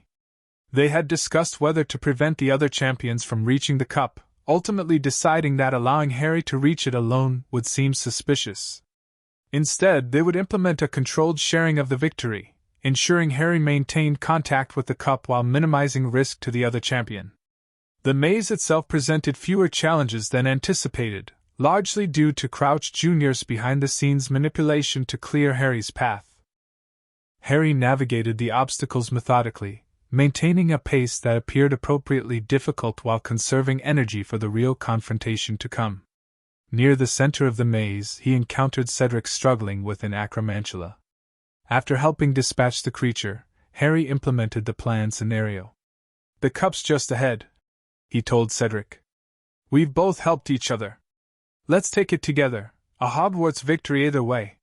Cedric agreed, just as their intelligence had predicted he would. Together, they approached the gleaming Triwizard Cup, its blue glow reminiscent of the dimensional portal Harry had observed at Little Hangleton. On 3, Harry suggested, positioning himself to maintain primary contact with the cup while ensuring Cedric would be slightly off-center, a precaution they'd determined might help protect the Hufflepuff if the portkey led directly into a hostile situation. As they grabbed the cup simultaneously, Harry felt the familiar hook behind his navel as the portkey activated. The world spun violently around them, and his tactical systems automatically compensated for the disorientation, running through emergency protocols as they traveled. They slammed into solid ground moments later, in what Harry immediately recognized as the graveyard adjacent to the Riddle House. His enhanced glasses instantly mapped the surroundings, identifying heat signatures and magical auras throughout the area. Multiple hostiles, he subvocalized through the secure comm. 12 human signatures plus non-human entities near the house. Dimensional portal active at increased power levels. Cedric looked around in confusion. Where are we? Before Harry could respond, a high, cold voice called out from the darkness. Kill the spare. Harry's combat reflexes activated instantly. As a green light erupted from the shadows, the unmistakable signature of the killing curse, he shoved Cedric sideways with enhanced strength while simultaneously activating the armor's emergency deployment. The base layer expanded in milliseconds, additional components materializing from magically expanded storage spaces within the fabric. By the time the curse reached their position, Harry stood in full combat configuration, a streamlined but formidable synthesis of Spartan technology and magical protection. The curse missed Cedric by inches, striking a headstone behind them and shattering it. Harry's HUD highlighted the attacker, Peter Pettigrew, carrying what appeared to be a small, wrapped bundle. Port key compromised, Harry reported through the secure comm. Hostiles attempting lethal force. Armor deployed. Extraction protocol for civilian initiated. With precise movements, Harry fired a specialized port key dart at Cedric, designed to activate on impact and return the bearer to Hogwarts. As Cedric vanished with a surprised shout, Harry turned to face Pettigrew, his armor's weapons systems online and targeting. Target identified. His HUD confirmed. Peter Pettigrew, carrying unknown entity with soul fragment signature consistent with Voldemort. Pettigrew looked shocked at Harry's transformed appearance and the disappearance of Cedric. Before he could react, Harry fired a stunning spell enhanced by the armor's magical amplification systems. Pettigrew barely managed to raise a shield, one that would have blocked a normal stunner but shattered under the enhanced force of Harry's attack. As Pettigrew collapsed, however, the bundle he'd been carrying emitted a high, furious scream. Black mist erupted from it, forming a protective barrier that Harry's sensors identified as highly concentrated dark magic. Primary target temporarily secured, Harry reported. Secondary emergence detected. Hostiles converging on position. From all directions, figures in Death Eater robes appeared, wands raised. Harry's tactical systems identified multiple high-priority targets: Lucius Malfoy, the Lestrange brothers, and several others from their intelligence files on Voldemort's inner circle. The armor performed exactly as designed, its enhanced mobility allowing Harry to evade the initial barrage of spells while his shields absorbed those he couldn't dodge. His return fire was precise and devastating, not lethal, but the specialized stunning and incapacitation spells, amplified by the armor's systems, overwhelmed standard magical defenses. Support team ETA 3 minutes, came Chief's voice through the secure comm. Maintain defensive posture. Harry activated the armor's enhanced shield configuration, creating a dome of protective energy around himself while continuing to target priority hostiles. His HUD highlighted the bundle Pettigrew had dropped, still emanating dark magic but temporarily contained. What happened next changed the tactical situation dramatically. The ground beneath the graveyard trembled, and a massive stone cauldron emerged, filled with a potion that glowed with unnatural blue-purple light, the same energy signature as the dimensional portal. Ritual components detected, Harry reported, sensors analyzing the magical configurations forming around the cauldron. Integration of covenant energy patterns with traditional resurrection ritual elements. Before Harry could move to neutralize this new threat, the black mist surrounding the bundle intensified, forming tendrils that reached toward the cauldron. Simultaneously, a previously undetected trap activated, runic arrays buried beneath the graveyard soil illuminating with powerful containment magic specifically calibrated to magical energy patterns. Containment field detected, Harry reported as his armor systems fought against the unexpected restraints. Specialized anti-magical parameters, likely designed specifically for this scenario. The armor's technological components continued functioning, but its magical enhancements, which constituted a significant portion of its defensive capabilities, fluctuated under the containment field's influence. Harry switched to backup systems, the armor reconfiguring to prioritize technological functions while the magical systems attempted to adapt. Meanwhile, the ritual proceeded with alarming speed. The bundle, which Harry now confirmed contained Voldemort's current form, was levitated into the cauldron by the black mist.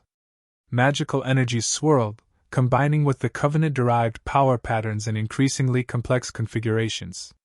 "Bone of the Father, unknowingly given, you will renew your son!" A grave nearby cracked open, a bone rising to join the mixture. "Flesh of the servant, willingly sacrificed, you will revive your master." One of the Death Eaters, not the unconscious Pettigrew, but another who stepped forward voluntarily, severed his own hand with a ritual dagger, allowing it to fall into the cauldron. "Blood of the enemy, forcibly taken, you will resurrect your foe." This presented the critical moment. The ritual required Harry's blood, something they had anticipated in their planning. Rather than resist completely, which might drive them to more desperate measures, Harry had prepared a tactical concession.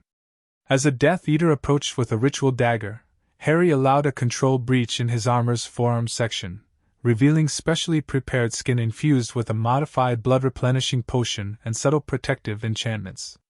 When the knife cut him, drawing blood for the cauldron, the preparations ensured that what they took was not quite what they expected.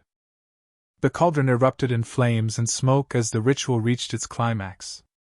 The containment field intensified, further suppressing the armor's magical systems, though Harry maintained basic functionality through the technological components. "Extraction team update?" Harry subvocalized, continuing to gather intelligence while appearing more restrained than he actually was. "Perimeter engagement in progress," Chief reported. "Heavy resistance at outer defensive line. Covenant-derived weapons detected among Death Eater forces. Proceeding with alternative infiltration route." From the cauldron emerged a tall, pale figure, humanoid but with distinctly non-human features. Lord Voldemort had returned, but not quite as the history books described him. His resurrection had clearly incorporated elements from the Covenant technology, resulting in a hybrid form that combined wizarding power with alien enhancement. Harry's sensors catalogued everything: the unusual energy signature emanating from Voldemort's new body, the integrated technological components visible along his spine and arms, and most concerning, the direct connection he seemed to maintain with the dimensional portal, visible as pulsing energy tendrils connecting his magical core to the distant house. "I had expected resistance, Harry Potter," Voldemort said, his voice carrying unusual harmonics that Harry's systems identified as similar to Covenant communication patterns. "But not quite so advanced." Voldemort gestured, and Harry's armor responded with warning alerts as new forms of magical energy targeted its systems. This was not standard wizardry but something evolved, dark magic enhanced and focused through principles derived from Covenant technology. "Your guardian has taught you well," Voldemort continued, circling Harry's contained position. "Yes, I know all about your unusual protector." The soldier from another time, another war altogether. How fitting that he should prepare you for this moment, only to see his efforts fail. The Death Eaters regrouped around their master, many looking shocked at both Harry's transformed appearance and Voldemort's new form. Lucius Malfoy in particular seemed disturbed by the technological components integrated into Voldemort's body. "Your blood has given me more than mere physical form, Harry," Voldemort explained, examining his new body with evident satisfaction. "It has provided insights into the protection your mother left upon you, a protection I have now incorporated into myself. I can touch you now." To demonstrate, he pressed a long white finger against the exterior of Harry's armor. No burning occurred, confirming that the blood protection had indeed been compromised, at least partially. But that was merely the beginning. Voldemort continued. "The real transformation comes from what I have discovered beyond the veil between worlds. Technology and power your guardian thought safely locked in his distant future, now mine to command." As if on cue, the dimensional portal's energy signature spiked dramatically. Harry's sensors detected a massive power surge from the direction of the Riddle House, followed by the emergence of several figures that were definitely not human. Covenant forces detected, Harry reported urgently through the secure comm. Elite warriors with modified equipment. Scenario Echo confirmed. This was the worst-case scenario they had prepared for but hoped to avoid, actual Covenant forces being brought through the dimensional portal to serve Voldemort's purposes. The tactical implications were catastrophic. Voldemort smiled coldly, clearly noting Harry's recognition of the threat. Your guardian is not the only one who can forge alliances across worlds, Harry Potter. The Sangheili recognize power and respect strength. They have found wizard kind, worthy of partnership. This contradicted everything Chief had explained about Covenant forces, suggesting either a fundamental change in the elite psychology or, more likely, some form of control or coercion being applied by Voldemort. Harry's armor continued fighting against the containment field, its adaptive systems gradually recalibrating to the specific frequencies being used. His HUD displayed progress toward breaking free, currently at 73% and rising slowly. Before I kill you, Harry, I want you to appreciate the full scope of what you face, Voldemort said, gesturing toward the approaching elite warriors. Your guardian fought these beings across countless worlds, never imagining they would one day walk upon Earth at my command. The wizarding world will fall first, then the Muggles, and finally, all worlds connected through the dimensional gateways we are constructing. The tactical situation deteriorated further as one of the elites activated what appeared to be a modified energy sword, its traditional blue plasma edge now tinged with green magical energy that Harry's systems identified as capable of cutting through magical protections. A demonstration, I think, Voldemort decided. Show our young friend what happens when magic and Covenant technology truly merge. The elite approached Harry's contained position, energy sword raised. Harry's armor was now at 89% recalibration, close but not quite ready to break free. He needed to stall for time. The Covenant were defeated in their war, Harry stated, directing his words to the elite rather than Voldemort. Their alliance shattered, their worlds glassed. Is this what remains of Sangheili honor? Serving as pawns to a different master? The elite hesitated momentarily, its four-part jaw clenching in what Harry recognized from Chief's descriptions as a sign of anger or internal conflict. Voldemort's expression darkened. They serve power, Potter. Something you have never truly understood. He raised his wand, now visibly modified with technological components, and directed it at Harry's armor.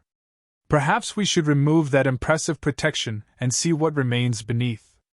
The spell that erupted from Voldemort's wand wasn't like anything Harry had encountered before. His sensors registered it as a hybrid attack, part magical disintegration curse, part Covenant energy weapon discharge. The armor's shields flared desperately as the attack struck, power levels dropping precipitously. Armor integrity compromised, Harry reported through the comm. Shield failure imminent. Support status? Breaking through final perimeter, Chief responded. 60 seconds to position. Voldemort prepared another attack, clearly intending to finish what he'd started. Just as his wand came up, however, Harry's armor completed its recalibration, identifying the precise frequency required to counteract the containment field. The moment the field fluctuated, Harry activated the armor's emergency systems. Magical and technological components surged with power simultaneously, creating a feedback wave that disrupted not just the containment field but all nearby magical constructs, including the ritual circle still partially active from Voldemort's resurrection.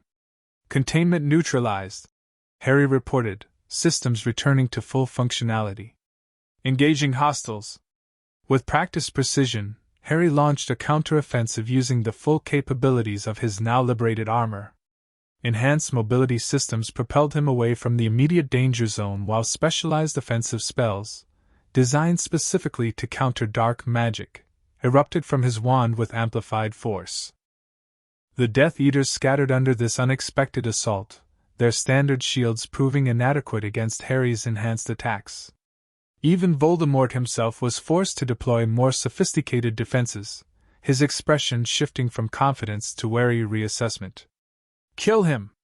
Voldemort commanded, directing both Death Eaters and elites toward Harry's position. The battle that followed tested every aspect of Harry's training and equipment. The Death Eaters employed increasingly desperate dark magic, while the elite warriors attacked with their hybrid energy weapons, creating a multi-vector threat that required constant adaptation. Harry's armor performed magnificently, its integrated systems allowing him to counter magical attacks while evading physical ones. The neural interface translated his intentions to action with millisecond precision, while the heads-up display provided constant tactical updates and target prioritization. Just as the combined assault began to overwhelm his defenses, a massive explosion rocked the perimeter of the graveyard. Through the smoke and debris emerged a sight that caused even the elites to pause. Master Chief in full combat configuration, his Mjolnir armor gleaming with runic enhancements and weapons systems primed for maximum lethality. Primary team has breached defensive perimeter, Harry reported unnecessarily, relief evident despite his professional tone. Implementing coordinated assault pattern Delta. Chief's arrival transformed the battlefield dynamics instantly. The Death Eaters, already struggling against Harry's enhanced capabilities, now faced a combatant whose very existence represented a tactical paradigm they had never encountered.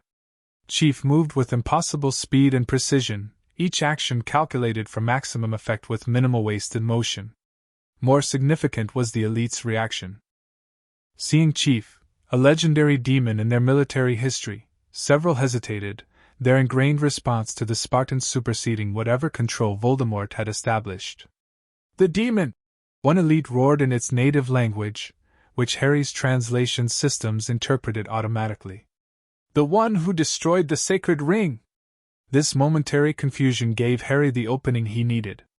Coordinating seamlessly with Chief through their integrated communications, he executed a pincer movement that separated the Death Eater forces from their elite allies, disrupting the unified front Voldemort had established. Voldemort himself seemed momentarily stunned by Chief's appearance, though he recovered quickly. "So the Guardian emerges at last," he called out, raising his modified wand. "I wondered what it would take to draw you into the open." Chief didn't respond verbally, instead launching a devastating attack that combined conventional weapons fire with magically enhanced projectiles specifically designed to penetrate Voldemort's defenses.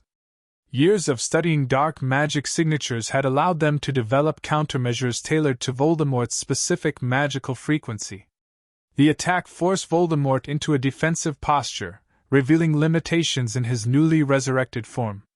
Despite the Covenant enhancements, his body was still adjusting to physical existence, making his movements less fluid than they would eventually become. Secondary team status? Harry requested through the secure channel, maintaining pressure on the Death Eater flank while Chief engaged Voldemort directly. "Perimeter secured," came Sirius's voice. Lupin leading team to neutralize portal in the Riddle House. Ministry reinforcements inbound but delayed by interference. The battle reached a critical juncture when one of the elites, apparently higher rank than the others based on armor configuration, broke from the main group and confronted Chief directly. What followed was a duel of extraordinary intensity as two combat specialists from entirely different worlds engaged with lethal precision. Chief's decades of experience fighting elites served him well, his movements anticipating the alien warrior's attacks while exploiting weaknesses in its hybrid armor. The elite, however, displayed capabilities beyond standard Covenant training, using magically enhanced movements that defied normal physical limitations. Harry maintained his own battle against the Death Eaters, his armor's systems allowing him to engage multiple opponents simultaneously. Years of training with Chief had prepared him for exactly this kind of asymmetric warfare, facing numerically superior forces with tactical precision rather than raw power.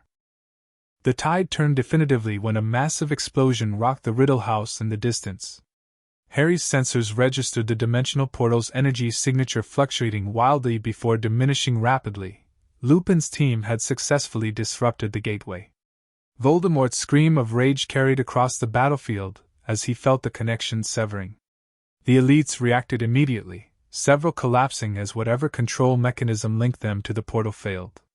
Others, including the one battling Chief, faltered momentarily but maintained their combat stance. "The gateway!" Voldemort shouted to his followers. "Secure the equipment! Nothing can be lost!" This command split the Death Eater forces, with several breaking off toward the house while others continued engaging Harry and Chief. The tactical advantage had shifted decisively in their favor, however, as the coordinated assault Voldemort had planned unraveled into desperate individual actions. "Extraction protocol authorized," Chief commanded through their calm. "Primary objective accomplished. Intelligence gathered on resurrection and portal technology. Secondary objective partially achieved.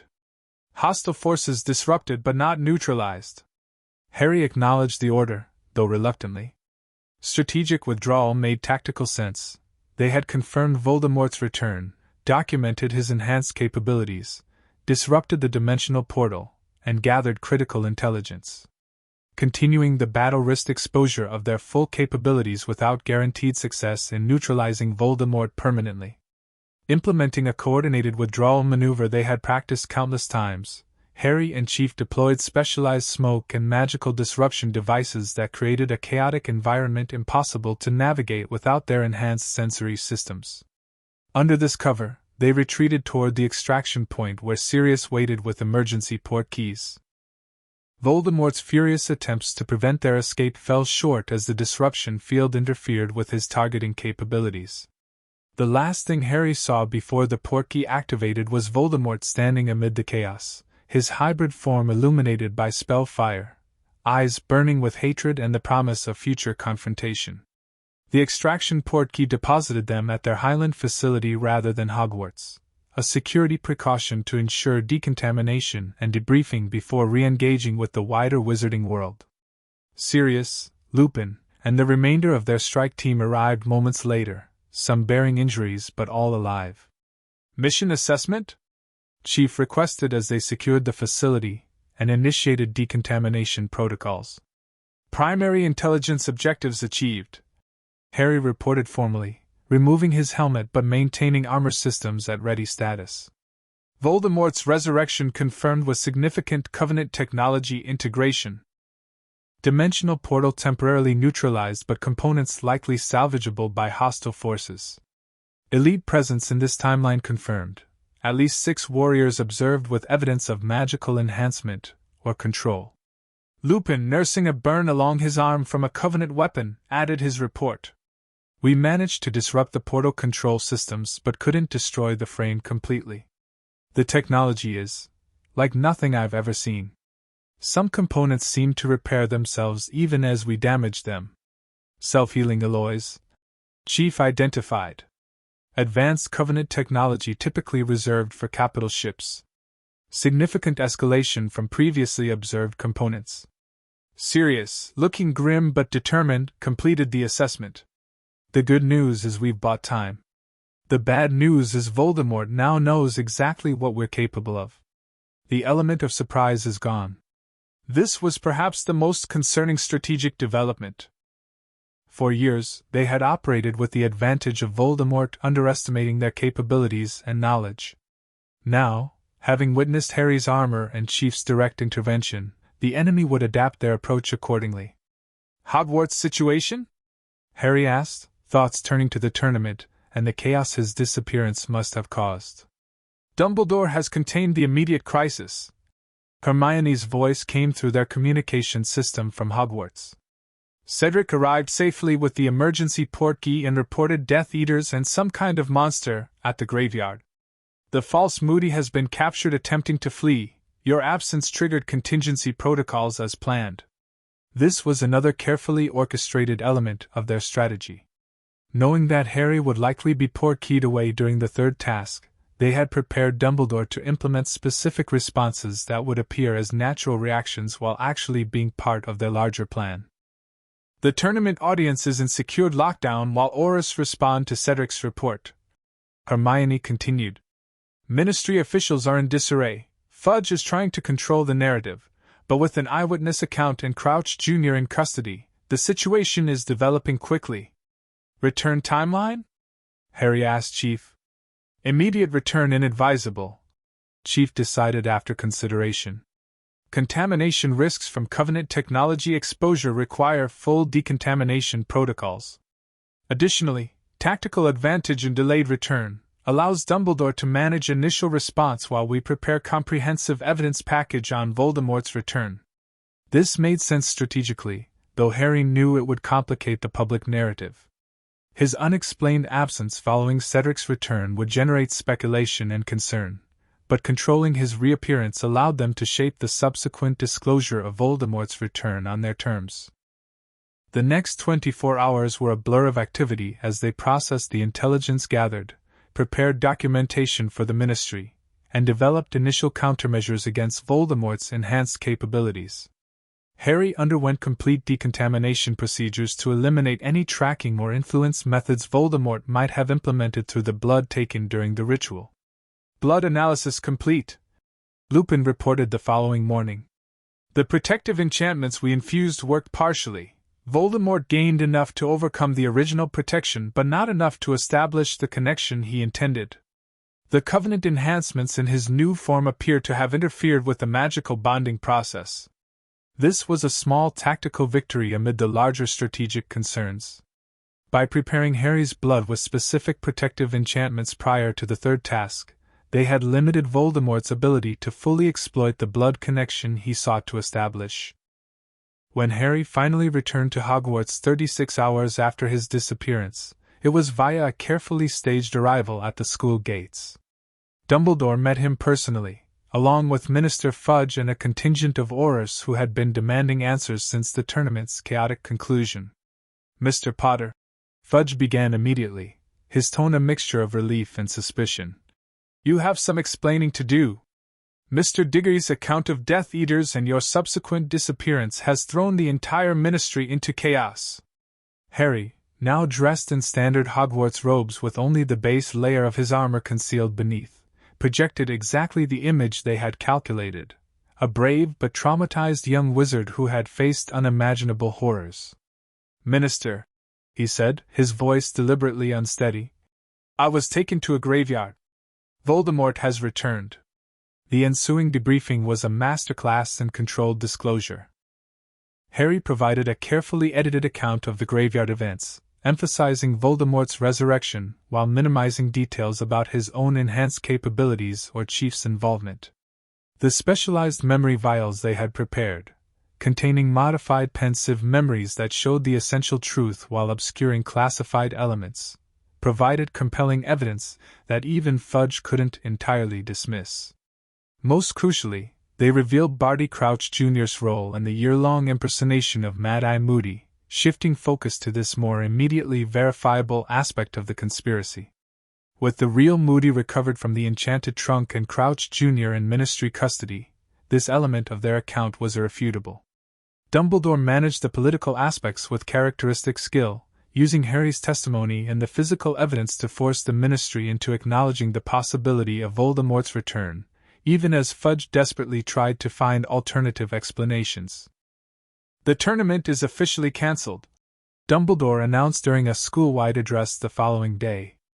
In light of the tragic events in Mr. Potter's harrowing experience, all competitive aspects have been suspended.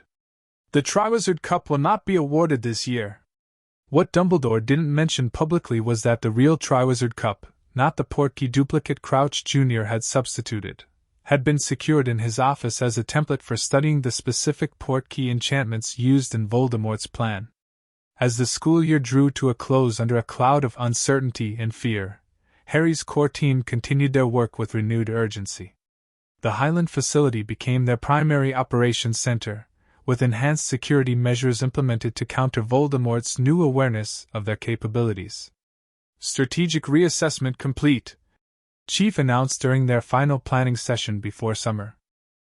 Voldemort's forces have sustained significant setbacks: dimensional portal disrupted, Crouch Jr. captured, resurrection plan exposed. However, their core objective was achieved. Voldemort has returned with enhanced capabilities and Covenant technology access. The holographic display showed their current intelligence assessment: Death Eater forces regrouping at secondary locations, Ministry in political turmoil with Fudge still attempting to downplay Voldemort's return, and international magical communities watching developments with growing concern.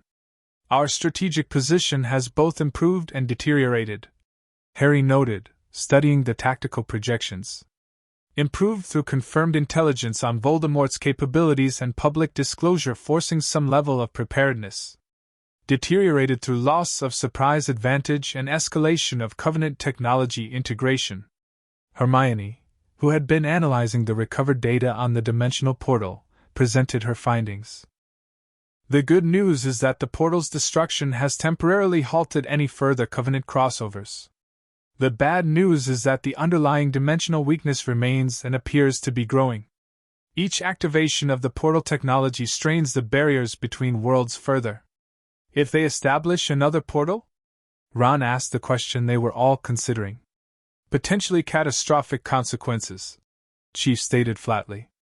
Progressive weakening could eventually allow larger Covenant elements through, possibly even ships or significant military assets. This represented a worst-case scenario they had previously considered theoretical but now had to treat as a genuine possibility. If Voldemort gained access to Covenant capital ships or heavy weapons, the balance of power would shift dramatically beyond anything the Wizarding or Muggle worlds could counter. Summer operational priorities? Harry asked, focusing on immediate action rather than long-term concerns. Primary, disrupt any attempts to re-establish portal technology, Chief outlined. Secondary, enhance protective measures for high-value targets, including Hogwarts and Ministry locations. Tertiary, accelerate development of countermeasures against hybrid magical Covenant weapons. As they finalized summer assignments, Harry found himself reflecting on how far they had come since that first night when Chief had found him in the ruins of his parents' home. What had begun as one soldier's mission to protect a child had evolved into something far greater, a uniquely equipped team standing between two worlds and the forces threatening both. The armor systems they had developed represented more than just tactical advantage. They symbolized the integration of Chief's world and Harry's, technology and magic working in harmony rather than opposition. It was a physical manifestation of what they had become together, neither purely wizard nor purely soldier, but something new that combined the strengths of both. On the final evening before leaving Hogwarts, Harry met with Chief in their secure room for a more personal assessment than their formal mission debriefings allowed. The resurrection ritual changed strategic calculations significantly, Harry noted, reviewing data from his armor's recordings of Voldemort's new form. His integration of Covenant technology into his physical resurrection means he's no longer just a magical threat. Chief nodded, studying the same footage with characteristic intensity. Adaptation indicates strategic intelligence beyond initial assessment. Voldemort understands the potential of combining technologies in ways few others would conceptualize. They worked in companionable silence for a while, annotating intelligence reports and finalizing security protocols for summer operations. It was a routine they had established years ago, comfortable in its familiarity despite the escalating stakes. Assessment, Chief said eventually, looking up from his work. Personal, not tactical. This was rare. Chief seldom initiated conversations about non-mission matters, though he had become more receptive to such discussions as Harry matured. Harry considered the question carefully. I'm processing the implications. Seeing Voldemort in person after years of preparation was different than anticipated. The theoretical threat is now concrete. Fear response? Chief asked directly. Present but managed, Harry acknowledged honestly. The armor performed exceptionally, better than simulations predicted. That provides confidence. But the Covenant integration represents an escalation beyond our original calculations. Chief was quiet for a moment, seemingly organizing his thoughts in a way uncharacteristic of his usual precise communication. When I found you, he finally said, mission parameters were simple: protect the child. As you grew, parameters evolved: train, prepare, equip. Now, he paused. Now you engage threats independently with skill approaching operational excellence. Coming from Chief, this was extraordinary praise. Harry felt a surge of pride that he didn't attempt to suppress. Another evolution in their relationship as he'd grown older. Your guidance made that possible, Harry replied. The training, the armor development, the tactical thinking, it all comes from what you taught me. Chief shook his head slightly. Not replication. Integration. You've combined my training with magical capabilities and social intelligence in ways I couldn't have anticipated. Created something new. This observation struck Harry deeply. Throughout his life with Chief, he had always seen himself as the student, absorbing the Spartan's knowledge and methods. The idea that he had developed something beyond what Chief had taught, something that Chief himself valued, represented a significant shift in their relationship dynamic. We've both adapted, Harry noted. You've integrated magic into your systems and strategies in ways no Spartan before you could have imagined. A ghost of something that might have been a smile crossed Chief's normally impassive features. Mutual evolution. Tactically optimal. As they completed their preparations for summer deployment, Harry realized something important had changed in their relationship. The graveyard confrontation had marked a transition point. No longer was he simply Chief's protégé, or even his partner. They had become something closer to equals, each bringing unique capabilities to their shared mission. The summer that followed brought this evolution into sharper focus as they implemented their strategic response to Voldemort's return. Their Highland facility expanded to accommodate increased operations, with specialized training areas for the core team and advanced research laboratories where Hermione led efforts to develop countermeasures against the hybrid weapons they had encountered. Death Eater activity remained relatively subdued in the immediate aftermath of the graveyard confrontation, a strategic pause that intelligence suggested was focused on recovery and reorganization rather than abandonment of their plans. Most concerning were reports from their surveillance network of unusual energy signatures at multiple locations, suggesting attempts to recreate the dimensional portal technology. Distributed approach, Chief assessed, reviewing the pattern of energy spikes. Smaller installations rather than central facility. Harder to track, easier to conceal. This necessitated a shift in their own operations, with small teams deployed to monitor suspicious locations while maintaining their core research and development efforts. Sirius and Lupin led many of these surveillance missions, their experience and magical capabilities making them ideal for unobtrusive intelligence gathering. Harry divided his time between field operations, where his armor's specialized capabilities proved increasingly valuable, and technical development work with Chief and Hermione. The armor systems continued to evolve, incorporating lessons from the graveyard encounter to enhance their effectiveness against hybrid threats. By midsummer, they had confirmed Voldemort's forces were indeed attempting to re-establish portal capability, though on a smaller scale than the Little Hangleton installation.